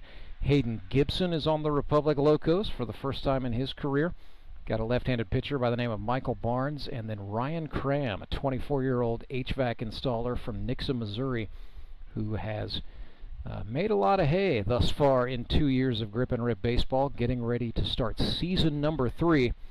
And season number 3 is a big one in a lot of careers. I don't know what it is about the third season, but when we look at some of the good long-time players we have had, you know, the first year is all about, oh my gosh, I'm playing baseball again and I'm so excited, and so there's a lot of individuality to a rookie year. Then a second year, things get a little more serious, and sometimes it can get a little bit too serious. But the third year is when a lot of players sort of find the right balance mentally, how to go about being a weekend baseball player while you know, also handling all the professional responsibilities at home and in the workplace. So for whatever reason, the third season is when a lot of GRBL players just take off. So that is the hope, I know, for the Republic Locos and Ryan Cram.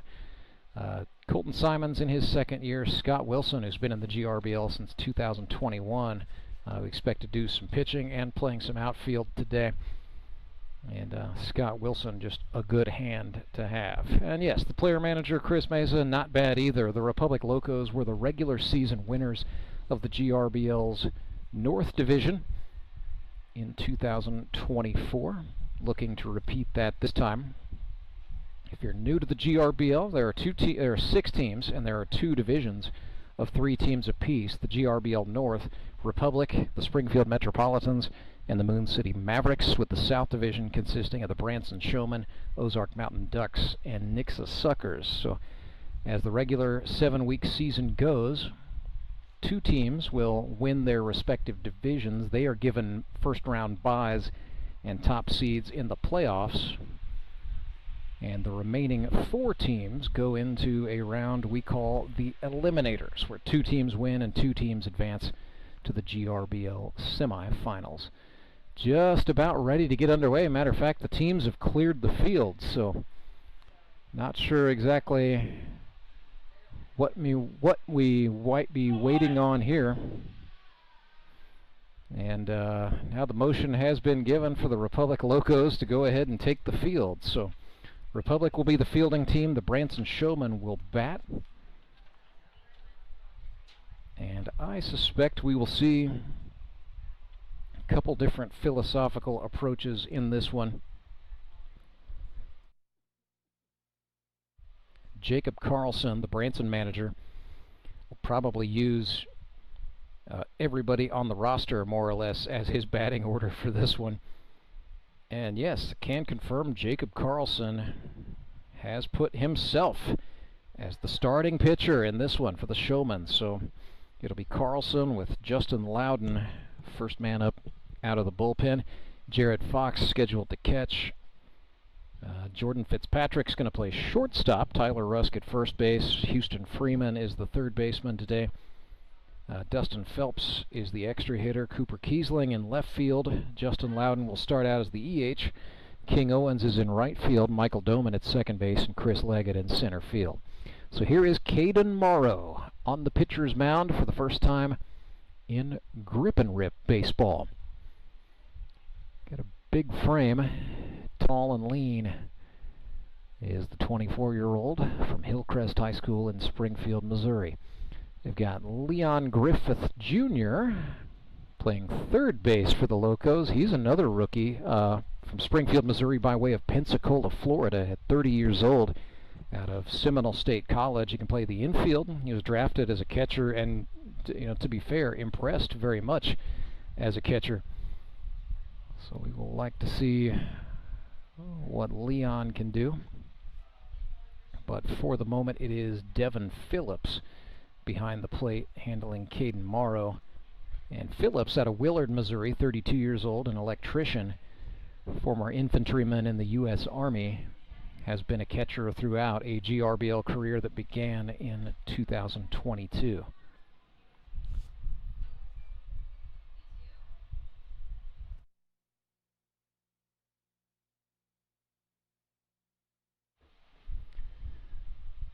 So we will get our first look at Caden Morrow. First batter he's going to face is Houston Freeman for the Branson Showmen.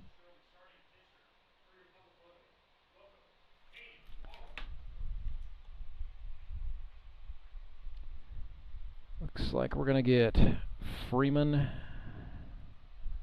followed by Phelps.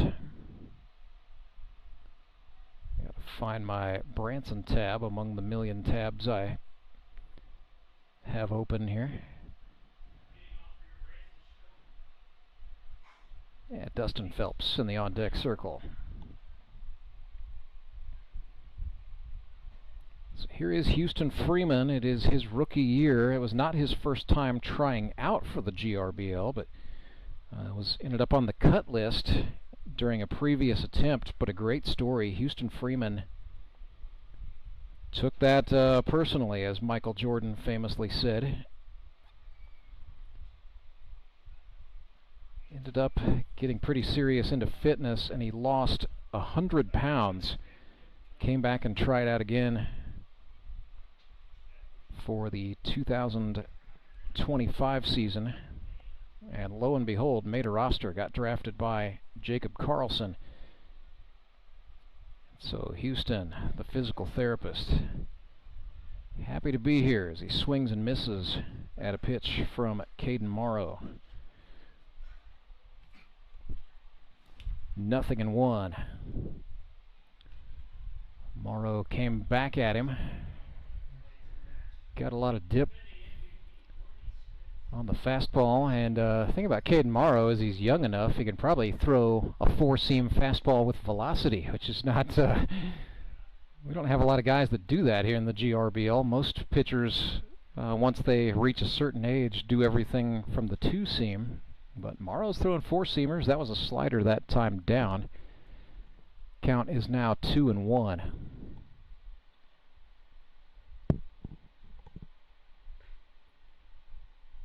Another heater low, make it 3-1. So yeah, we're going to have a Jacob Carlson appearance on the pitcher's mound before this one is done. Check that, it was 3-2, and now it's a strikeout. So nice job by Caden Morrow battling back, and the batter is Dustin Phelps for the Branson Showmen.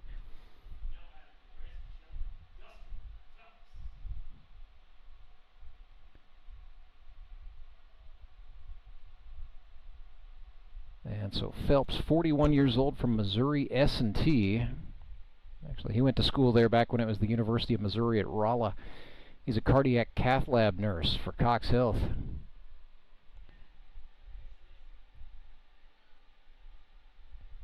Phelps, very interesting athlete. He's a dad. He's a youth sports coach, as a lot of dads are.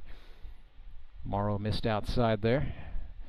Also a guitarist, and he's got an athletic background that includes some competitive powerlifting, so certainly fits the bill. He's got a powerful frame. No doubt, from looking at his arms, he has lifted a weight or two in his lifetime.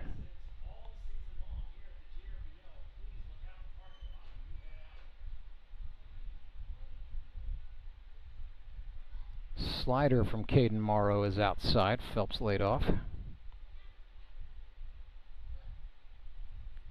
I believe we are even 2-2 here. That's high and away.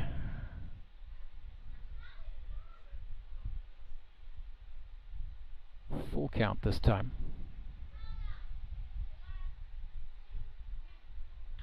Phelps swings and grounds this one. It's going to be foul down the third base line, beyond the reach of the third baseman, Leon Griffith.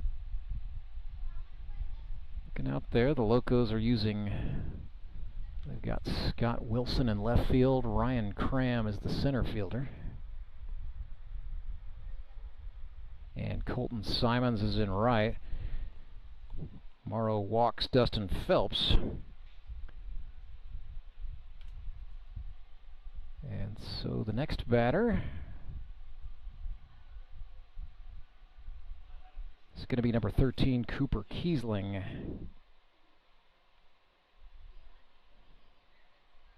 So Showmen giving a lot of the newcomers some run here in this second session.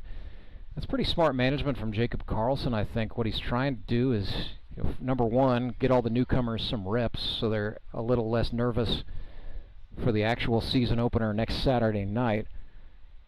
The other thing he's doing is he's scouting. He's trying to figure out where these guys are going to plug into his lineup. There are certainly some roles available for Branson. It's a team with definitely a lot of power bats, and some guys who can hit for average too, as that one seemingly went through the glove of the first baseman, Chris Mesa. Dustin Phelps is going to hold up at second base, electing not to test the arm of the right fielder, Colton Simons. And so that puts 2 on for Justin Fruit Snacks Loudon, but a single for Cooper Kiesling. He's having a pretty good preseason jamboree here, all told. Rookie from Conway, Missouri, looking sharp. Loudon looks at ball one, and Caden Morrow pitching like a young man who's got some nerves going. You can tell he's got good stuff. For Morrow, it's going to be a matter of throwing good stuff into the strike zone. So if you're a Locos fan, you're not necessarily discouraged by what you're seeing here. Loudon, he's a capable hitter. Hasn't always gotten a lot of opportunities to do it in his GRBL career. But he was 2 for 8 a season ago. He was 5 for 11 with the Metropolitans in 23. Doesn't strike out a lot either. Drew a walk that time. So Loudon is on. And the final batter of the inning for the Showmen is going to be King Owens. Owens at least starting this one off in right field. He's one of those guys that could play all over the field.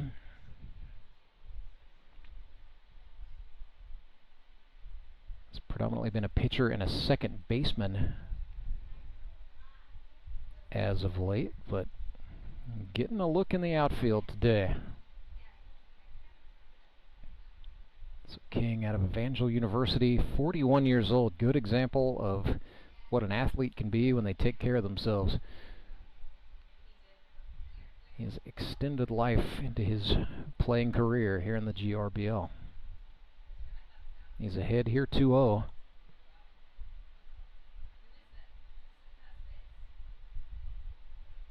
Breaking ball, that fooled him in a big way. It's a 2-1.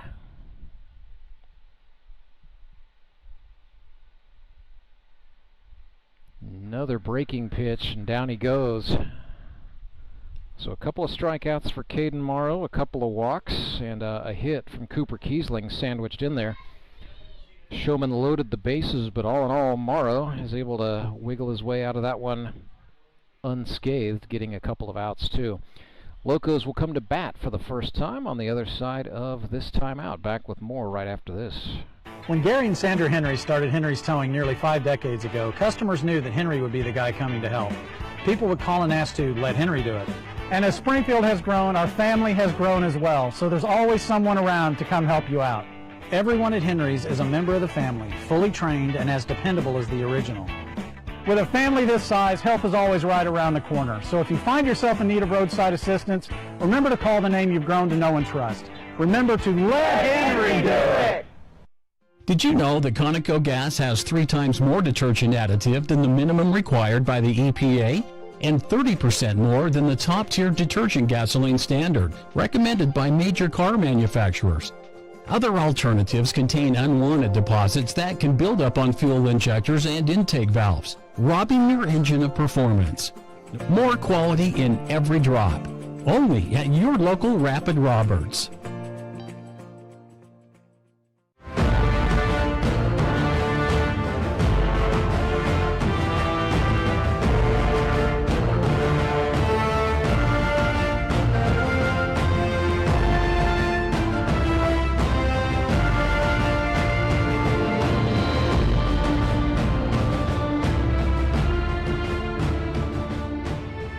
Branson player manager Jacob Carlson has called his own number. He is throwing the balls and strikes to catcher Jared Fox.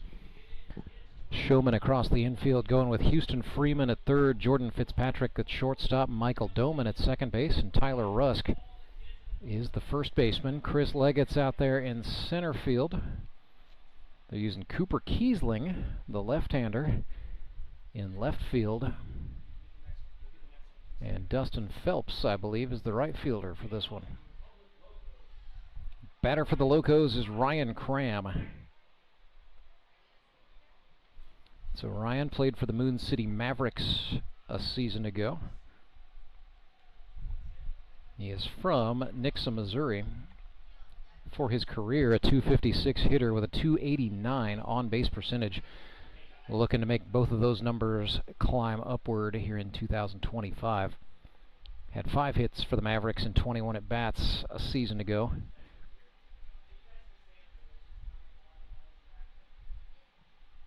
Definitely one of the higher character men you will meet out here. Swung on and missed there as Carlson fooled him with some off-speed.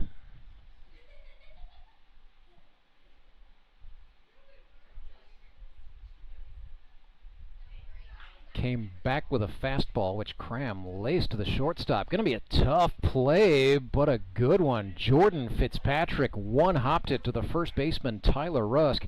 And T. Rusk got down, got the catch, and hung on.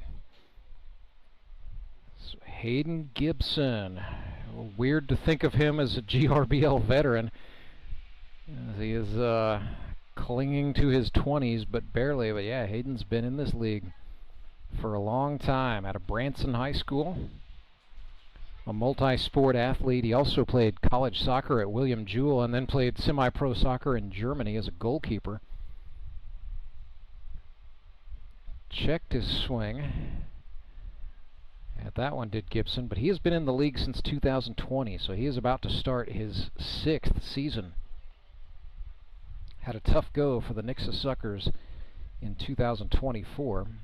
Hayden's best year was 2020, actually, statistically speaking anyway. He won the Rookie of the Year that year with the Nixa Suckers, was 11 for 25 with a double, 5 runs scored. did have a stint with the Branson Showmen back in 2021, but Cole Rourke was the manager of the club at the time. Grounder to Tyler Rusk, who calls off the help from Jacob Carlson. Rusk is going to step on the bag himself, and it's 2 away. Showmen would like to collect some outs, though it doesn't really matter, as they're going to get 5 batters no matter what. Here is Leon Griffith Jr. making his first GRBL plate appearance, unofficially I guess. None of these stats are going to count for or against any of the players today, but guys would like to show out nonetheless. Springfield Metropolitans first baseman Toby York's first thing he said when I saw him off mic was, "I can't believe I wasted a dinger in the preseason." I said, yeah, but it was a dinger nonetheless. It's good baseball memory, something you can hang on to for a while. I am sure, as the years go on, at some point, the tall tale of that home run will turn into a regular season game. Leon Griffith out by a couple of steps. Another great play from Jordan Fitzpatrick. It's now 3 up, 3 down for Jacob Carlson and the Showmen, but the inning does continue. Batter here for the Locos is Caden Kaufman, rookie from College of the Ozarks.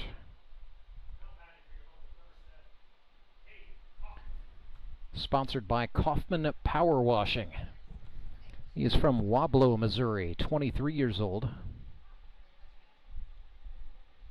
At C of O for his career, 53 for 239 with 14 extra base hits, had a 222 career average that was split across the NAIA and the NCCAA. College of the Ozarks has bounced around and reclassified a couple of times, but I believe now it is back in the NAIA after a short stint in the NCCAA.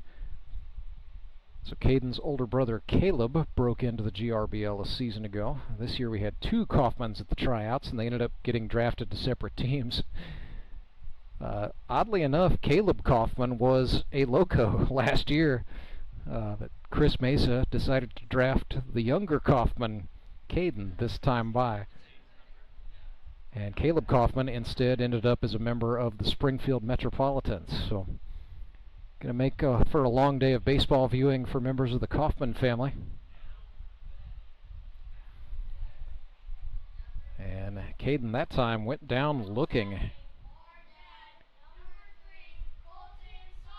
As Jacob Carlson got him with a slider. And here we go. This has got the fans in Republic stomping their feet. Colton Simons steps into the batter's box wearing the Vegas gold of the hometown team. So he is sponsored by Repmo Baseball Club. Not wasting much time. That is a liner down the left field line. And it's a fair ball and a double is going to be the call on the field officially. And that will end the session. Colton jokingly tried to extend the inning running right behind Jordan Fitzpatrick's back there. But that is it. That is 5 batters. And so the first frame is over. We are scoreless here at Mark Worley Field at Meador Park. The Branson Showmen will get 5 more batters on the other side of this word from our supporters. Back with more right after this. Life is full of things to worry about. Your home's foundation shouldn't be one of them. Vertical and horizontal foundation cracks, windows and doors that stick are all indications that your home has foundation issues. At Foundation Recovery Systems, we offer permanent solutions that help put your worries to rest. Call us today for a free inspection. Do you ever wake up and feel like you're already out of energy? I haven't felt that way since I started doing yoga. You do yoga? Every morning. Best change I've ever made. Try our community classes for only $8. Sumit's hot yoga. You are gonna feel awesome!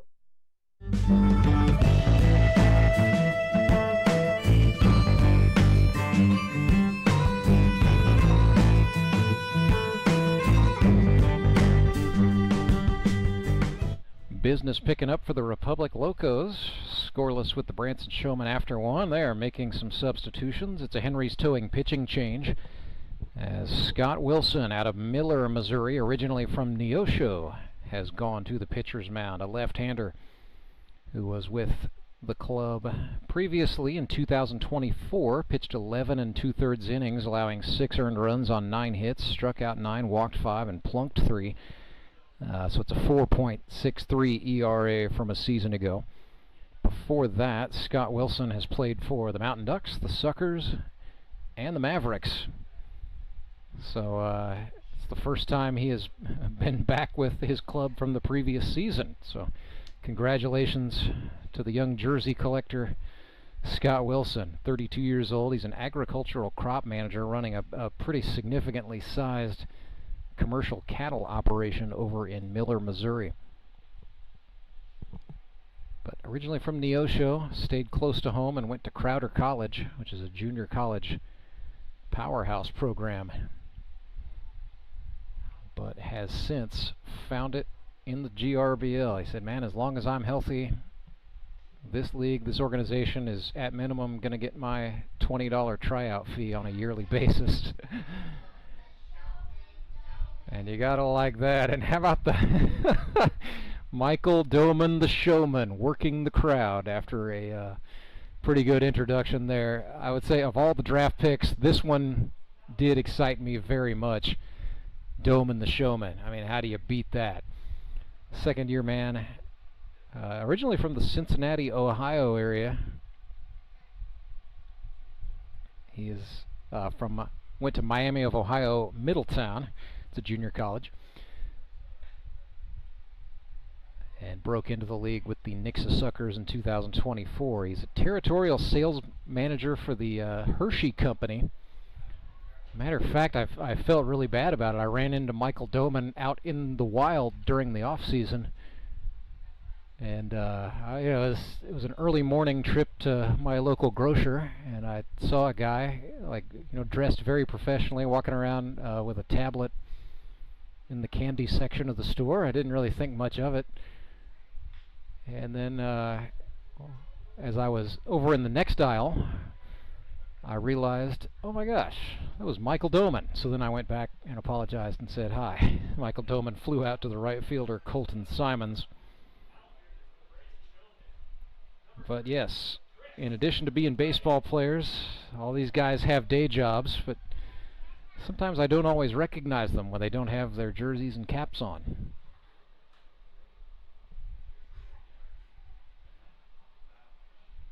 So Chris Leggett stands in for the Branson Showmen.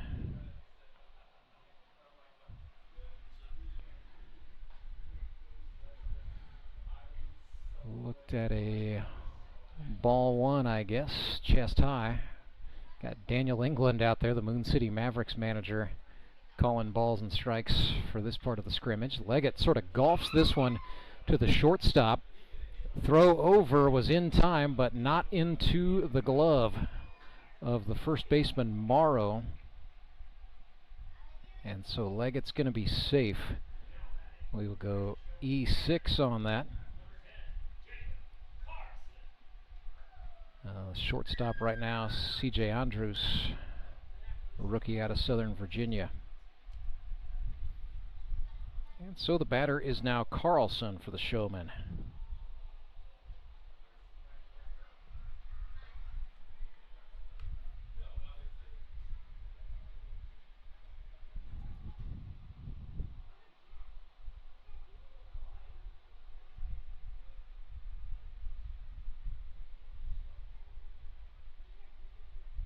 Looks like it'll be Carlson followed by Fox, and then if the Showmen do as they did in their first scrimmage today, it'll be Jordan Fitzpatrick after that.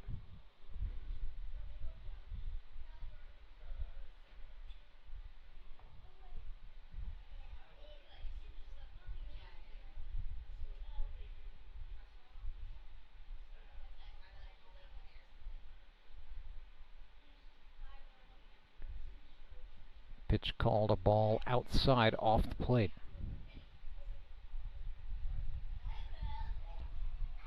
Coming up Later this evening, Nixa Suckers take on the Moon City Mavericks in the 4 o'clock session. Then the Republic Locos are back on the field to take on the Nixa Suckers at 5 o'clock. So it's a walk to Jacob Carlson. And the batter is Fox. Canada's greatest export, the native of Weyburn, Saskatchewan, now calls Ozark, Missouri home. And Scott Wilson definitely knows that Jared Fox is in the GRBL Hall of Fame and is a dangerous hitter, so he wanted to confer briefly with Leon Griffith before making the first offering to Jared Fox with the runners on first and second. Wilson missed that one inside, and it's 1-0.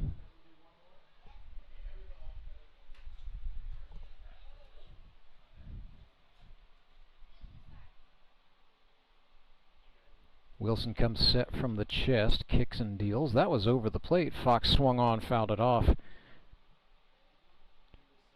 And yes, it will be Jordan Fitzpatrick, the final batter of this second inning.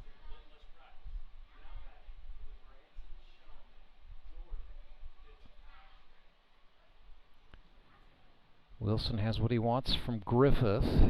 Locos holding the runner, Leggett.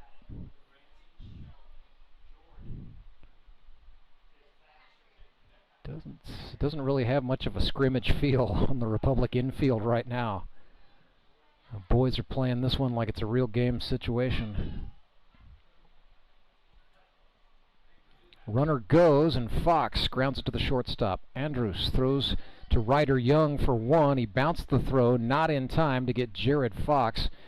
So that sets up runners on the corners, and the final batter of the inning will be Fitzpatrick, falling the 6'4" fielder's choice. It's Jordan Fitzpatrick, pretty sharp in the Showman's first session, where he had a couple of RBI singles, so he's 2 for 2 on the day, going into this plate appearance against the lefty Scott Wilson.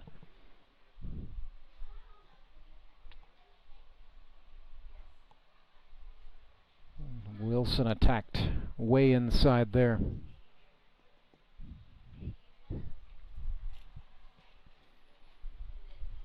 So it'll be 1-0 to Fitzpatrick. Runner takes off for second base. Bouncer handled by Leon Griffith, but not in time to do anything about the runner. Smart move was probably just to hold on to it there anyway. Even with the modified rules here in the scrimmage, the move has got to be think about getting the guy at the plate. So the Locos have generated 2 honest outs this inning, as there's a wild pitch. Bouncer got away from Griffith, and Leggett scores. It is 1-0 for the Showmen. And as I've already said a couple of times today, but so sorry for the diehards for repeating a joke, but I might be the only person in the stadium keeping score. I'm not sure. Nonetheless, somebody's got to do it. 1-0 Branson as Chris Leggett comes home on the wild pitch. So now Fitzpatrick bats with a runner on third. No matter what happens, he will be the final batter of the inning.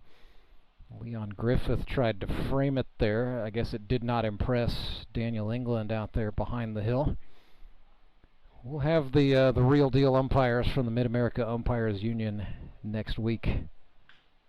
Fitzpatrick grounds this one to second. Young is going to go get the man at first. No, well, yes he does, as Fitzpatrick just hobbled off. But yeah, Ryder Young sort of sailed the throw. Nonetheless, a 4-3 putout, and the inning is done. But some damage is done. Showmen scratch a run across. They lead 1-0. We'll go to the bottom of inning number 2 on the other side of a quick timeout. Back right after this. I'm Nicole Cartmel with the Bank of Missouri. If you're in the market for a new home, you're probably spending a lot of time looking at real estate listings. But there's one main thing you need to do to narrow down your search.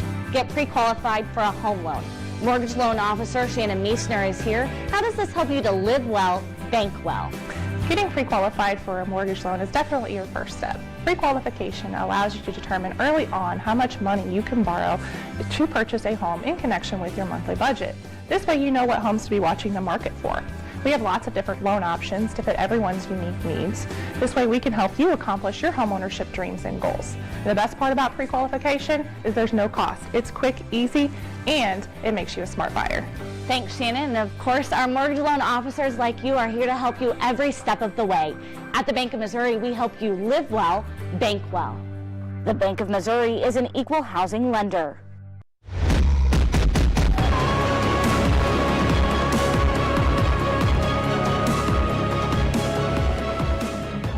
It's time for a snack. Henry's towing pitching change on the field as the Branson Showmen bring in none other than Justin Fruit Snacks Loudon. I'm Rance Berger, pleased to be joined by an expert on all things Justin Loudon. That would be his former teammate from the 2024 league champion Branson Showmen, Tyler Abma. Tyler, I mean, the timing could not have been any better, I don't think. I'm happy to be here. Happy to talk all things fruit snacks.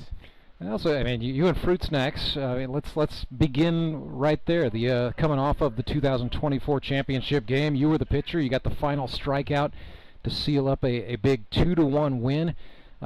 Heck of a way to cap off your second year. But talk me through just the emotional side of it, being a grown man playing baseball again.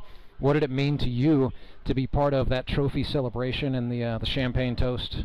I mean, I think it's just really cool. I mean, in my entire baseball career, it's not very many championships that you win. I mean, especially high school, college level, to win a championship is such a rare feat. So being able to do it out here, I mean, it's a shorter season, so maybe a little bit less at stake. But I mean, with the crowd we had, and I mean the teams, the game was such a good game. I mean, it was as good of a game as I've been a part of in probably 15 years now.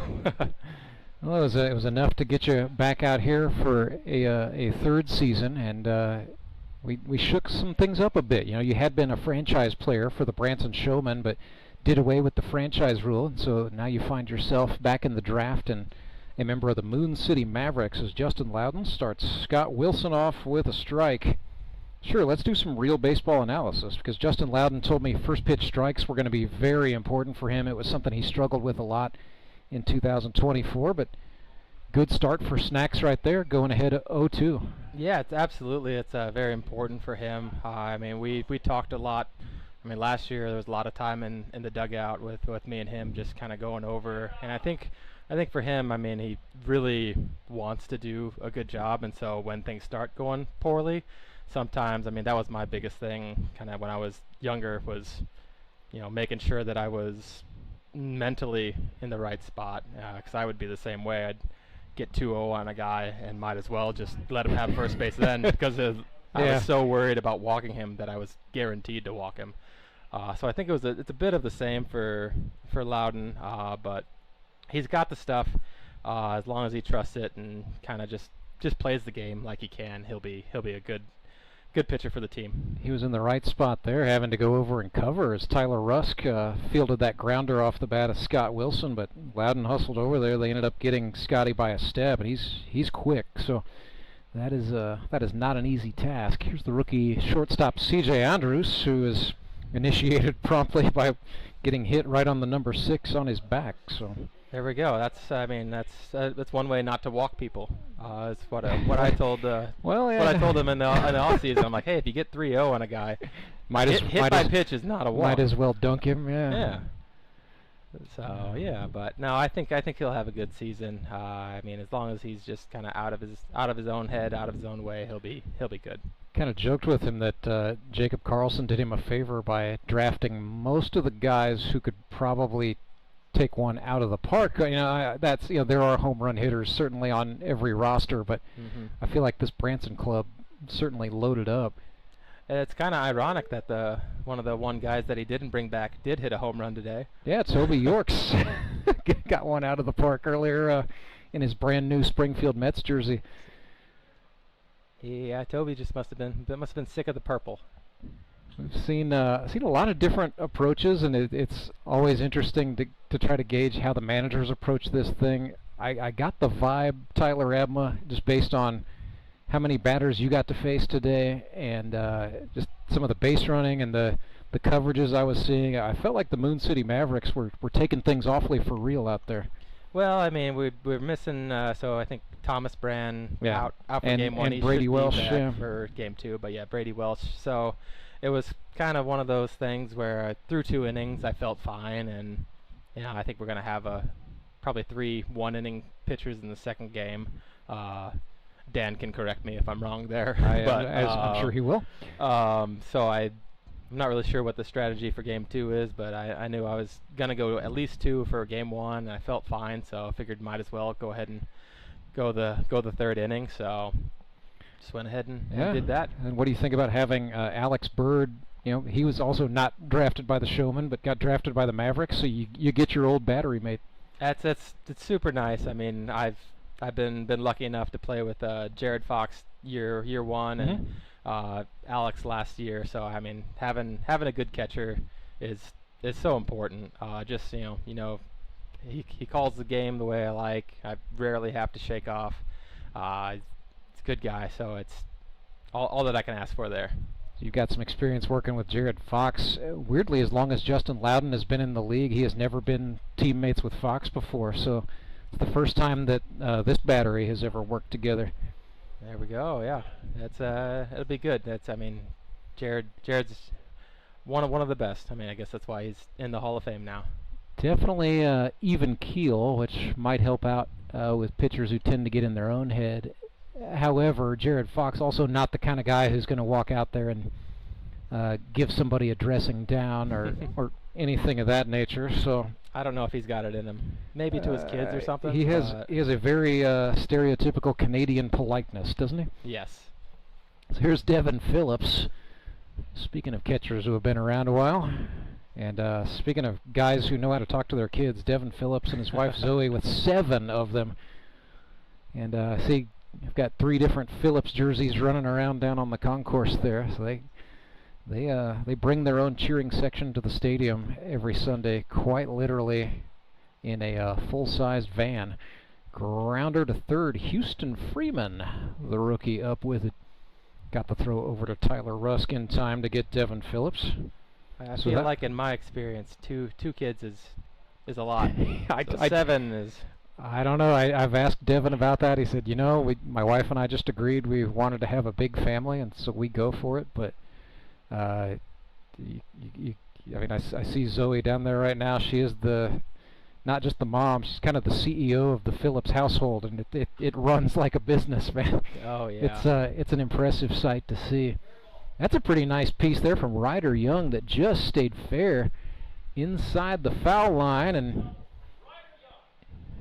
mildly interesting turf slide there from Ryder to cap things off. But hey, we'll give the kid the double. How about that for the rookie?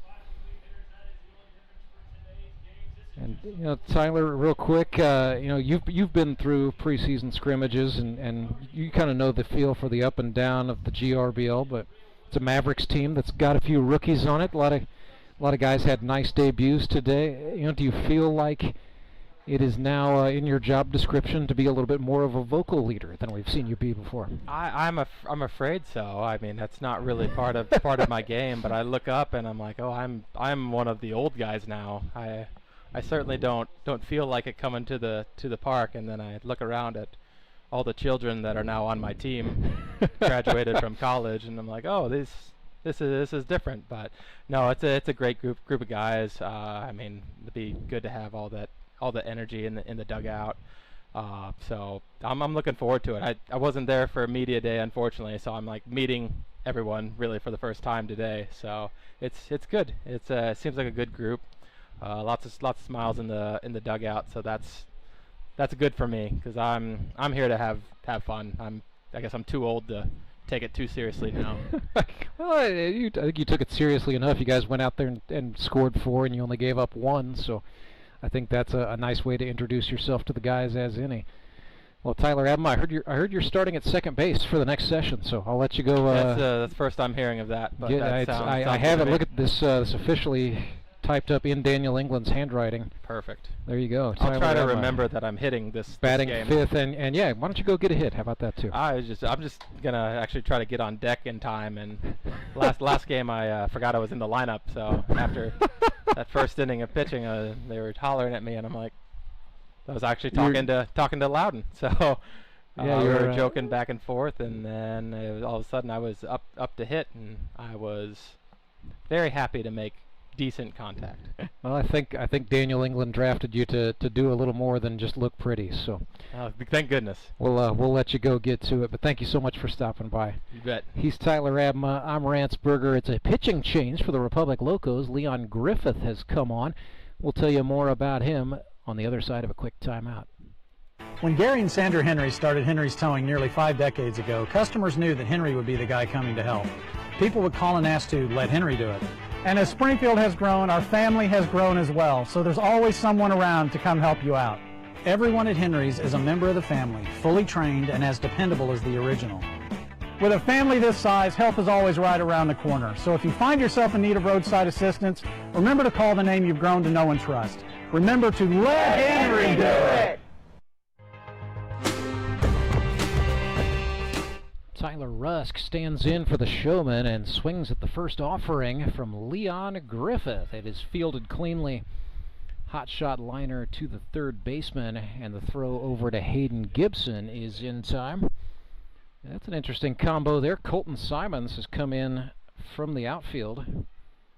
And so Coach Colt, as he is known, just did the job at third base. Back to the top of the order go the Showmen. It'll be Houston Freeman, followed by Dustin Phelps.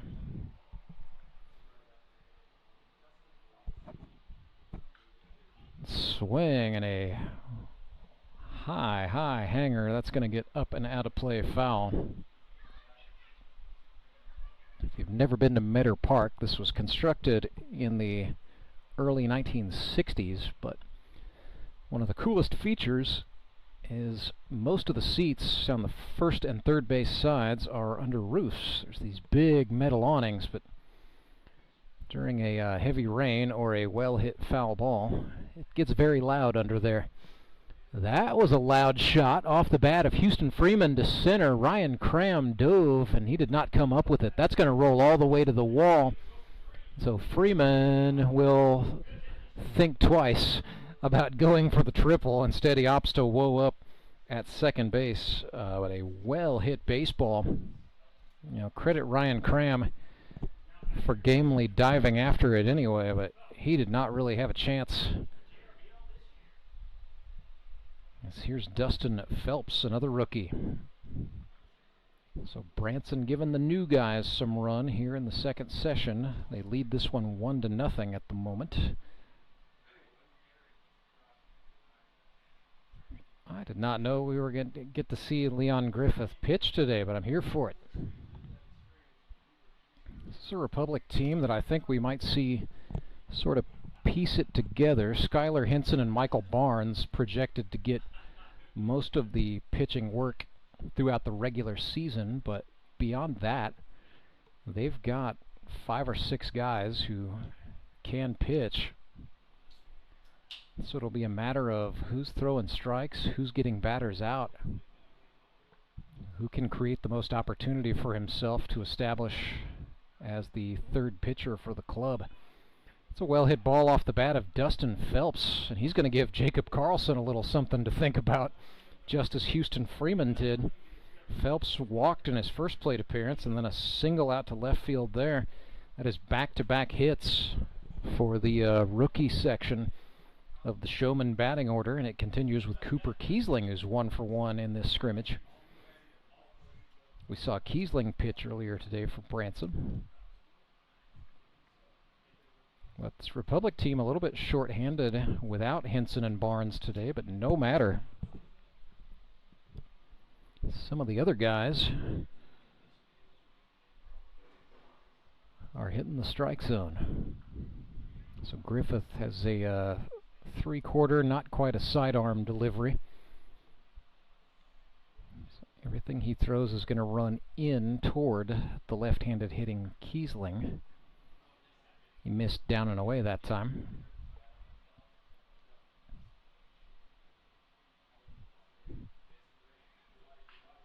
Yep, that was on the inner half. Griffith off the mound, lost the handle momentarily, then found it, and then got the ball to first to Hayden Gibson in time for out number 2. It's a nice recovery by Griffith. Brings up the final batter of the inning.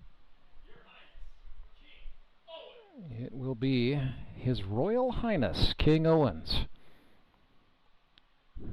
commercial landscaper and rental property manager.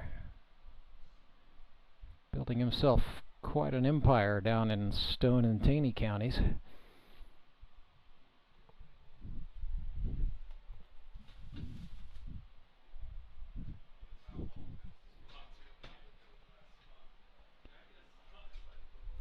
If you need to stay on Table Rock Lake, King's got you covered. TryGetaways.com is his sponsor. That's TRIGetaways.com. Also helps out in the summertime with the family fireworks business. It's almost, I mean, it is laughable but true how many different occupations King Owens is able to juggle simultaneously. But that is his life. That's what he likes doing.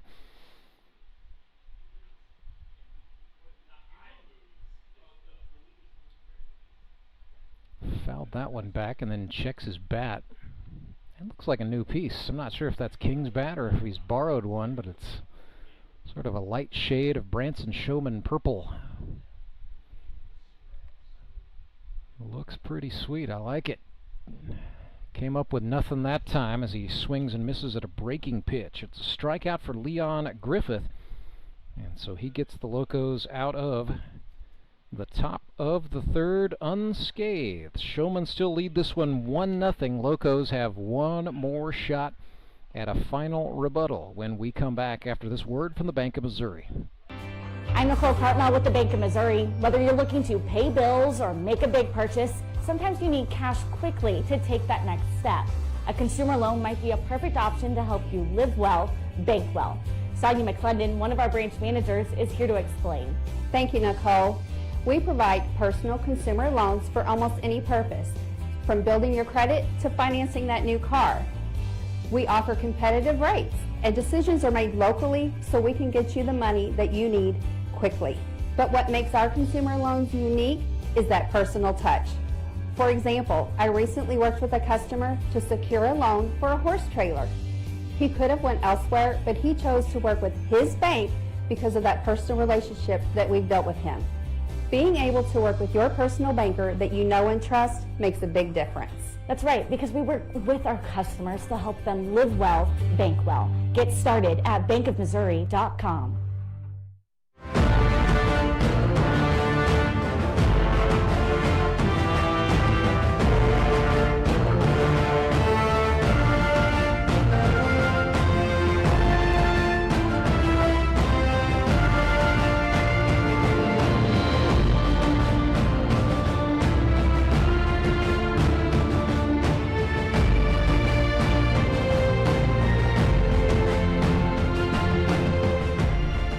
Justin Loudon back out for the Branson Showmen. He's going to get a look at some different Republic Locos this time by. Believe that is, the right-handed rookie Caden Morrow going to the batter's box.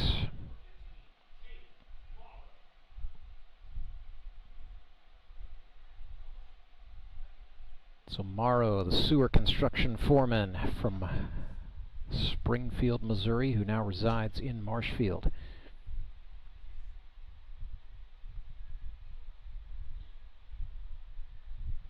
Thought about it, but thought better and did not swing. Showmen have moved Jacob Carlson back to the catcher spot. There's a swing. Morrow, I thought, fouled that off his foot. Yeah, should be no play. And indeed it is. Dustin Phelps is now at third.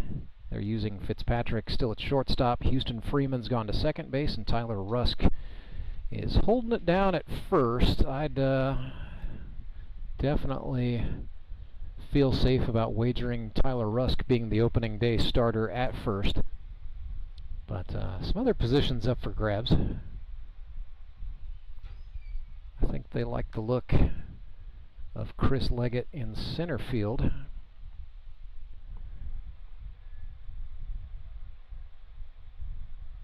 They've got Kiesling in right.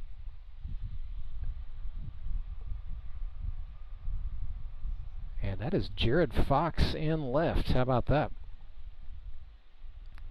Jared Fox was regularly an outfielder back during his rookie campaign with the Sumit's Hot Yoga Yogis all the way back in 2018, and here he is playing some outfield this inning. It's a walk to Caden Morrow to start the inning for Fruit Snacks Loudon. And that was what Justin Loudon would like to avoid as the regular season develops. It's his first walk of the day. He's got a walk, a hit batsman, and a strikeout.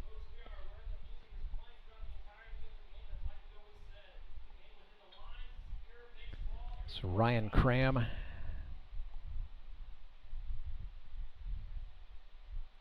digging in here. That's inside.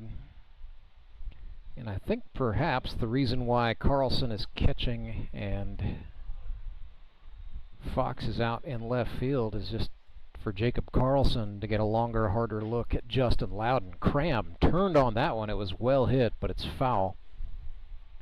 Out into the bullpen in left field where the Nixa Suckers are getting loose for the next session. We are encroaching on 4 p.m. when the Nixa Suckers and the Moon City Mavericks are set to go.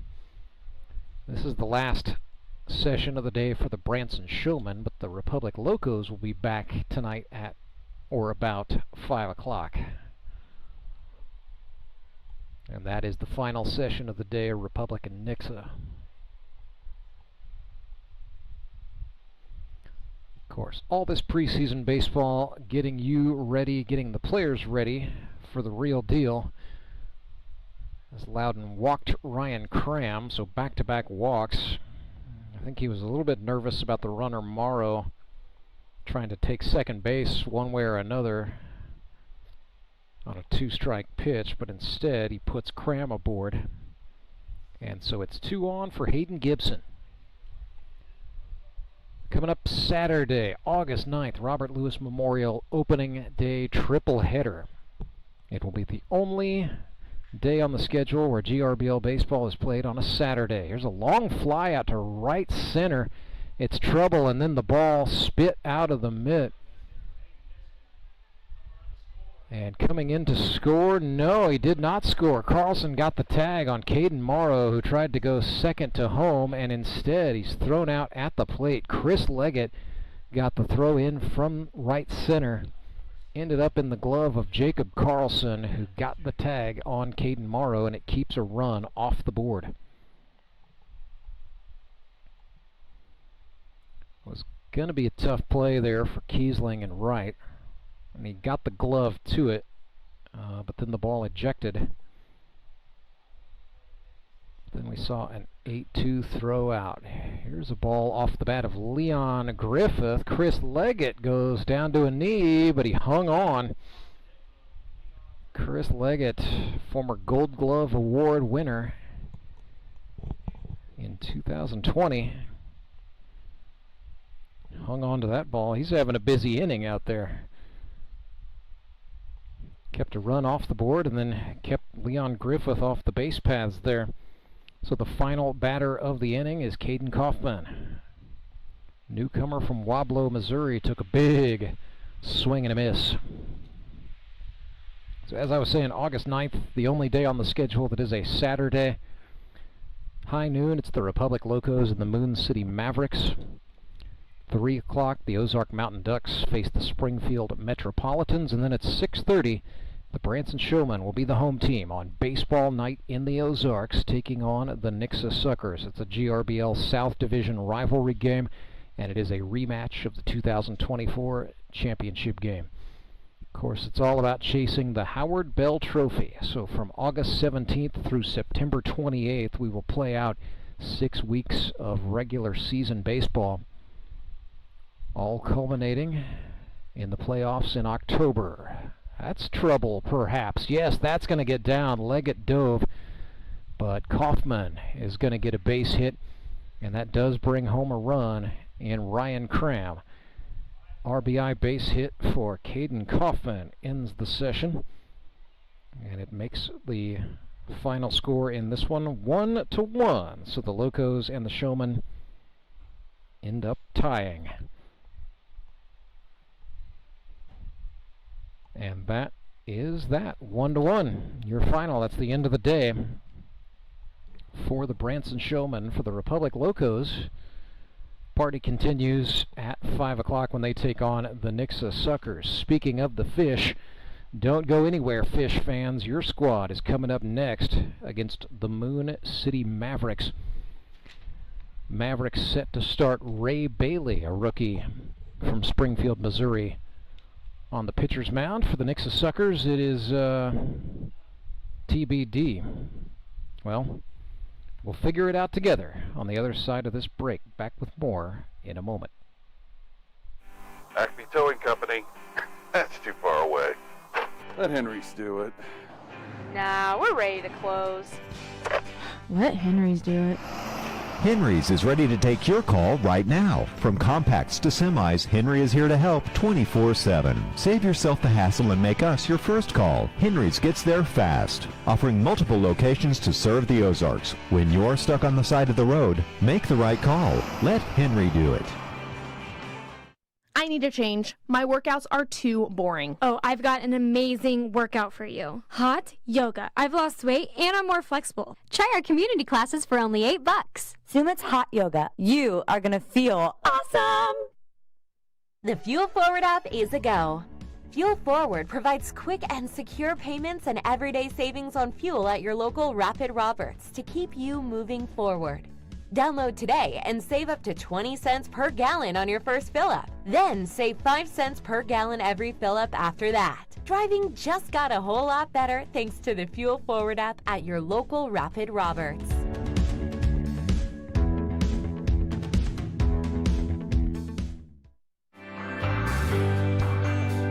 I'm Nicole Cartmel with the Bank of Missouri. If you're in the market for a new home, you're probably spending a lot of time looking at real estate listings. But there's one main thing you need to do to narrow down your search. Get pre-qualified for a home loan. Mortgage loan officer Shannon Meisner is here. How does this help you to live well, bank well? Getting pre-qualified for a mortgage loan is definitely your first step. Pre-qualification allows you to determine early on how much money you can borrow to purchase a home in connection with your monthly budget. This way you know what homes to be watching the market for. We have lots of different loan options to fit everyone's unique needs. This way we can help you accomplish your homeownership dreams and goals. And the best part about pre-qualification is there's no cost. It's quick, easy, and it makes you a smart buyer. Thanks, Shannon. And of course, our mortgage loan officers like you are here to help you every step of the way. At the Bank of Missouri, we help you live well, bank well.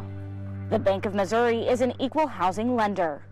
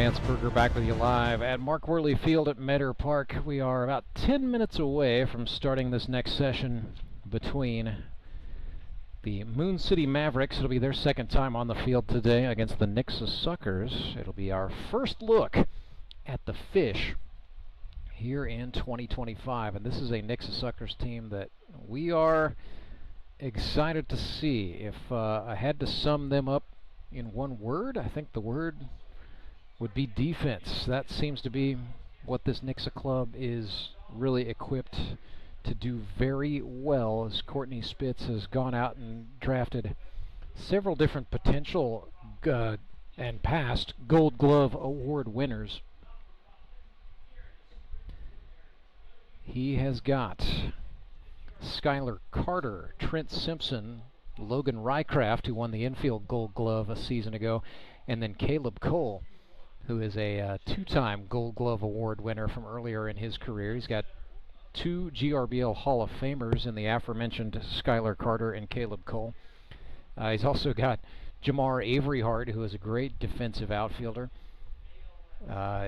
He's got Arturo Liendo, who's a second-year man, played for the Locos last year, and Arturo, I'm telling you, looked very good in tryouts. That was the guy out of the returners who I could point to and say, man, Arturo looked good.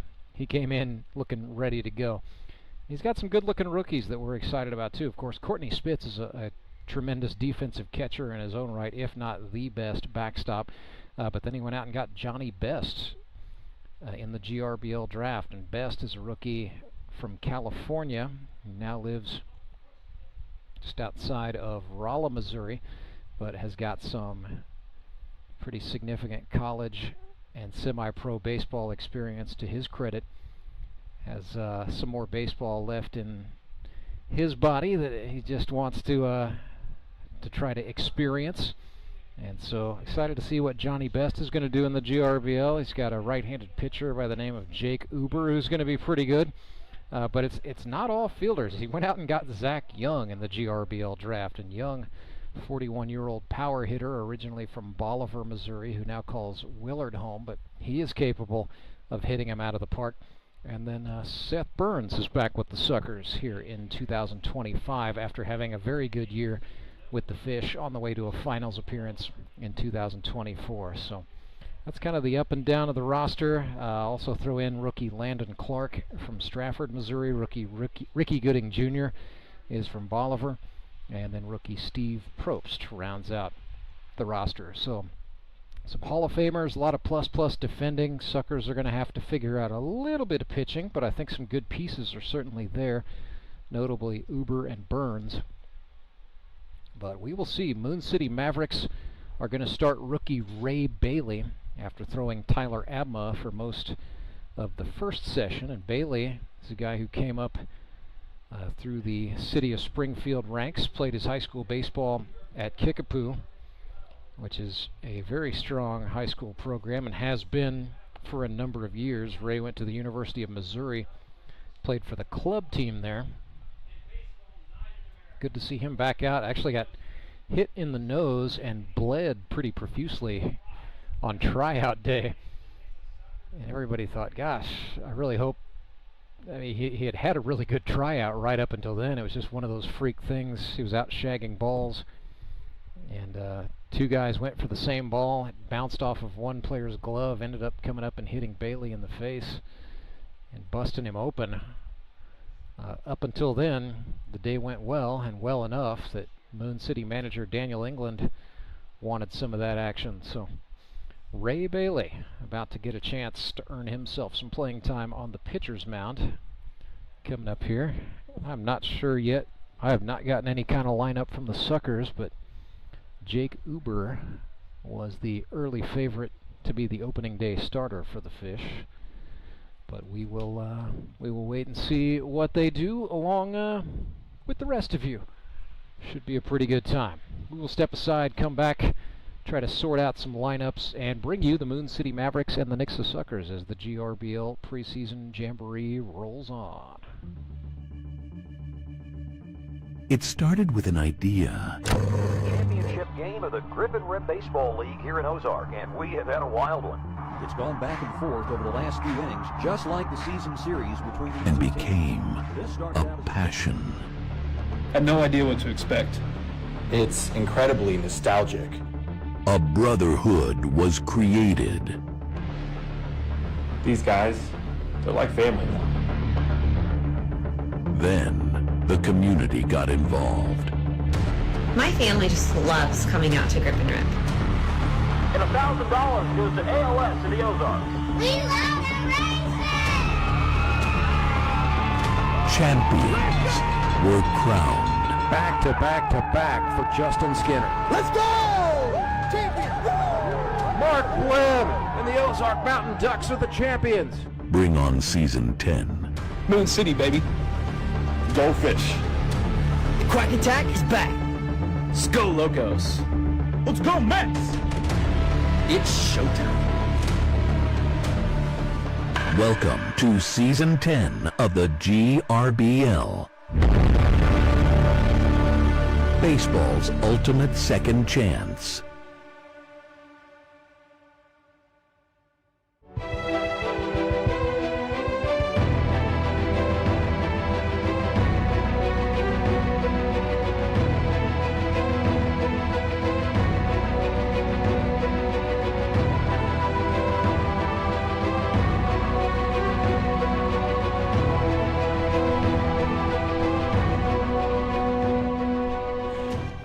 City Mavericks taking the field, set to lock it up with the Nixa Suckers in this 5th of 6 scrimmages taking place here at Mark Worley Field at Meador Park. I'm Rance, joined by the manager of the Branson Showmen, the reigning and defending world champions. Jacob Carlson is with us. Jake, thanks for stopping by. Well, thanks for having me. Well, we saw you do quite literally a little bit of everything today. Played some shortstop, pitched, even got behind the plate and caught some innings there, which I wasn't sure we were ever going to get to see that anytime soon. What was the thought process there, right? That's not something you just go do. Were you trying to get a look at certain pitchers and just work with them firsthand? Well, it's just kind of give a Fox a break too, and it's a long day, and it's a scrimmage, so I'm just trying to keep his legs under him as much as I can, and there may be an a chance that I have to do it during the year, so. Just try to want to be ready for it, and then it also opens up some positions out there for some other guys to get some looks as well. Yeah, no Trey Turner today, so we got a lot of different looks, and I could kind of pick up what you were putting down, just giving a lot of your rookies some auditioning space, especially in that second session. But a couple of those guys got some hits and looked pretty nice for you. Yeah, overall I think we took some good ABs, some good solid contact throughout the lineup, and we'll get the Trey and Edwards and Rennie back and be at full force. So Ray Bailey, a left-handed rookie, getting a look here for the Moon City Mavericks out of Kickapoo High School. Just off before you hopped on with us, told the story about how he got hit in the nose on tryout day, and got to see a lot of Ray Bailey's blood that day. Yeah. Unfortunate, but glad he got drafted and glad he's back out here. But he's got a heck of a tryout before that. Got a heck of a story to tell. So. Let's see, we got Sam Hornberger on the infield. Mavericks a little bit shorthanded today, minus Brady Welsh, so that's opening up some opportunities for some other players to get some looks. We liked what we saw out of both of the Kellerstrass brothers in the first session. Yes. As Matthew had a couple of triples, and Tyler Abma is getting the start at second base, which had Tyler on the air with us earlier. I guess I broke the news to him that he was starting at second base for this one, so we'll see how it goes for him. But we see a lot of different approaches, Jacob. So I mean, just tell me about it from the manager's standpoint. Obviously, you want to get everybody some reps today, but are you thinking about position battles? Are you thinking about how your lineup's going to shake out as this Jamboree Day goes on? Yeah, I usually spend about a little bit just kind of looking at it and just putting something together as far as where guys can play, trying to get them different looks, and maybe there's a spot that I could get them some more opportunities, but it may not be one of their preferred spots, but we can at least give it a shot, and this is a good day for that. Just go out and have fun, and don't be afraid to make a mistake. Well, and, as you know, you're the poster boy for that, having once played all 9 positions in a single game, and it is a league that rewards versatility. Yes. Logan Rycraft starts off his 2025 with a single up the middle out into center field. Nothing too fancy there. Looked like he just sat back, waited, and then drove the ball right back at Ray Bailey. That'll bring up Courtney Spitz. 18 hits a season ago, a league record.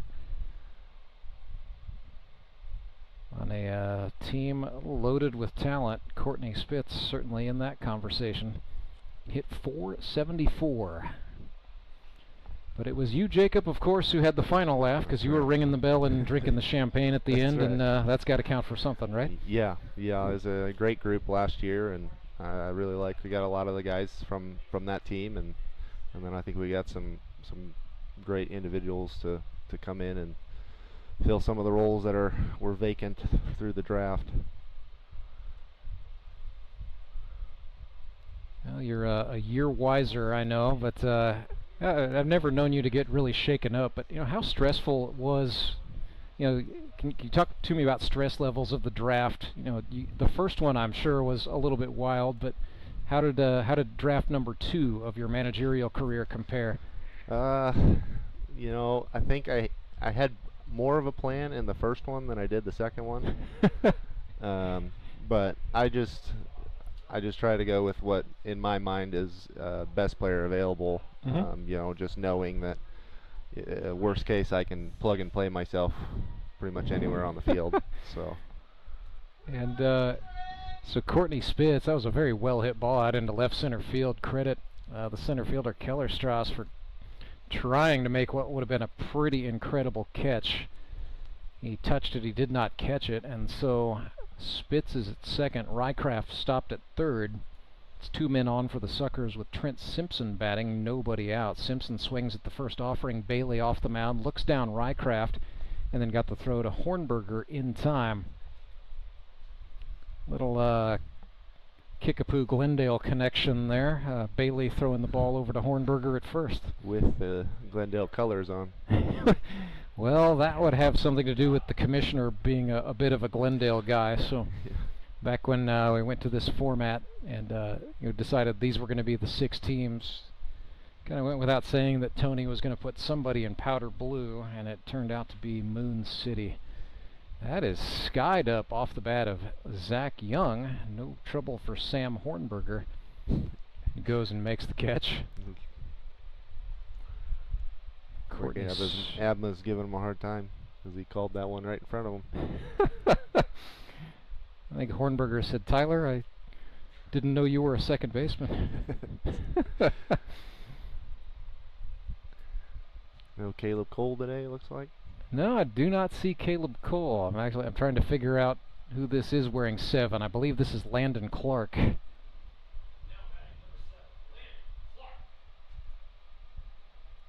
So Clark, a rookie sponsored by Elevate Athletics. He is from Strafford, Missouri. Went to Hillcrest High School and then attended Evangel University. Didn't play baseball there, so the baseball experience ended at Hillcrest, playing for Ryan Schafitzel. 22 years old, kind of one of the guys helping the league skew a little bit younger. Yeah. Let me ask you about that. Jacob, we don't have as many 40-somethings or 50-somethings in the GRBL this year. It's a lot of 35 and under now. Yeah, I think we went through that in the dugout in between games as they were getting ready to start that last one about who was the youngest and where everyone was at. Well, you've got an experienced club. Yeah. I think 24 was the youngest, and then everyone else was upper 20s into their 30s. The Mavericks and I would say the Locos, who we just saw in the previous session, both skewed pretty young this time around. But Daniel England and Chris Meza liked what they saw from a lot of different newcomers in the draft. There's always the fun of just, you can get all the pieces, but it's a matter of putting it all together, right? So yeah, it's you know, you want to be playing your best baseball at the end of the year. So that was a free pass for Clark. Nonetheless, session's over for Ray Bailey. And there it is, Jamboree format. So would have continued for the Nixa offense, but for the fact that it's 5 batters and you're done. So we will see the Moon City Mavericks come out on the field, or come to bat rather. We'll see the Suckers on the field for the first time when we come back. When Gary and Sandra Henry started Henry's Towing nearly 5 decades ago, customers knew that Henry would be the guy coming to help. People would call and ask to let Henry do it. And as Springfield has grown, our family has grown as well, so there's always someone around to come help you out. Everyone at Henry's is a member of the family, fully trained and as dependable as the original. With a family this size, help is always right around the corner. So if you find yourself in need of roadside assistance, remember to call the name you've grown to know and trust. Remember to let Henry do it! Did you know that Conoco gas has 3 times more detergent additive than the minimum required by the EPA? And 30% more than the top-tier detergent gasoline standard, recommended by major car manufacturers. Other alternatives contain unwanted deposits that can build up on fuel injectors and intake valves, robbing your engine of performance. More quality in every drop. Only at your local Rapid Roberts.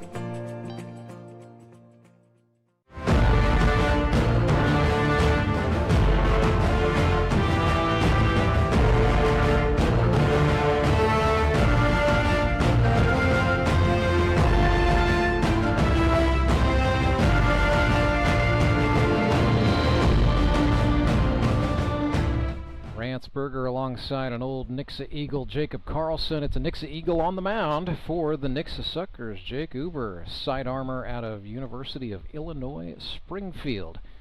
About to pitch, well, I guess these don't count officially, but he's on the mound in a GRBL uniform for the first time anyway. Jake, a right-hander, wears number 10. Finished out at UIS, which is NCAA Division II. Before that, Southern Arkansas. And it all started for him at Three Rivers College at the junior college level. So across 3 NCAA Division II seasons, he pitched 36 innings, giving up 17 earned runs on 37 hits with a 4.25 ERA, struck out 32 and walked 12.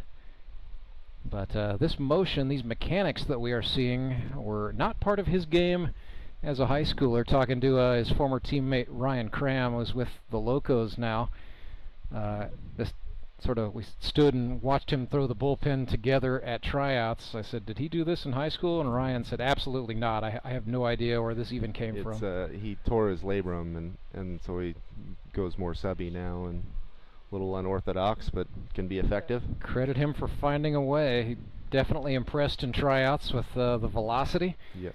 And it was enough that Courtney Spitz said, yeah, that's going to be my guy. So it took Uber in the 3rd round of the 2025 draft. Batter stands in for Moon City. Here we go. It's a first pitch outside, ball 1. This is Thomas Brand, I believe, for the Mavs. Brand missed the first scrimmage, but in the lineup for this one. Figures to be a factor somewhere in the outfield, but he can play the infield as well. Yeah, good to see him back in the league this year, and wish Kurt was still out here. He's always one of my favorite teammates, just a real good guy. It never hurts to have a very experienced physical therapist on the roster, right? It's not. But it'll just be Thomas this time and the Brand family of athletes. I would argue his sister Emma Brand might be the best athlete in the family. She was a great volleyball player at Glendale High School, and she's still active, does triathlons. Matter of fact, did a sprint triathlon last fall up in Iowa, and did the running portion of it in a GRBL jersey. So nice. It's very cool to see see the GRBL spread and branch out that way. So free pass for Thomas Brand. This is Tanner Kellerstrass. As something of a parade of young guns here for the Mavericks.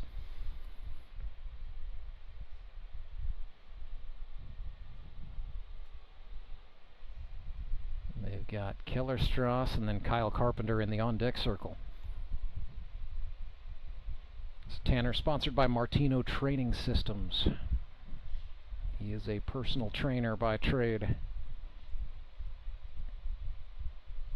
Maybe that's what Dan was thinking. He needs somebody who's going to make sure the rest of the guys stay in shape as the season goes. It doesn't ever hurt. It's pretty interesting how many.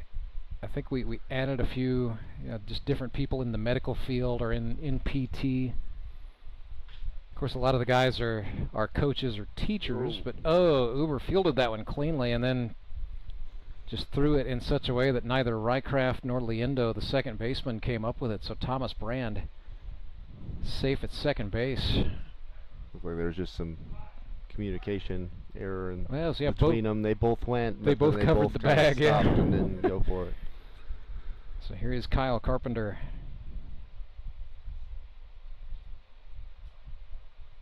Kyle's always a tough out, isn't he? Yes. you say that with every a time certain... I don't know if I've ever got him out. It's just like I can detect a little bit of frustration there, Jacob. Swing and a miss there.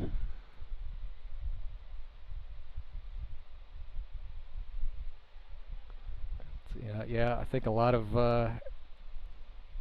guys who have not had Kyle on their team always, they pick apart his swing mechanics or whatever, but it works. The numbers don't lie. Yeah. The guy gets on base. It's money ball. Ooh, frisbee. Yes, it was. That was a Steerike called. Kyle looks looks good. Had a good tryout. Looks to have slimmed down. Just looking like he's feeling good. Really excited to get out of here and compete. Goes down looking that time. That's what that delivery can do. Yeah. Even throw an accomplished hitter off balance. A.J. Musser makes a plate appearance for the first time today. Musser out of Southwest Baptist University. Originally from Mishawaka, Indiana. Went to Penn High School. He's a loan processor by trade. I was trying to see. I don't think Musser had an official at bat last season. He was only used as a pitcher for the Mountain Ducks. Yes, yeah. But AJ would like to get some looks. Like to get a little two-way action. Would like to play some outfield. Or heck, he'd probably try the infield if Dan England asked.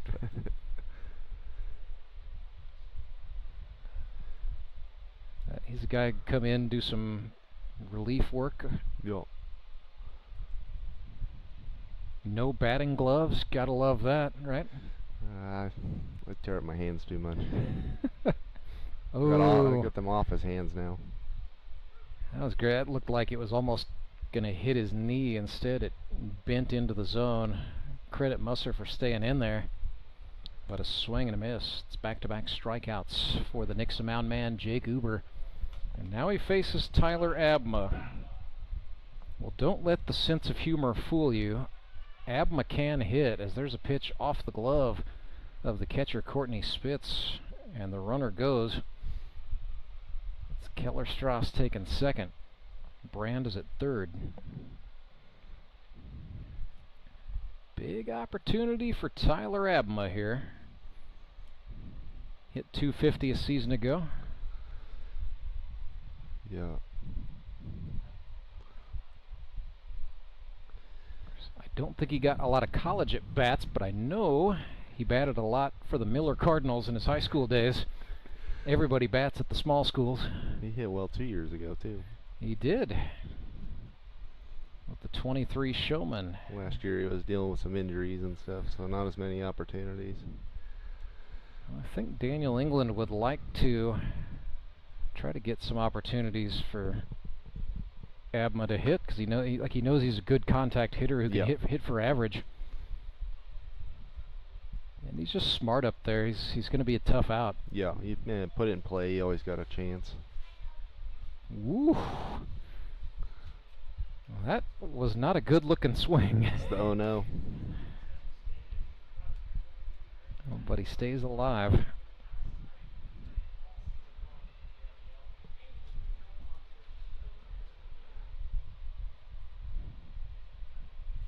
So Abma doesn't crowd the plate too much. Definitely not the Jacob Carlson approach of being right on top of it. But so Jake Uber, gave up a walk, and then a runner reached on an error, and then it is 3 consecutive strikeouts as he settles in.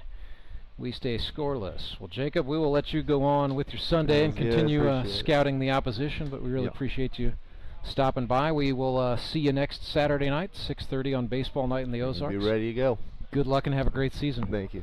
That's Jacob Carlson. I'm Rance Berger, back with more Suckers and Mavericks on the other side of this break. Life is full of things to worry about. Your home's foundation shouldn't be one of them.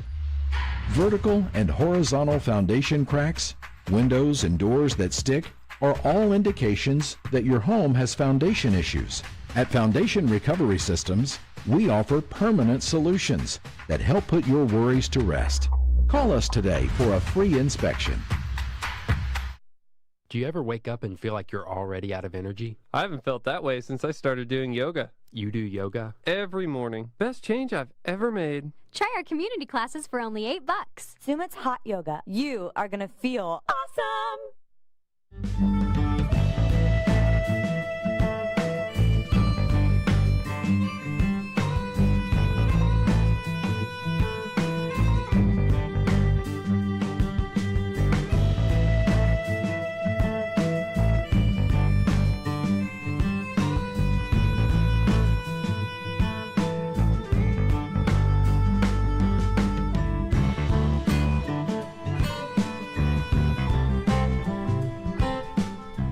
Henry's towing pitching change for the Moon City Mavericks. They call on the left-hander out of St. Charles, Missouri, Kyle Carpenter.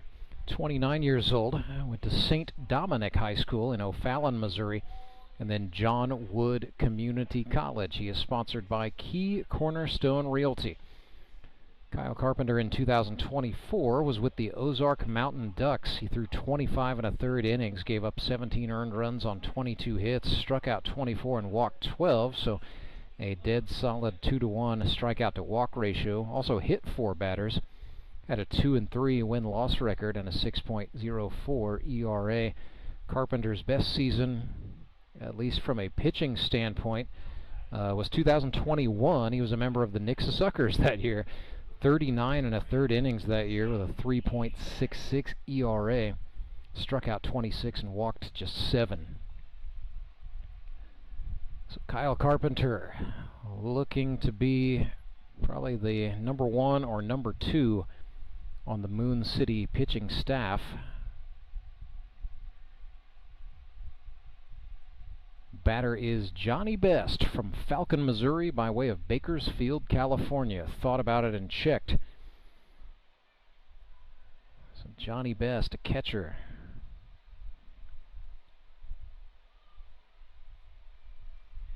He is a stay-at-home dad / rancher professionally. Got a fascinating story. His kids are into BMX bike racing. And so Johnny Best actually built a full-size BMX track on his property in Falcon, Missouri.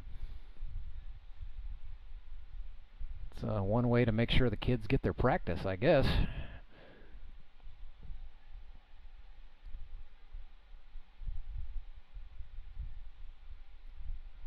Johnny's ahead in the count 2-1.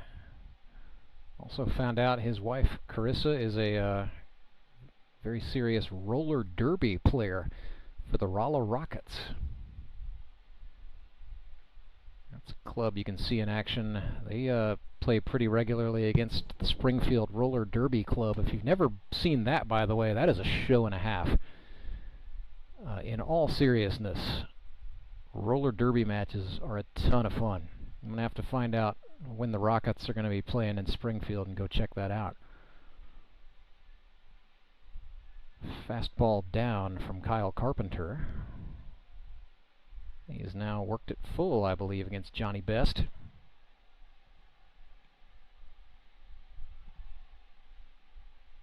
he ran that one in and walked him.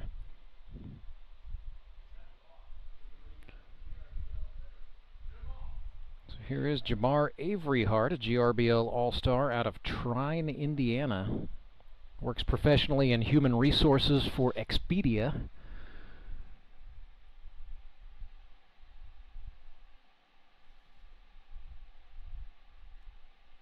I was kidding around with Jamar. I said, you know, are you in recruiting, or are you more like the junior high assistant principal where when someone's behavior may not be the best, they have to go to your office? And he said it's definitely the latter.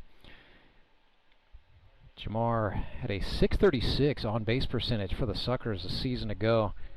Got hit by pitches 3 times in 9 games. I think that's a stat he'd rather forget about. But bottom line is he gets on base. And Jamar has a master's degree from Trine University. He is originally from Griffith, Indiana. Now calls Springfield home and has been with the league since 2022. A couple of veterans going at it here. Averyhart versus Carpenter. Carpenter bounced one that's going to get away from the catcher, allowing Johnny Best to motor up and move into scoring position.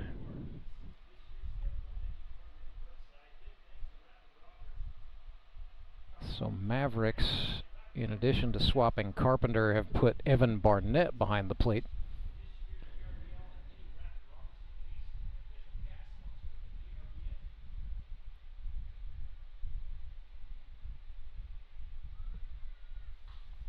That was a fastball down. Averyhart hit it, but that's going to be up on top of the press box. I think had the roof not been there, I'd be reaching for the Excedrin right about now. Thanks, Jamar. Yes, I am awake.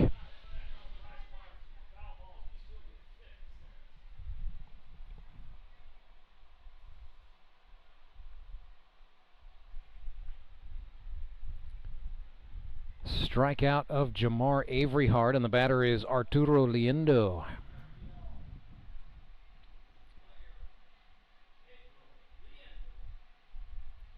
Arturo Liendo from Universidad Central de Venezuela. Lives in Branson, Missouri. He was 4 for 8 as a member of the Republic Locos a season ago.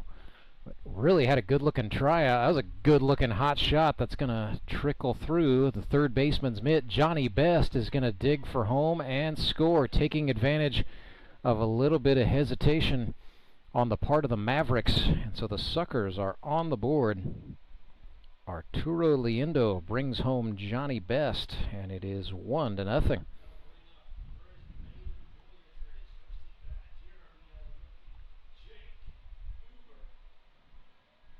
So here's the pitcher, Jake Uber, getting his first AB. I didn't even know this was on the docket as a possibility to happen today, so let's see what the kid's got. Stands tall, slightly open stance in the right-handed batter's box.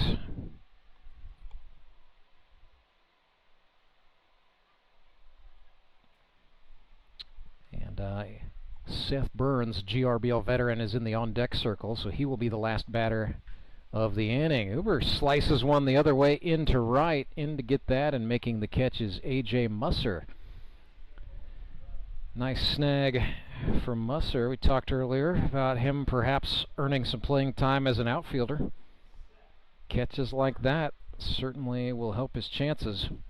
And so the final batter of the inning is going to be Seth Burns out of Sleeper, Missouri. Wears number 13. He is a farmer, raises beef cattle. And the runner Lindo goes. Evan Barnett not able to make a throw down. And so it's a stolen base for Arturo Lindo, and he is in scoring position for Seth. Burns 9 for 27 with the Suckers with 8 RBIs in 2024. It was a tremendous offensive season. That is swung on and skied. It's going to stay on the playing surface. Shortstop camping out underneath that one and makes the catch. That is Tanner Keller-Strass hanging on to get the out. Threat neutralized, but not before the Mavericks bring one home. It is an RBI base hit for Arturo Lindo, and so it's 1-0 Moon City. Suckers go to the field. Or check that, it is 1-0 Suckers. Mavericks will try for a rebuttal when we come back on the other side of this break.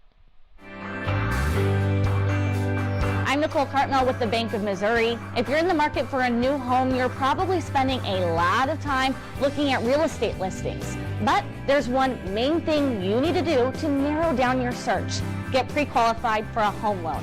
Mortgage loan officer Shannon Meisner is here. How does this help you to live well, bank well? Getting pre-qualified for a mortgage loan is definitely your first step. Pre-qualification allows you to determine early on how much money you can borrow to purchase a home in connection with your monthly budget. This way you know what homes to be watching the market for. We have lots of different loan options to fit everyone's unique needs. This way we can help you accomplish your homeownership dreams and goals. And the best part about pre-qualification is there's no cost. It's quick, easy, and it makes you a smart buyer. Thanks, Shannon. And of course, our mortgage loan officers like you are here to help you every step of the way. At the Bank of Missouri, we help you live well, bank well. The Bank of Missouri is an equal housing lender.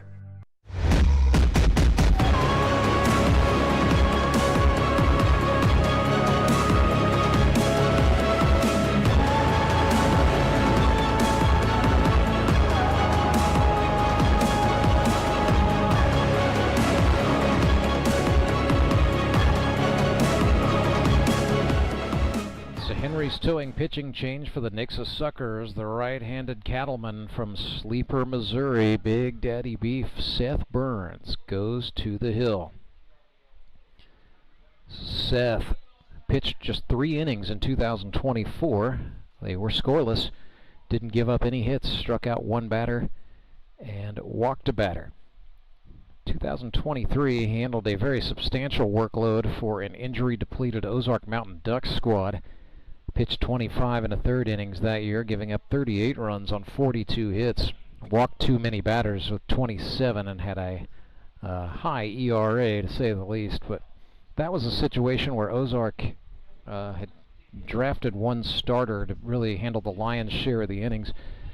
That starting pitcher lost to injury, and then had another starter end up quitting the team, and so Seth Burns pressed into action and just was honestly left out onto the mound in some jams and some situations where a pitcher would normally be lifted, but the Mountain Ducks were so shorthanded Seth really got hung out to dry several different times over the course of the campaign. Looked very good in limited appearances in 2024. Problem was Suckers had a lot of good pitching from Logan Wiley, Ethan Paskey, and Mason Davis, and so Seth predominantly played first base, played right field, even served as the designated hitter a few times over the course of that trip to the GRBL finals. But Courtney Spitz really likes working with Seth Burns, and some of Seth's best pitching has come in a previous stint with Nixa back in 2021, as there's a spectacular attempt at a play. The shortstop Logan Rycraft, his throw got there in time. First baseman Zach Young not able to get a hold of it, and then he gets up gingerly. So goodness sakes, not for lack of effort on the part of Logan Rycraft, but the runner is safe for Moon City. That is Matthew Keller-Strass. Runner goes, and Keller-Strass will steal. Don't see a lot of base runners make it look quite that easy on Courtney Spitz. But Keller-Strass just did. Got there by a couple of steps. He is fast. Bailey hops this one to the second baseman. Liendo's throw in time. They get Bailey at first on the 4-3, but Kellerstrass advances to third, and he is on in prime position to tie this ball game for Sam Hornberger, the first baseman. Sammy Bammy, as he is nicknamed, looks at a fastball down, ball one. Well, so far, I've been impressed with the velocity we're seeing from Seth Burns. Through a breaking pitch there.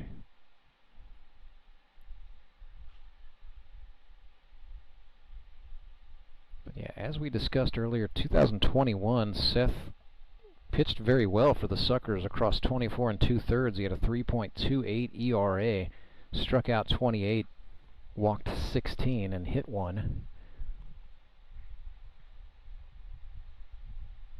But Seth Burns is a gamer, one of those guys. He will just do absolutely anything that is asked of him and do it with a good attitude. That's what makes him draftable on a consistent basis. There's a fly out to the left fielder. Runner Kellerstrass is going to go play at the plate, and they got him. Wow, Trent Simpson has a rifle. Trent Simpson, gosh, as much as Kellerstrass has showed off the speed, there are very few arms on that field that could make that throw. Trent Simpson is one of them, and he keeps a run off the board. So it's clean sheets. Batter is Brandon Winder. Seen him play some second base. He was with the Nixa Suckers a year ago, used mainly as a right fielder.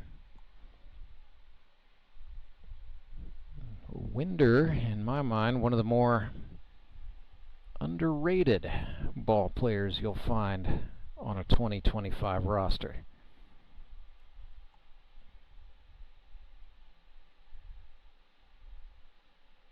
Sort of very quietly had 10 hits in 9 games with the Fish. Also 4 RBIs.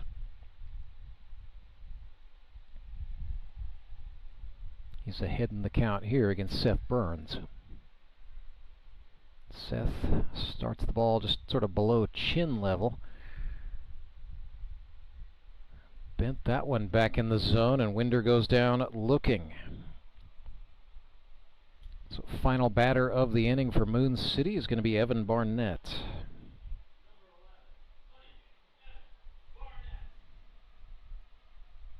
So Evan Barnett out of North Arkansas College. Went to Parkview High School in Springfield, Missouri. He can catch, he can play some outfield, he can play third base.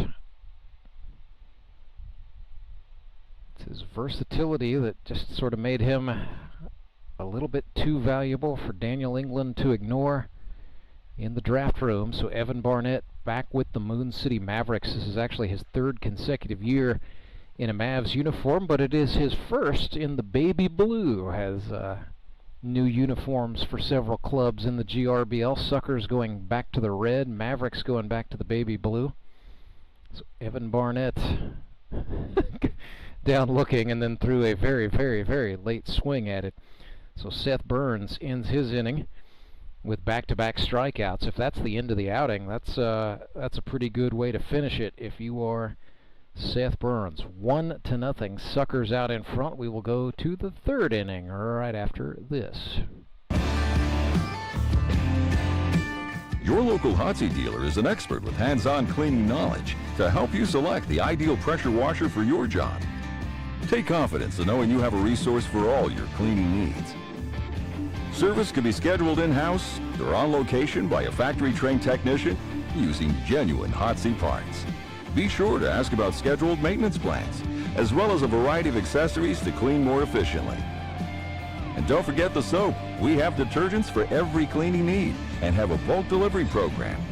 Customized wash bays and mobile cleaning systems are also available.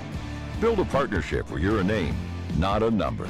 Contact your local Hotsy dealer to see why nothing cleans like a Hotsy.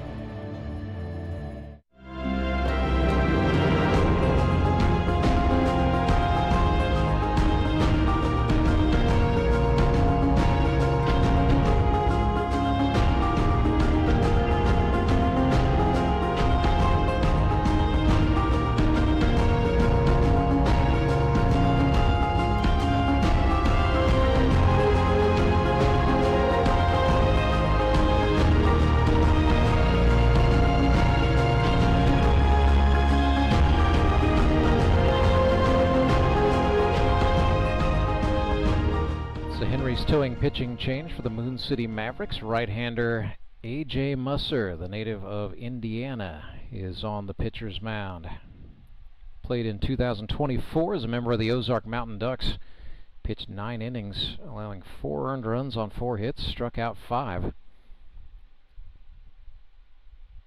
Pretty steady hand out of the bullpen, and it is this role right here that A.J. Musser is really looking for. Wants to continue his baseball career as a reliable reliever, somebody who can get called upon in certain spots. He's changed some things up a bit. His first year in the Grip and Rip League was 2021. That was with the Mavericks. At that time, he was pitching a lot of sidearm bordering on submarine. Did not play in 2022 or 2023. Had a knee injury. Changed his mechanics. Came back in 2024 with this 3/4 arm delivery that you see now. He said, yeah, injuries sort of forced me to make a move. But really looked like almost a whole different guy. And he was effective for the Mountain Ducks in a lot of spots over the course of the season.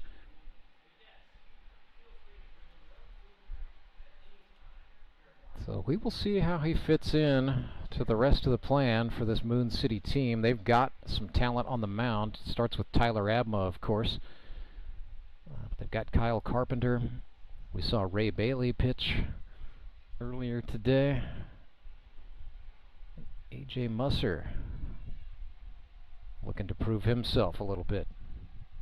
So batter for the Nixa Suckers is number 9, Ricky Gooding Jr. out of Bolivar. Actually lives in Fair Play, Missouri now, but went to Bolivar High School, then Culver Stockton College. He's actually a 2-sport athlete for the Bolivar Liberators. He also played basketball. That is a rather serious program, and that's a rather serious base hit for Gooding. Pretty as you please. A single out into shallow left center field. And so Gooding gets on for the Suckers. And here is a GRBL Hall of Famer.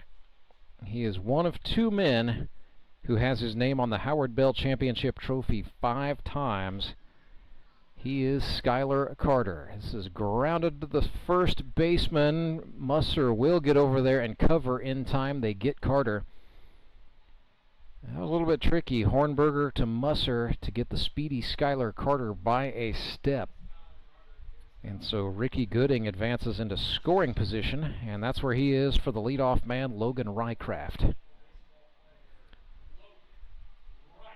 So Rycraft out of Northwest Missouri State singled his first time up. He's sponsored by Foundation Recovery Systems, originally from Mount Vernon, Missouri, but now resides in Nixa. So playing for the place where he now lives, Nixa, Missouri. 6 for 32 as a rookie with the Ozark Mountain Ducks a season ago and won the Infield Gold Glove Award. And without Caleb Cole in the lineup today, the Suckers are going to use him at shortstop all day and all night, I think. So Logan played at NCAA Division II Northwest Missouri State, then played professionally in the Pecos League for the Roswell Invaders in Roswell, New Mexico. guys with a couple of different jobs, does some construction and remodeling. There's a hot shot that ricochets off the shortstop Winder. And that's going to set up first and third as Rycraft reaches safely.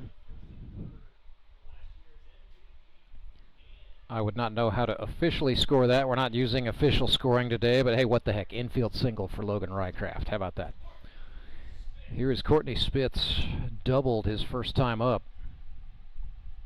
18 of 38, a season to go. Now the runner goes. And yeah, Sucker's trying to send. Rycraft is trying to draw attention to himself so that Gooding can take off for home. Now they've got Gooding stuck in a rundown. He is out. Rycraft decides to try to make chicken salad out of it, and he runs down to third where he slides in head first and is safe.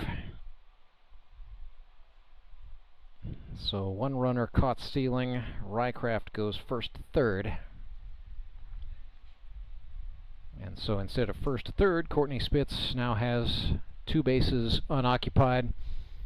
Stands in the left-handed batter's box against A.J. Musser. Suckers lead this one 1-0.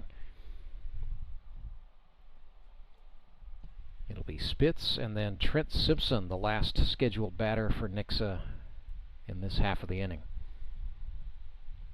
Musser exhales sharply, now comes home. Misses down. Now, he's being a little bit careful with Courtney Spitz, but to his credit, he's not nibbling. That was just an honest miss that time. They come back. That is outside.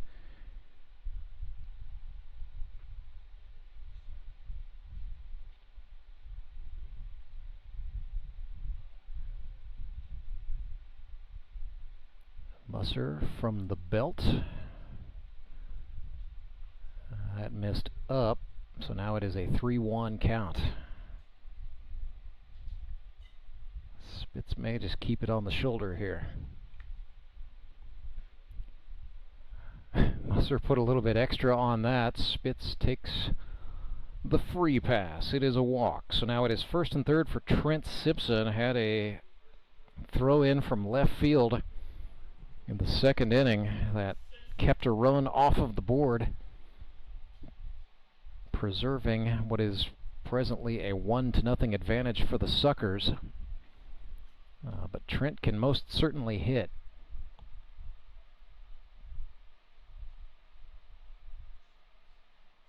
Nine for 32 a season ago with the Locos. He had 16 hits in his rookie campaign in 2022. Musser threw him a slider that was off the plate to the left-handed Simpson.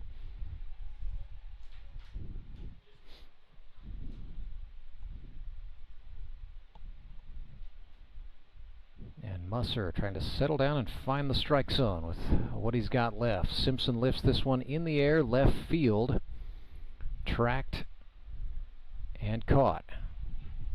And that will end it. So the score remains 1-0. Nixa Suckers out in front. Moon City Mavericks will send their final 5 batters to the plate when we come back. It is Grip and Rip Baseball, live and free all day long on our YouTube channel. Big thank you again to the Bank of Missouri, to Burrell Behavioral Health, and to the GRBL's title sponsor, Henry's Towing. When you're stuck on the side of the road, make the right call. Let Henry do it. When Gary and Sandra Henry started Henry's Towing nearly 5 decades ago, customers knew that Henry would be the guy coming to help. People would call and ask to let Henry do it. And as Springfield has grown, our family has grown as well, so there's always someone around to come help you out. Everyone at Henry's is a member of the family, fully trained and as dependable as the original. With a family this size, help is always right around the corner. So if you find yourself in need of roadside assistance, remember to call the name you've grown to know and trust. Remember to let Henry do it! Mr. Callahan, let's play Word Connect. I don't want to. I'll start. I'm not gonna. Air. Services. Professional. Trustworthy. Quality. Satisfaction. Every day. Overnight. 24/7. Repair. Replace. Air. Water. Heating. Cooling. VIP. Membership. Okay, that's good. Okay, that's bad. Stop. Go. Jimmy! Mr. Callahan! Fired. Hired. That was fun. Again? Call Air Services today.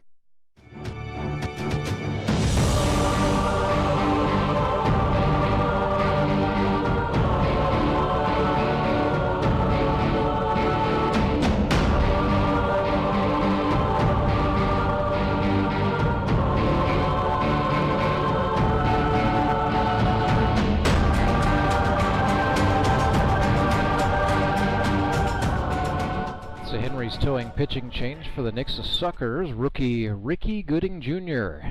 out of Bolivar is on the hill. First batter he's getting a look at is Thomas Brand, second-year man from Springfield, Missouri, out of Glendale High School and State Fair Community College.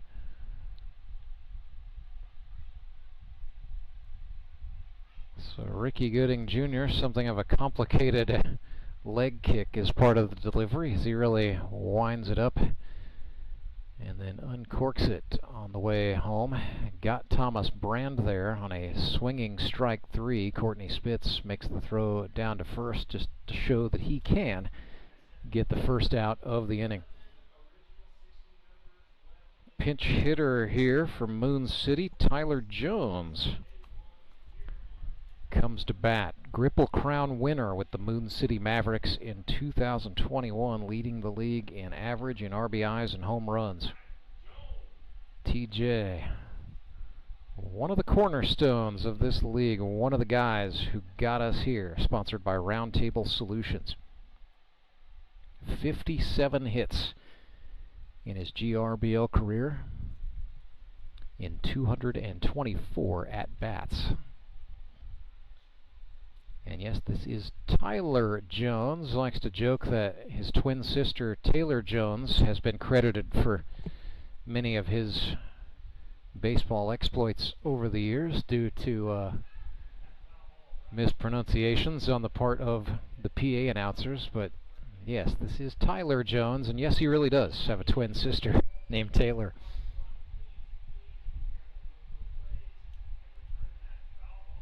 And she usually comes out to the park a few times a season, so it's always fun when the families come out.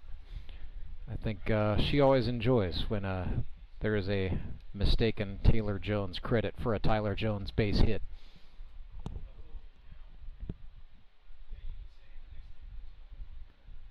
Gooding brings it home, breaking ball. Jones sat back on it, but hit it early. It was fouled down the first base side, and then not sure what that was. Looks like a little bit of kidding around between Tyler Jones and Courtney Spitz there. Well, TJ played for Spitzy back in 2023. He hit .333 for the Suckers that year.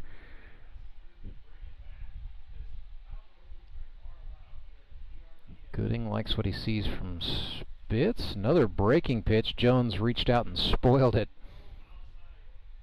Just a little excuse me foul tip there to keep the at-bat going. Started his swing, didn't like it, but knew he needed to do something to prolong the AB. Gooding comes at him, another breaking pitch for a called strike three. Well, that's one way to start things off if you're Ricky Gooding. Back-to-back strikeouts. Another pinch hitter for the Mavericks is Nicholas Bacon, the classical Latin scholar out of Jefferson City, Missouri. Now calls Marshfield, Missouri home. Back with Moon City for another stint. So Nick has been in the league rather. This is his 10th year. It will be his 4th season with the Mavericks. Also has had some time with the Republic Locos and the Ozark Mountain Ducks. Part of a championship winning team with the Henry's Towing High Rollers in 2019. Won another crown with Moon City in 21. Would like to win another here in 25. Goes without saying. Now 35 years old, was just 25 when he broke in.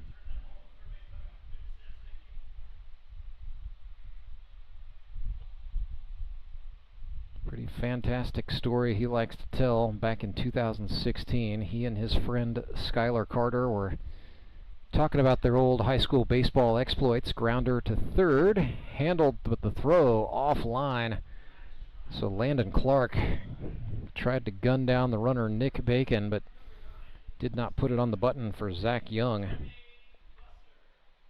And so Nick is aboard. But yeah, Nick likes to tell the story. He and Skylar Carter talking about their respective high school baseball careers, and then said, man, wouldn't it be great if there was some way, shape, or form we could continue to play real baseball.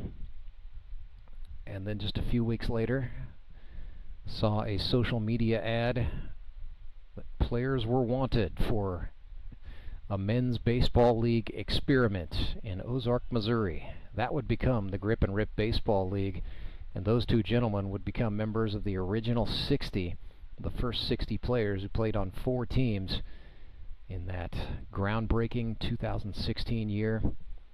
It's great to see they're both still out here. Skylar Carter in center field, as a matter of fact, got a good look at Nick Bacon stealing second base right there. Batter is A.J. Musser. It's a wild pitch and a favorable bounce off the screen, and then Courtney Spitz threw it into the outfield. Bacon back up on his feet. Daniel England says, get over here. So Bacon goes to third. A wild pitch followed by an error. Just a lot of assorted ugliness there if you are a supporter of the Nixa Suckers. If you're Ricky Gooding, you just got to shake that off. I mean, started off with 2 strikeouts, then you have a batter reach on an error, and now he's standing on third after a wild pitch and another error. Batter is A.J. Musser.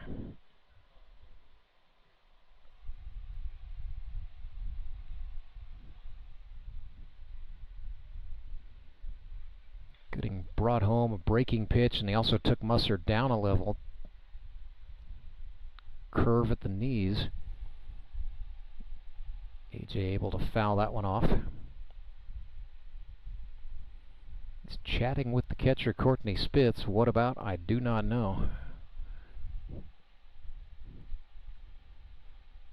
But, they've got some kind of dialogue running down there.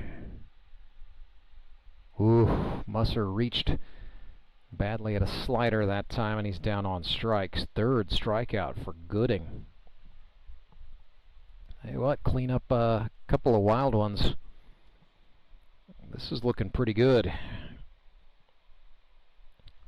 Final batter of the game is going to be Alex Bird, catcher out of Mission University. Grounds this one to the shortstop. Rycraft fires across. Hopped the throw. Zach Young didn't get it, and so Bacon scores. It is 1-1. And that, my friends, is the end of it. That's how it's going to end. Another tie, 1-1. So Moon City and Nixa tied up. We've got 1 session to go, and that will be sometime in the next 10 or 15 minutes. The Republic Locos and the Nixa Suckers will be our final session of the day. We will bring that to you right after a longer break, but don't go anywhere. More Nixa Suckers baseball is next. They take on the Republic Locos to finish out the GRBL preseason jamboree. Tremendous thanks to Henry's Towing. Acme Towing Company. That's too far away. Let Henry's do it. Nah, we're ready to close. Let Henry's do it. Henry's is ready to take your call right now. From compacts to semis, Henry is here to help 24/7. Save yourself the hassle and make us your first call. Henry's gets there fast, offering multiple locations to serve the Ozarks. When you're stuck on the side of the road, make the right call. Let Henry do it. I need a change. My workouts are too boring. Oh, I've got an amazing workout for you. Hot yoga. I've lost weight and I'm more flexible. Try our community classes for only $8. Sumit's Hot Yoga. You are going to feel awesome! The Fuel Forward app is a go. Fuel Forward provides quick and secure payments and everyday savings on fuel at your local Rapid Roberts to keep you moving forward. Download today and save up to 20 cents per gallon on your first fill-up. Then save 5 cents per gallon every fill-up after that. Driving just got a whole lot better thanks to the Fuel Forward app at your local Rapid Roberts.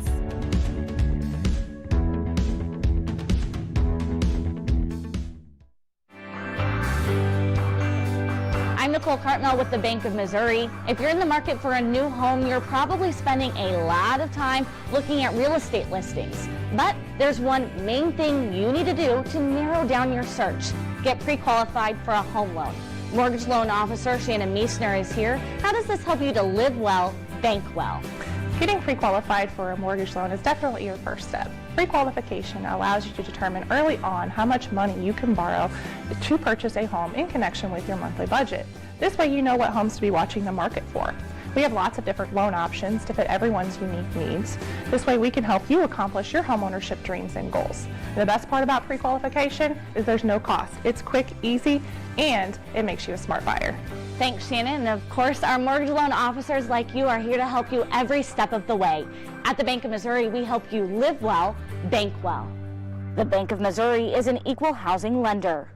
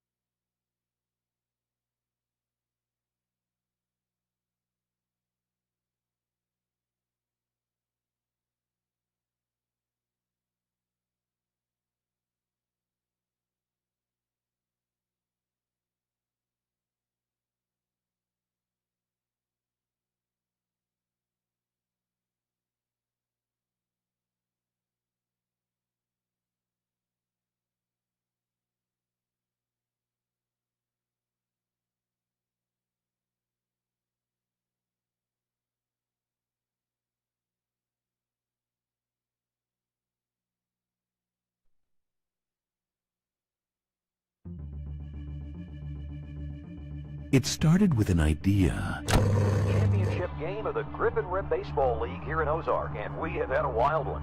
It's gone back and forth over the last few innings, just like the season series between these And two became a passion. Had no idea what to expect. It's incredibly nostalgic. A brotherhood was created. These guys, they're like family now. Then the community got involved. My family just loves coming out to Grip and Rip. And $1,000 goes to ALS in the Ozarks. We love the Champions were crowned. Back to back to back for Justin Skinner. Let's go! Champion! Mark Webb and the Ozark Mountain Ducks are the champions. Bring on season 10. Moon City, baby. Goldfish. The Quack Attack is back. Let's go, Locos. Let's go, Mets! It's showtime. Welcome to season 10 of the GRBL. Baseball's ultimate second chance.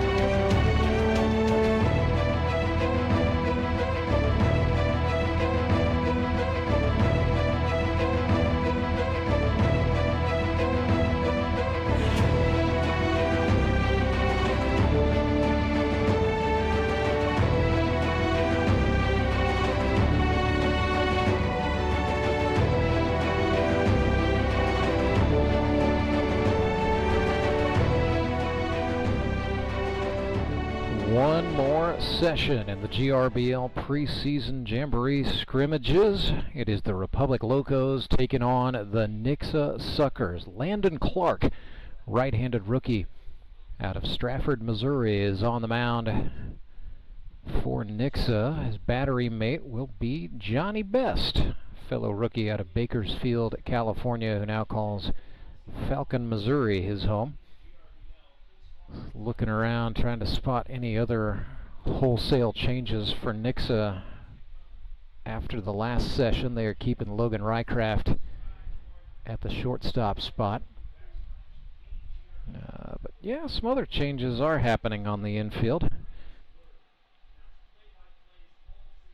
They've got Ricky Gooding Jr. playing second base, still Zach Young over at first.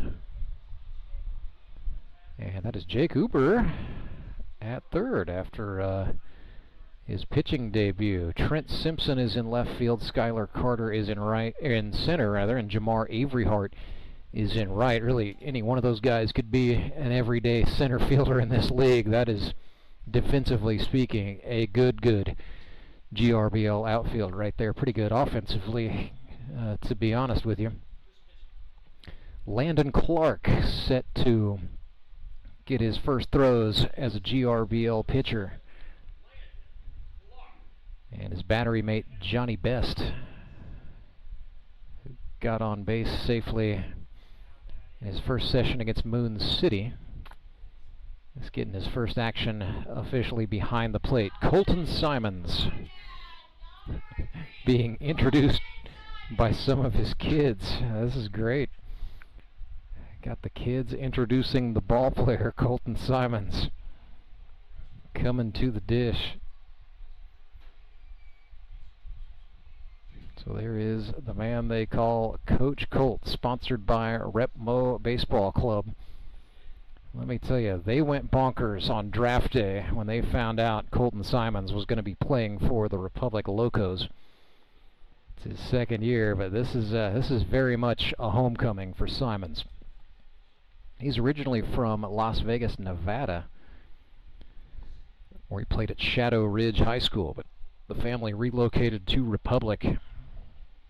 Colton played in some MSBL associations in Nevada before the move to Southwest Missouri. Works in sales, coaches youth baseball, just found the GRBL on the internet, showed up without knowing anybody, but we got to see the salesman in Colton Simons come out pretty quickly, as he very quickly endeared himself. Jamar Averyhart makes the catch, lost the baseball cap, but held on to the ball. Did we mention the Nixa Suckers have a good defensive outfield? You just saw it right there as Jamar Averyhart robbed Colton Simons of a hit. So Jamar makes the grab, and the batter is going to be Scott Wilson. So Scott, originally from Neosho, Missouri, had 3 hits a season ago with the Republic Locos, 2 RBIs. One of his hits was a triple. Scott Wilson's also usually good for a bunt single every once in a while. Can definitely run. Tell you what, Landon Clark is having some trouble keeping his hat on. Not sure if he needs to go down a size or if that's just part of the Landon Clark experience. He has definitely got the velocity dialed up. Trying to throw it right through his catcher, John Best. Yeah, they went with the high heat that time. Wilson reached out and spoiled it. That one carrying foul out into the parking lot.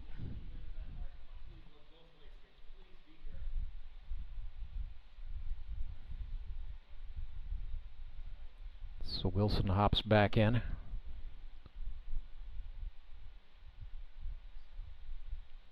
Scott Wilson also one of those guys, just every so often he will have one of those games where he just has a day where it turns into the Scott Wilson show, and you just never quite know when it's going to happen. But when it hits, it's a lot of fun to watch. Clark missed outside that time. And yeah, the baseball cap keeps flying off of Landon Clark's head. Some of that has to do with how much motion and how much violence is involved in his pitching motion. Wilson reached out on that fastball, drops it in front of the Suckers center fielder Skylar Carter rather, and that is a base hit. Skylar Henson is with the Locos, wrong Skylar. But the right man at the plate, Scott Wilson, gets the base hit, and he is aboard. So 3 batters left for the Locos. C.J. Andrews, the rookie from Federal Way, Washington, is up next.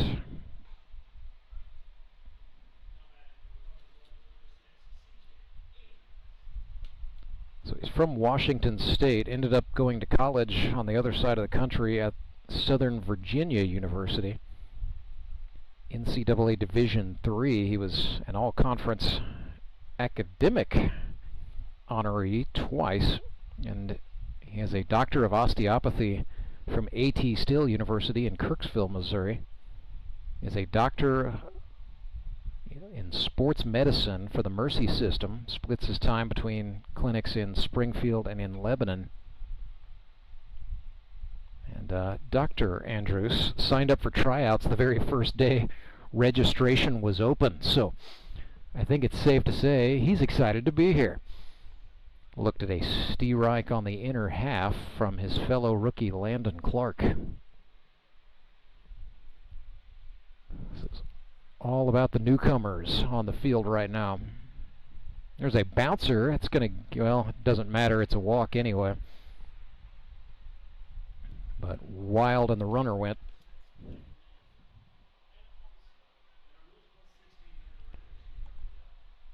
Batter is going to be the player manager, hitting in the cleanup spot for Republic. This is Chris Mesa, the native of Chicago, Illinois.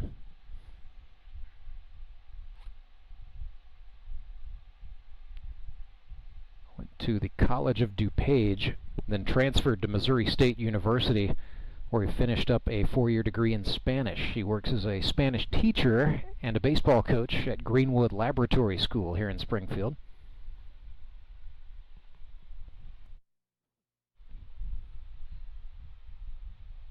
Say this, I had a one-day only gig as the PA announcer for the Greenwood Blue Jays at Chris's request. I had a lot of fun. I think hopefully the organization did too, but it was cool to see Chris in his professional habitat, and you could really get a feel for how much the kids at Greenwood really respected Chris just as an educator, as a leader, and for the baseball know-how. That is a school that has not had a baseball program for very long. They were without a baseball team for a number of years, and so Mesa part of a building process for that team. Down on strikes he went there. Landon Clark, he's throwing hard, I can tell you that, as he continues to struggle with the hat. Landon Clark versus the hat is an equally intense battle as Landon Clark versus the Locos. Swing and a miss there from Devin Phillips.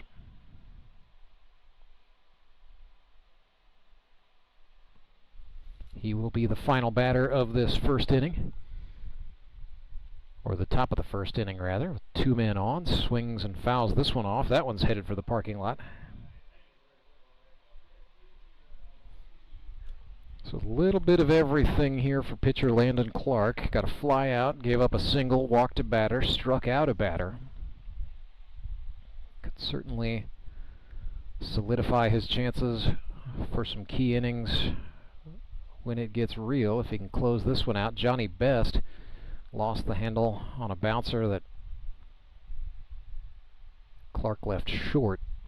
And so the runners both advance on the wild pitch. So now it's 2 men in scoring position for the catcher, Devin Phillips, a 32-year-old electrician from Willard, Missouri, and a veteran of the U.S. Army. Phillips had 8 hits as a rookie with the Mountain Ducks in 2022. His best offensive year was 23, where he was 11 for 26. He had 5 hits for the Mavericks a season ago with 4 RBIs, so this is his 3rd GRBL team.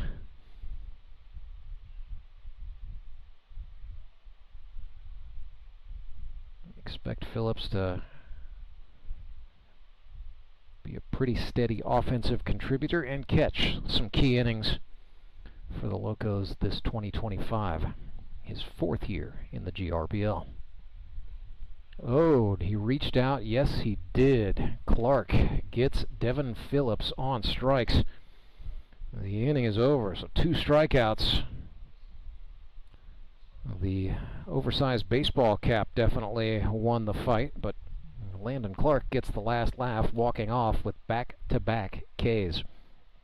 Nixa Suckers will come to bat. First time they will face the Republic Locos today, right after this.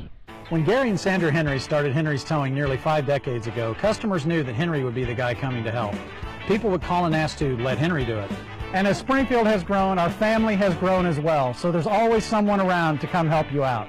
Everyone at Henry's is a member of the family, fully trained and as dependable as the original.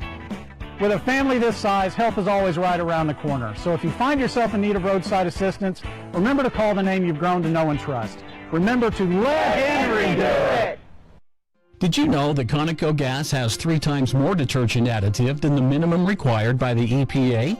And 30% more than the top-tier detergent gasoline standard, recommended by major car manufacturers. Other alternatives contain unwanted deposits that can build up on fuel injectors and intake valves, robbing your engine of performance. More quality in every drop. Only at your local Rapid Roberts.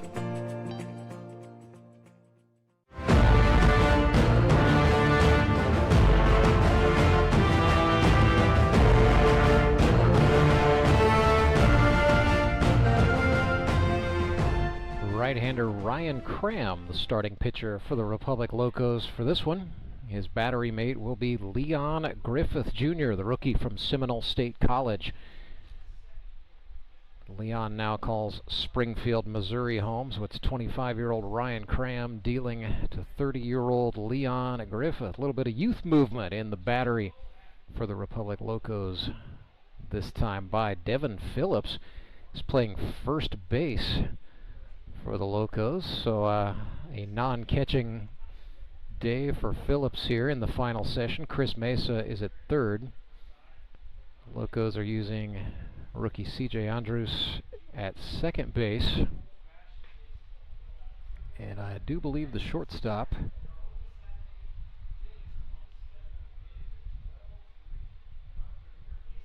yes, indeed, that is Caden Kaufman, the rookie out of College of the Ozarks. So rookies in the middle, veterans on the corners, and an experienced pitcher throwing to rookie catcher Leon Griffith. Outfield for the Locos, Colton Simons, Scott Wilson, and the right fielder, I believe, is Caden Morrow. Batter is Zach Young for the Nixa Suckers.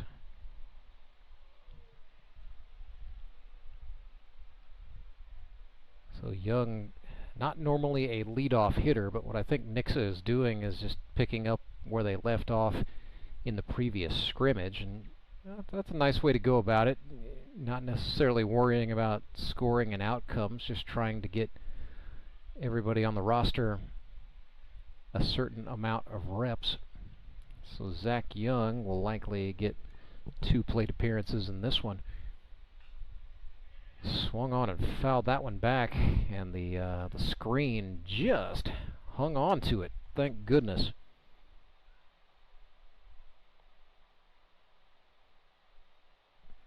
Got Landon Clark in the on-deck circle. Right now, Ryan Cram trying to deal with the very dangerous Zach Young. And Young showing why I said that as he singles out into right center field. And the kid from Bolivar, Missouri, who now calls Willard his home, got it done there. By day, a senior planner with the Missouri Department of Transportation comes out here and is a feared slugger.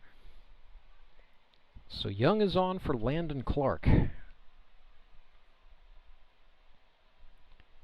Nixa pitcher.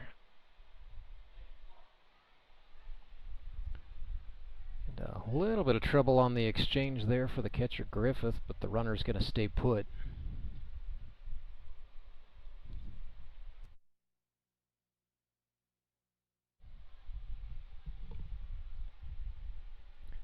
Cram looks over. Zach Young, just a shallow 3-step lead. And Zach's a smart ball player. He will probably go out to the limit of the range where he can still get back safely in the event of a check throw. I would be stunned if he actually took off and tried to steal, but he's going to figure out the timing.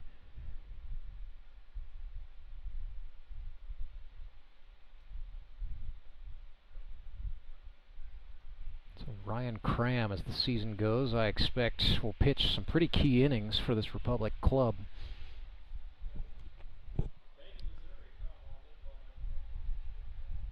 A Bank of Missouri foul ball for someone in attendance. If they can track that one down, foul balls are worth 50 cents. Yes, we like for our fans to take some souvenirs home from the ballpark, but we need baseballs. So, if you come to a GRBL game, please bring back the foul balls. We'll give you 50 cents for your trouble. Collect enough of those. Go get yourself some nachos at the concession stand. Everything pretty affordable here, just $5 admission for adults. Clark grounds this one right side. Andrews thought about going for the lead runner. Instead, he's going to take the safe option, throw over to first, and Devin Phillips where he gets the out. Thought about the double play and then thought twice. Zach Young got a good enough jump. And so now the batter is Johnny Best. JB asked him, what do you prefer? You like John or Johnny? He said, I'll take John, Johnny, JB. Doesn't matter. Just call me a baseball player. I said, sure, we can do that. Always aim to please here in the GRBL. So JB and the boys will be in action for real next Saturday, August 9th, for the Robert Lewis Memorial opening triple header at 6:30, baseball night in the Ozarks. Nixa Suckers will be the visitors against the Branson Showmen. At high noon that day, we'll start the festivities with the Republic Locos taking on the Moon City Mavericks. Then at 3, the Ozark Mountain Ducks will take on the Springfield Metropolitans. Do believe Nicholas Bacon will be my partner for that one. So it's the only Saturday on the schedule. After that, it's Sundays beginning August 17th. Right now, we do take Sunday, August 31st off in observance of Labor Day. However, if there is a rainout in one of the first 3 weeks, we would move the slate of games to August 31st. But we're banking on beautiful weather. It's going to be a hot one, we know. Saturday, looking at the long-range forecast, we've really been treated to some nice weather here today. Right now it's 80 degrees. Feels like it's about 84 down on the playing surface. And we've got a little bit of cloud cover, but a very high ceiling, so abundant sunshine all day. So it's first and second for the Suckers. The batter is Jamar Averyhart, the right fielder, who we just saw make a spectacular catch out in right field to start off this game. He's got some experience facing Ryan Cram. That is skied way up there. I think that is still in the air.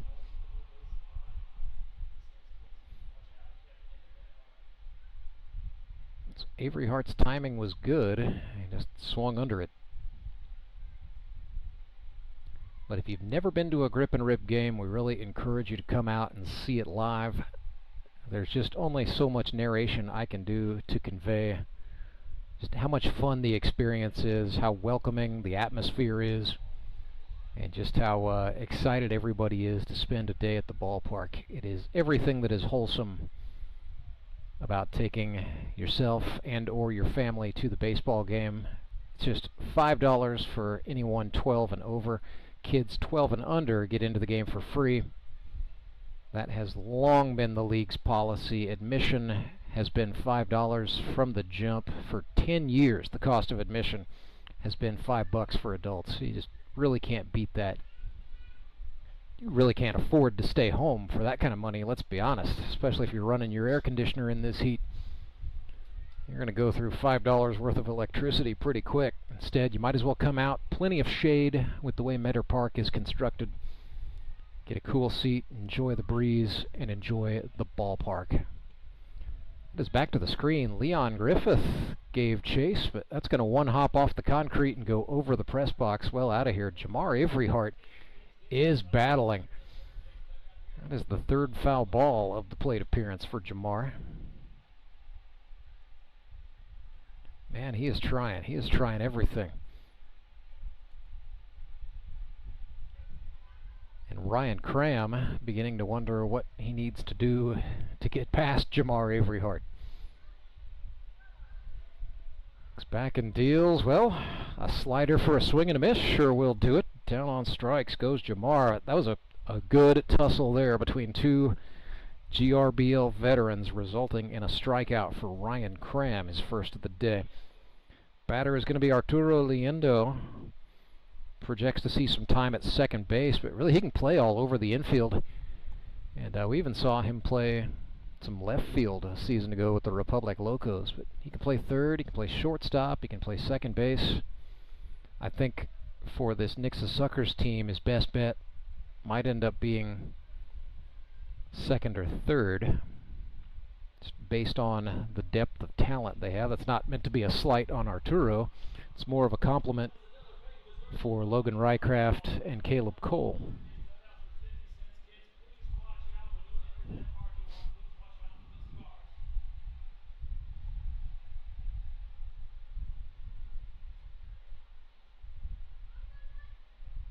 So Liendo, final batter of the first inning. 0-0 our score between the Suckers and the Locos.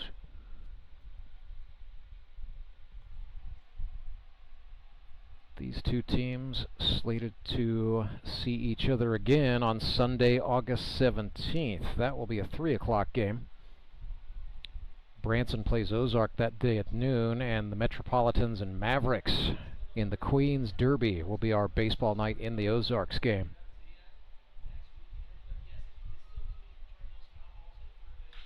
Liendo chops one to the first baseman. Devin Phillips throws over to first where Ryan Cram, the pitcher, was covering. It's a 3-1. And so Ryan Cram and the Locos get out of the inning unscathed. 0-0 is the score. We will go to the second. It's next when we come back. Life is full of things to worry about. Your home's foundation shouldn't be one of them. Vertical and horizontal foundation cracks, windows and doors that stick are all indications that your home has foundation issues. At Foundation Recovery Systems, we offer permanent solutions that help put your worries to rest. Call us today for a free inspection. Do you ever wake up and feel like you're already out of energy? I haven't felt that way since I started doing yoga. You do yoga? Every morning. Best change I've ever made. Try our community classes for only $8. Sumit's hot yoga. You are going to feel awesome!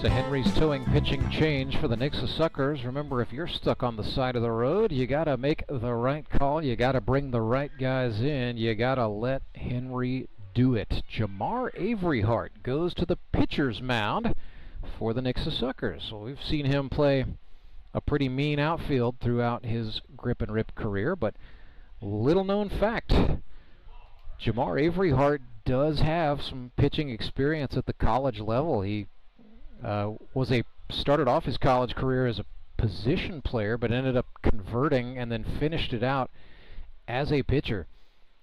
We've definitely seen some power in that right arm as he's made throws from the outfield. No bounce to third base or no bounce to home plate even. Now we're going to see if he can dial in the command from 60 feet 6 inches away. Jamar Averyhart, he would like to get some opportunities to pitch in this league, so it's the right balance for him of having some fun out here right now, but also trying to make the most of his chance, showing a little something perhaps, and trying to get himself considered for a more versatile role. His first pitch to Ryder Young was down for ball one. So Jamar Averyhart out of Trine University facing rookie Ryder Young from Springfield, Missouri, where he played his high school baseball at Glendale. He is the youngest player in the grip and rip this season at just 21 years old. Ryder Young laced that one into center field. It goes one hop in front of Skylar Carter. But that is 2 hits on the day for Ryder Young, who is making a very nice first impression for himself. And so now the batter is Caden Morrow, number 15. So Caden Morrow, rookie from Hillcrest in Springfield, Missouri. Big fan of the show Reacher, the televised version of some of the books featuring Jack Reacher.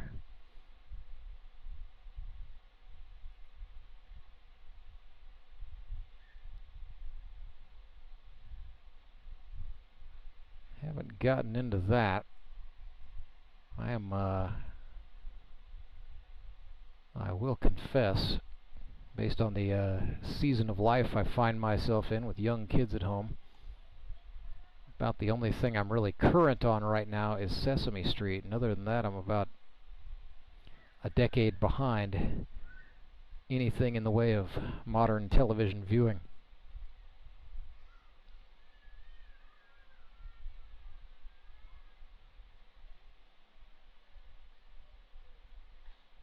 Ooh, that had a little bit of movement to it. Almost a, won't quite say sweeper, but we can call that a slider from Jamar Averyhart. Had a little bit of drop at the end, and then John Best did a nice job framing it, and an even better job framing that one that might have been a little bit low, but Daniel England out there calling the balls and strikes, so the zone's about 9 feet high and 6 feet wide. That was low for a ball, and so that is a walk on a full count. So a single and a walk, and the Locos are in business a little bit here. Going to bring up Ryan Cram with a man in scoring position. 0-0 is the score for the moment. A fastball swung on, fouled back. Cram just touched it.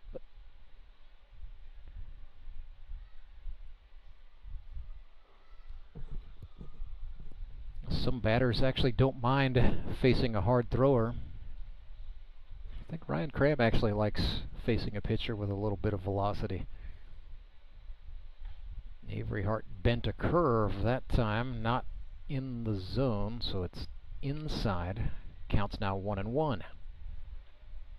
Jamar likes what he sees from John Best. Comes set and deals from the chest. Tried the hook again, missed high. So Averyhart is a very cerebral ball player.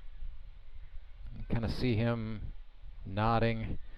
He's almost conversing with Johnny Best as this outing goes.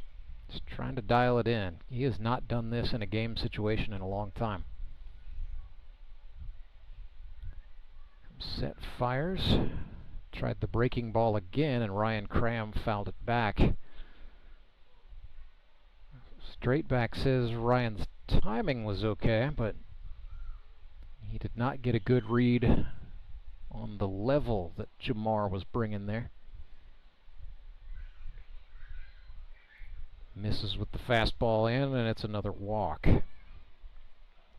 So bases are chucked for the Republic Locos, and it brings up Leon Griffith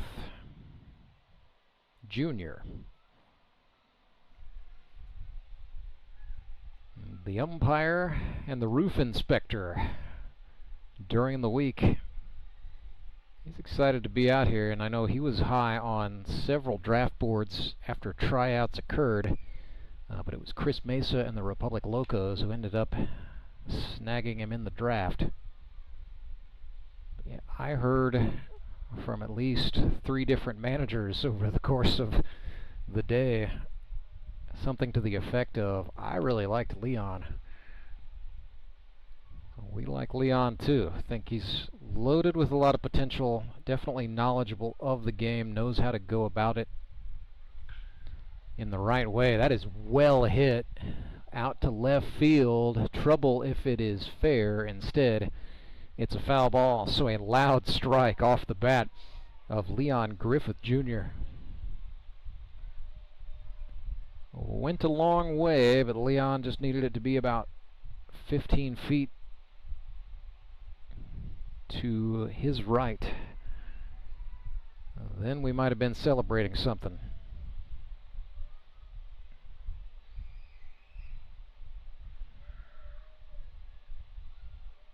So Griffith stands in, Averyhart comes set.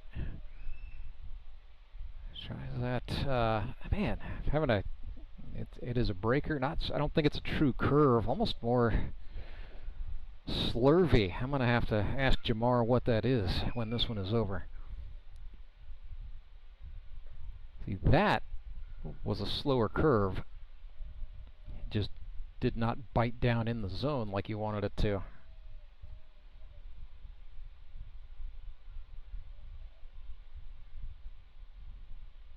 That was a fastball. Griffith lifted that one. It's going to stay on the infield. Logan Rycraft, the Suckers shortstop, camps out, makes the catch for the out. So one batter left this inning for the Locos with the bases loaded. It's going to be Caden Kaufman, the youngster from College of the Ozarks, by way of Wablo, Missouri, sponsored by Kaufman Power Washing. Caden Kaufman looks at the first offering from Jamar Averyhart. It is low. 1-0.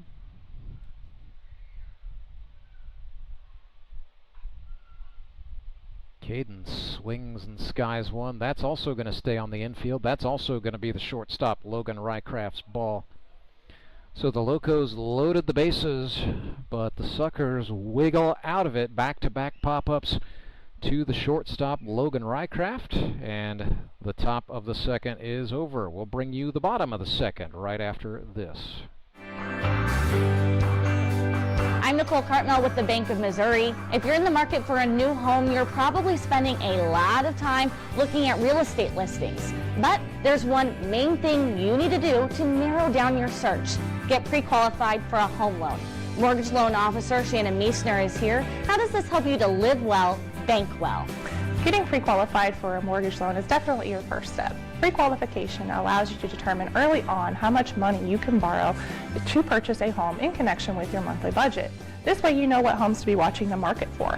We have lots of different loan options to fit everyone's unique needs. This way we can help you accomplish your homeownership dreams and goals. And the best part about pre-qualification is there's no cost. It's quick, easy, and it makes you a smart buyer. Thanks, Shannon. And of course, our mortgage loan officers like you are here to help you every step of the way. At the Bank of Missouri, we help you live well, bank well. The Bank of Missouri is an equal housing lender.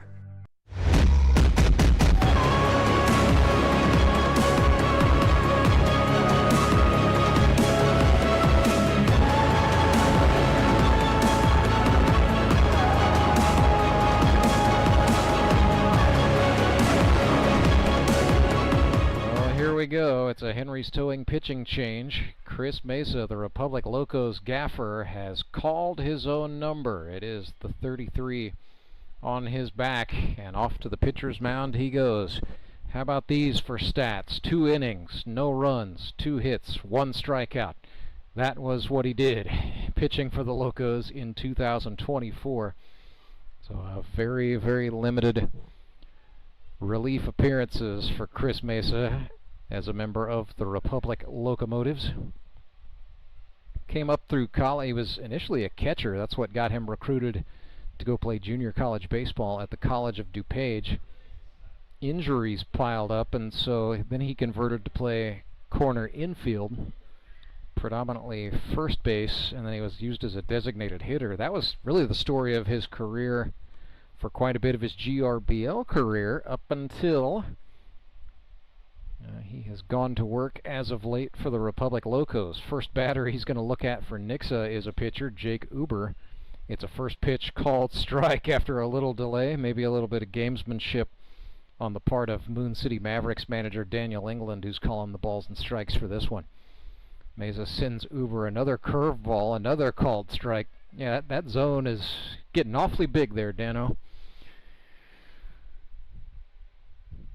So it's got to be what Jake is thinking. Well, yeah, there's no way you can get a called strike out of that, throwing behind a guy. And what happened there was the baseball just came out of Chris's hand about 12 inches before he meant for it to.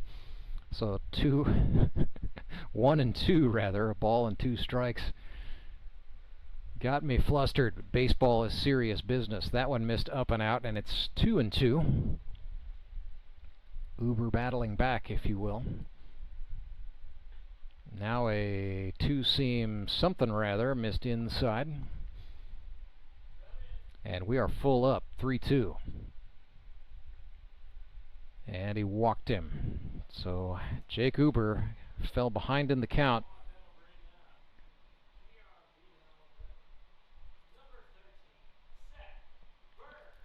But then 4 consecutive balls, and Uber is in business for Seth Burns.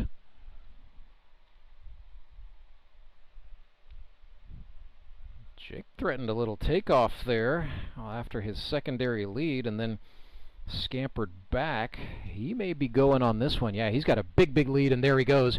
Burns swings, chops this one to the third baseman, Griffith. His only play is going to be first. They make the out there. Young throws back across the mound, but no chance for a tag. Uber advances first to third with some heads-up base running and a little bit of a textbook hit run there. On the 5-3.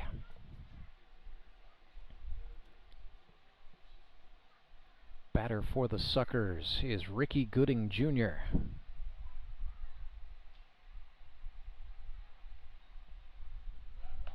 And a wild pitch allows Uber to score.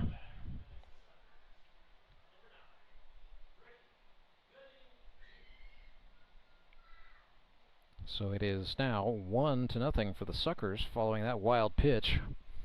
Locos don't seem that bothered by it. Here's a breaking ball swung on. That is in center field. Could be trouble. And it is not an outfielder. That's the shortstop making the grab. Nice hustle there from Caden Kaufman, the rookie out of College of the Ozarks. Making the catch, and Mesa's reward is now to face the center fielder, Skylar Carter. He is the GRBL's all-time leader in base hits.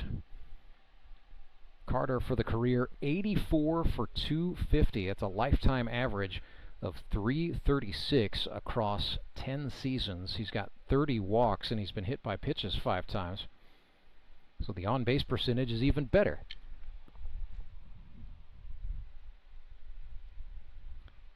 Mesa exhales sharply, bends that one into the zone for a called strike.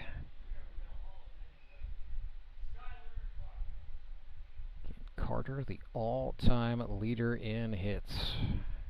And he wants to keep playing, so he could very well be the first player to reach the 100-hit mark.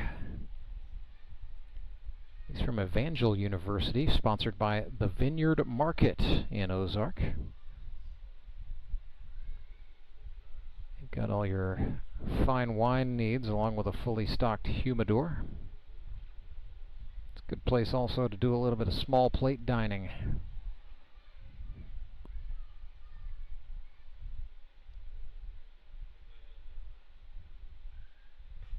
Breaking pitch up and out of the zone, and Carter takes the walk. So last batter of the inning is going to be Logan Rycraft. Definitely expect opening day, a little bit of a derby perhaps to see who's going to bat in the leadoff spot for the Suckers. Could be Carter, could be Caleb Cole, could be Logan Rycraft. Not sure what Courtney Spitz is going to do exactly. He's got some figuring. And really, all three of those men have batted leadoff at one point or another in their careers. Carter most recently did it with the Branson Showmen in 2024 on the way to a championship.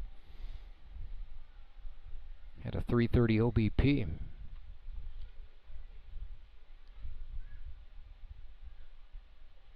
Mesa missed high with a fastball.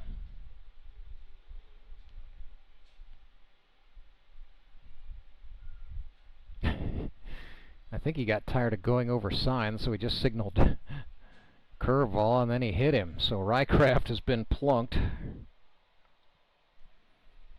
And that's 5 batters, so that is the end of the second inning. Nixa Suckers now lead it 1-0. A walk to Jake Uber, some heads-up base running, and a wild pitch brought home what is standing up as the difference maker. 1-0. Suckers lead the Locos, and back right after this. When Gary and Sandra Henry started Henry's Towing nearly 5 decades ago, customers knew that Henry would be the guy coming to help. People would call and ask to let Henry do it. And as Springfield has grown, our family has grown as well, so there's always someone around to come help you out. Everyone at Henry's is a member of the family, fully trained and as dependable as the original. With a family this size, help is always right around the corner. So if you find yourself in need of roadside assistance, remember to call the name you've grown to know and trust. Remember to let Henry do it.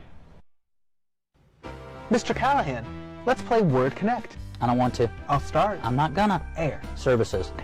Professional. Trustworthy. Quality. Satisfaction. Everyday.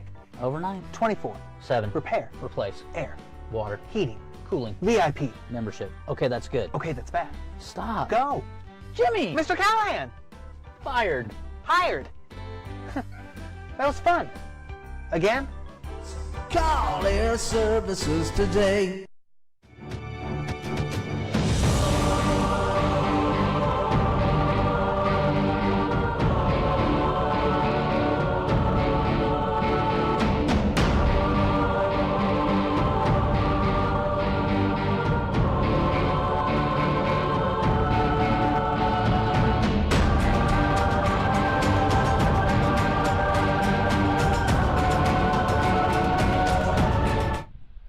It's another Henry's Towing pitching change for the Nixa Suckers, and turnabout is fair play, I guess, as player manager Courtney Spitz, following the suit of his arch nemesis Chris Meza for the Locos, Spitz has decided to call his own number, and he is on the pitcher's mound. We haven't seen this since 2023, when he gave up 2 earned runs in 2 innings on 5 hits with a walk.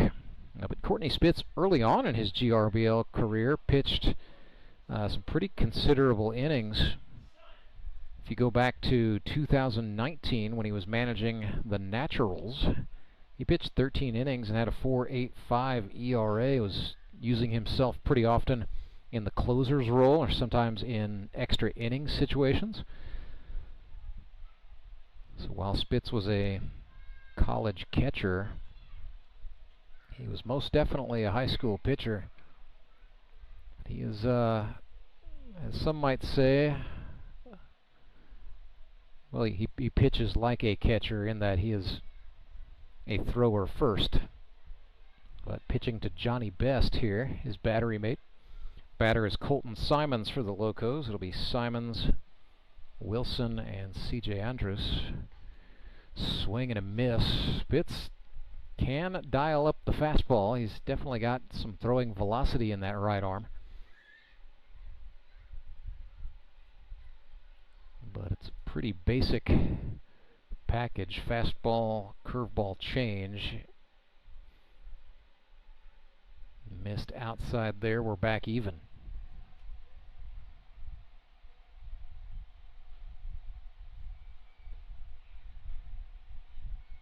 And down on strikes goes Colton Simons. So Scott Wilson singled his first time up.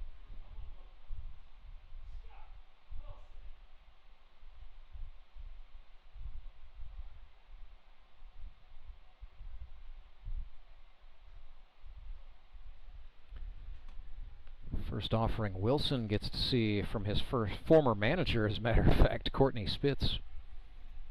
A ball down and away. And that one misses up high, and it's 2-0.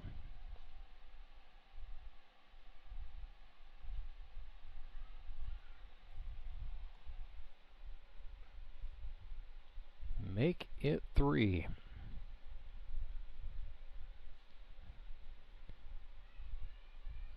John Best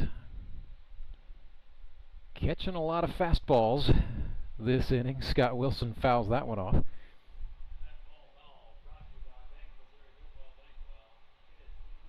So Johnny gets to rest his hand for a hot second here. Spitz comes back. That looked like he took something off, but he misses high, and so Scott Wilson draws the walk. C.J. Andrews up now. He drew a walk his first time up this session against the Suckers. But this will be his first look at Courtney Spitz.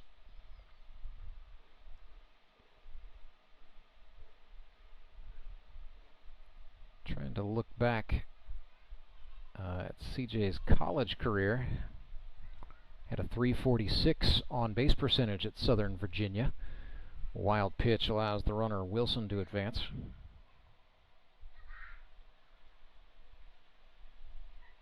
.59 hits in 56 games. That'll do. 3 doubles, 27 RBIs, walked 21 times, struck out 36 times. Also had an .889 fielding percentage, did Dr. C.J. Andrews, the rookie for the Locos. Swings and sends this one foul, out of play first base side, so very late to it, a little bit of a survival swing there.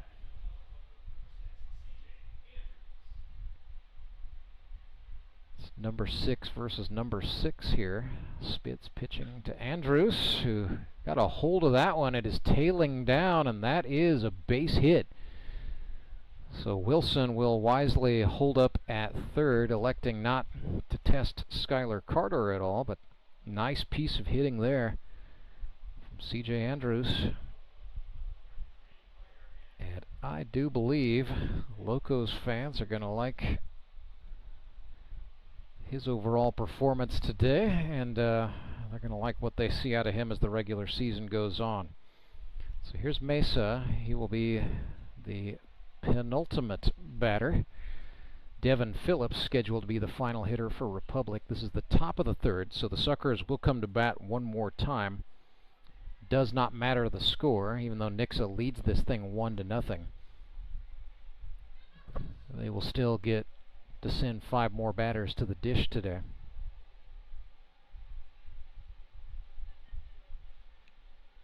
Spitz came home, bounced that one.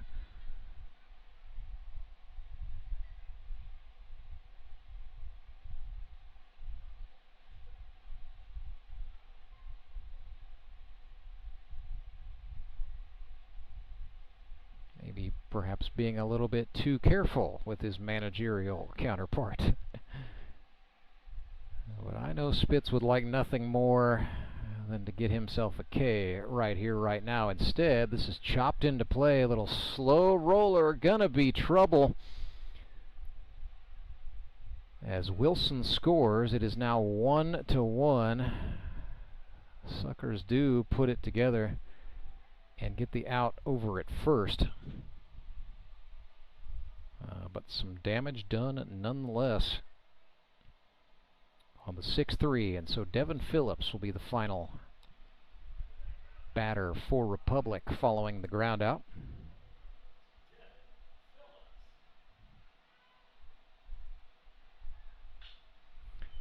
Swinging a grounder right side. That is picked up and handled nicely by the Suckers' third baseman.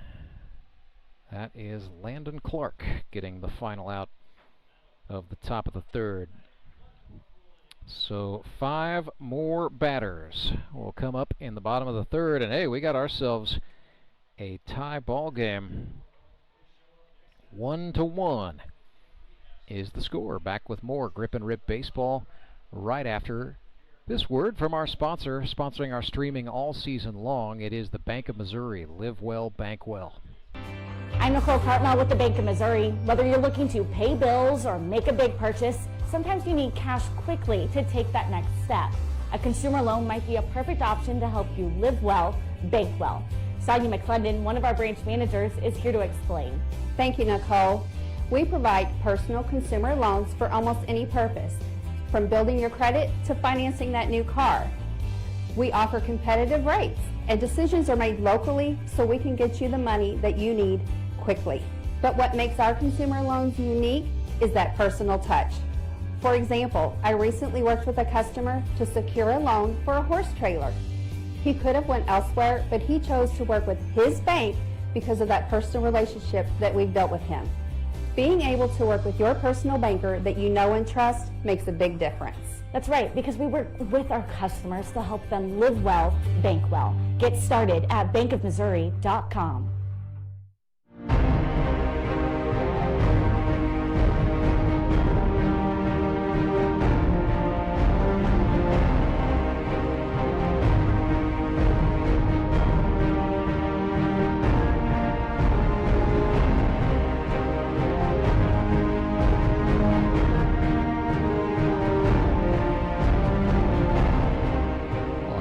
one more crowd pleaser for everybody from the Repmo Baseball Club. Colton Simons, Coach Colton as he is known, is going to the pitcher's mound. It'll be Simons finishing this out for the Republic Locos, trying to preserve a 1-1 tie. Nixa Suckers are going to try to hang up one more run in their last 5 at-bats. So that will be our final Henry's Towing pitching change of the day.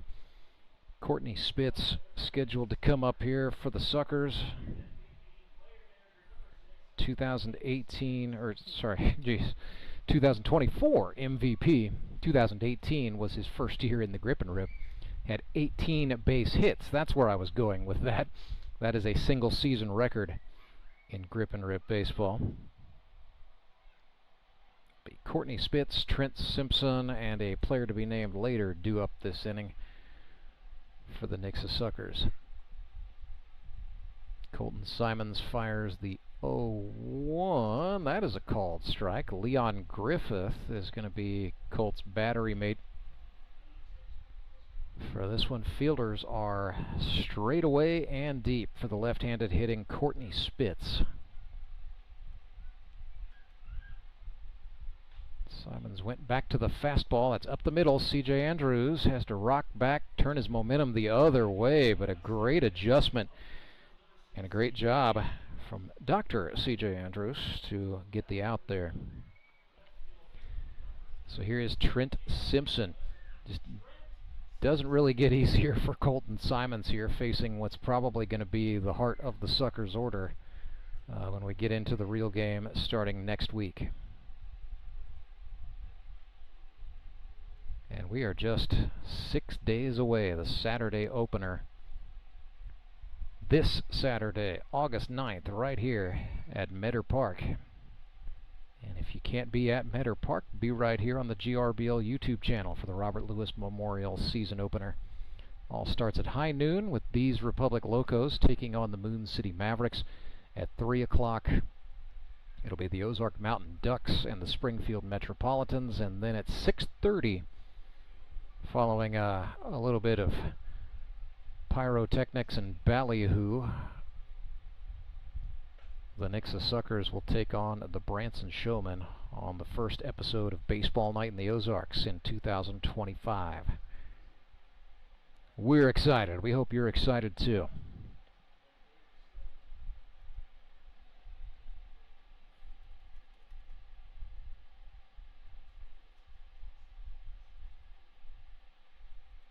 Simons comes home another fastball. Simpson puts this one in the air to left, but a nice job, Scott Wilson. Got a good jump on the ball. Made a potentially tough play. Looked like it was no big deal.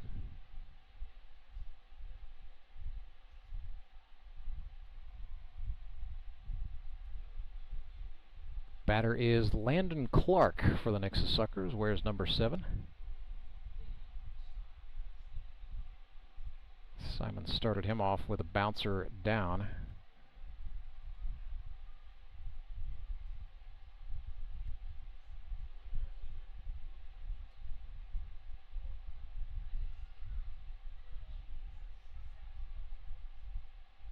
Landon Clark, sponsored by Elevate Athletics. And that is his business. He is the owner.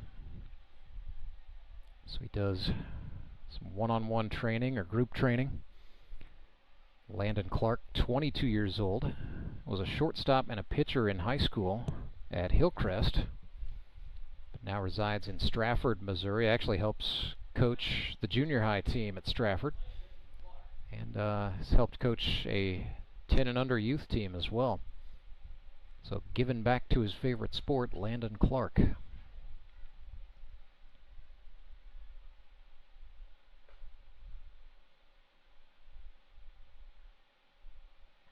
Watch that one go by. Now stepped out of the box, took a practice cut, and gets back in there. Colton Simons also taking the moment to gather it up.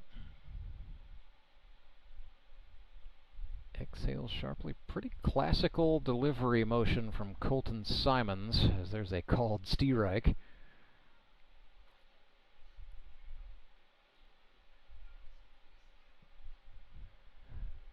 Might have thought he walked there instead. Daniel England put up the finger. That ran in. That was the walk that Landon Clark was looking for, I do believe.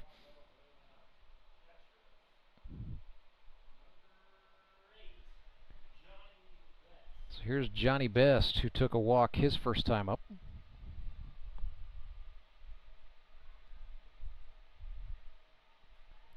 From Falcon, Missouri, by way of Bakersfield, California.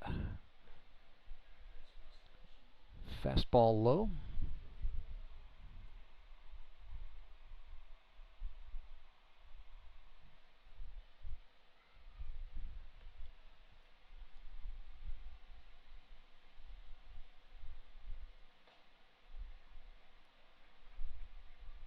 Swing and a miss there. I've been informed, made an erroneous statement earlier. There's no such thing as ballyhoo in baseball. I guess we're going to have ourselves a very serious season opener, so apologies. There will be no ballyhoo. There will be 3 pretty good games. Saturday, August 9th, beginning at high noon. We will likely fire up the stream around 11:30. I'll probably start talking around 11:45. Got a lot to get to in the pregame as we sort of look ahead to the entire season. Then we will get you set for the Republic Locos and the Moon City Mavericks. That will be the game that sets the table for the rest of the season. A 7-week regular season followed by 3 Sundays of playoff games. If you're new to the GRBL, welcome back to baseball.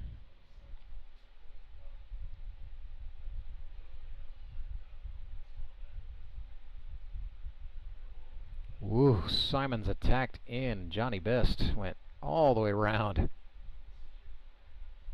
He was thinking about hitting one over the left field fence into the swimming pool here at Meador Park, I think. That was a dad swing.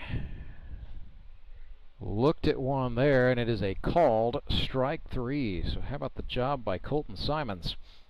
Battling there to get the better of Johnny Best.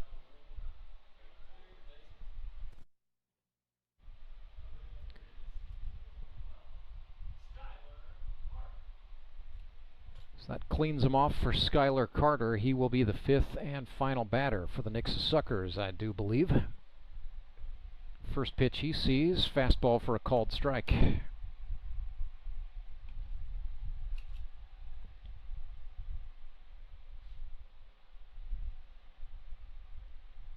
The 0-1 to the GRBL's all-time leading hitter, framed nicely by Leon Griffith. Simons caught just enough of the corner to get ahead here, 0-2. Potential go-home pitch here. Not this time. Eye level with Skylar Carter. He's being pretty patient in the box. Now we're 1-2, and Carter has got enough at-bats in this league that that's not going to frazzle him too much. Breaking pitch is high. Colt tried to bend that one down in the zone, touches his chest to tell Leon Griffith, my bad. Counts now even 2-2.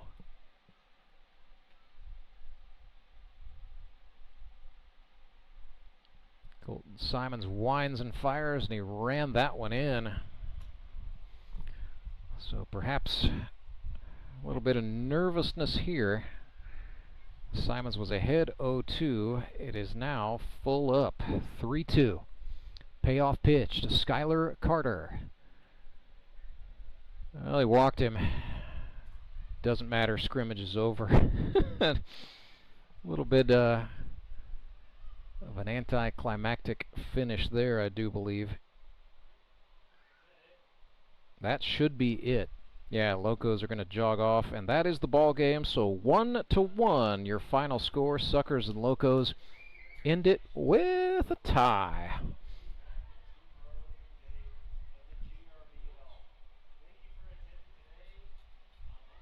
And And we will see both of these teams back in action Saturday, August 9th.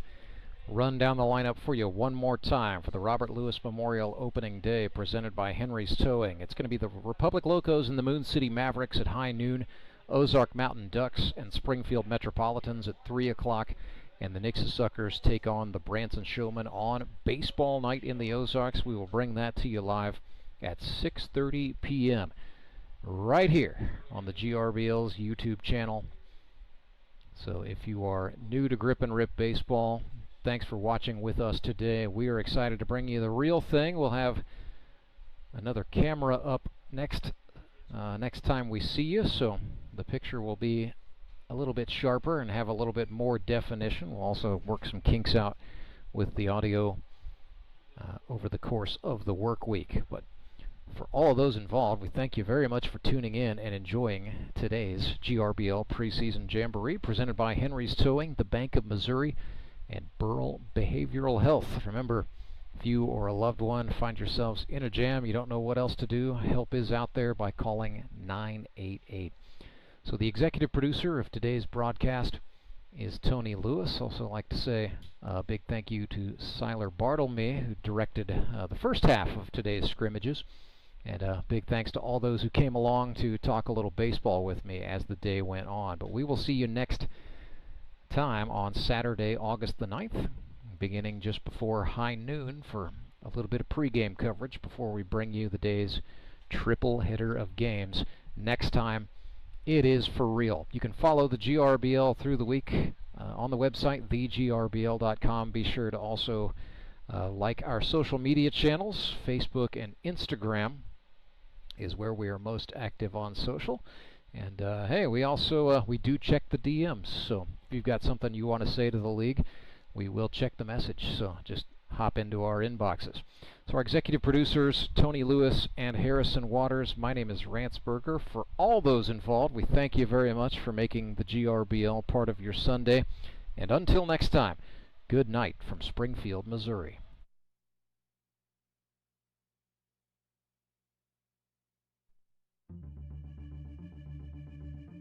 It started with an idea. Championship game of the Grip and Rip Baseball League here in Ozark, and we have had a wild one. It's gone back and forth over the last few innings, just like the season series between these And two became teams. a passion. Had no idea what to expect. It's incredibly nostalgic. A brotherhood was created. These guys, they're like family now.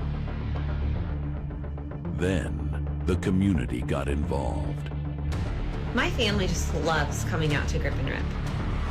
And $1,000 goes to ALS in the Ozarks. We love the Rangers! Champions were crowned. Back to back to back for Justin Skinner. Let's go! Champions! Mark Webb and the Ozark Mountain Ducks are the champions. Bring on season 10. Moon City, baby.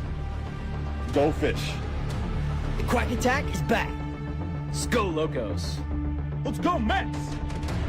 It's showtime. Welcome to season 10 of the GRBL. Baseball's ultimate second chance.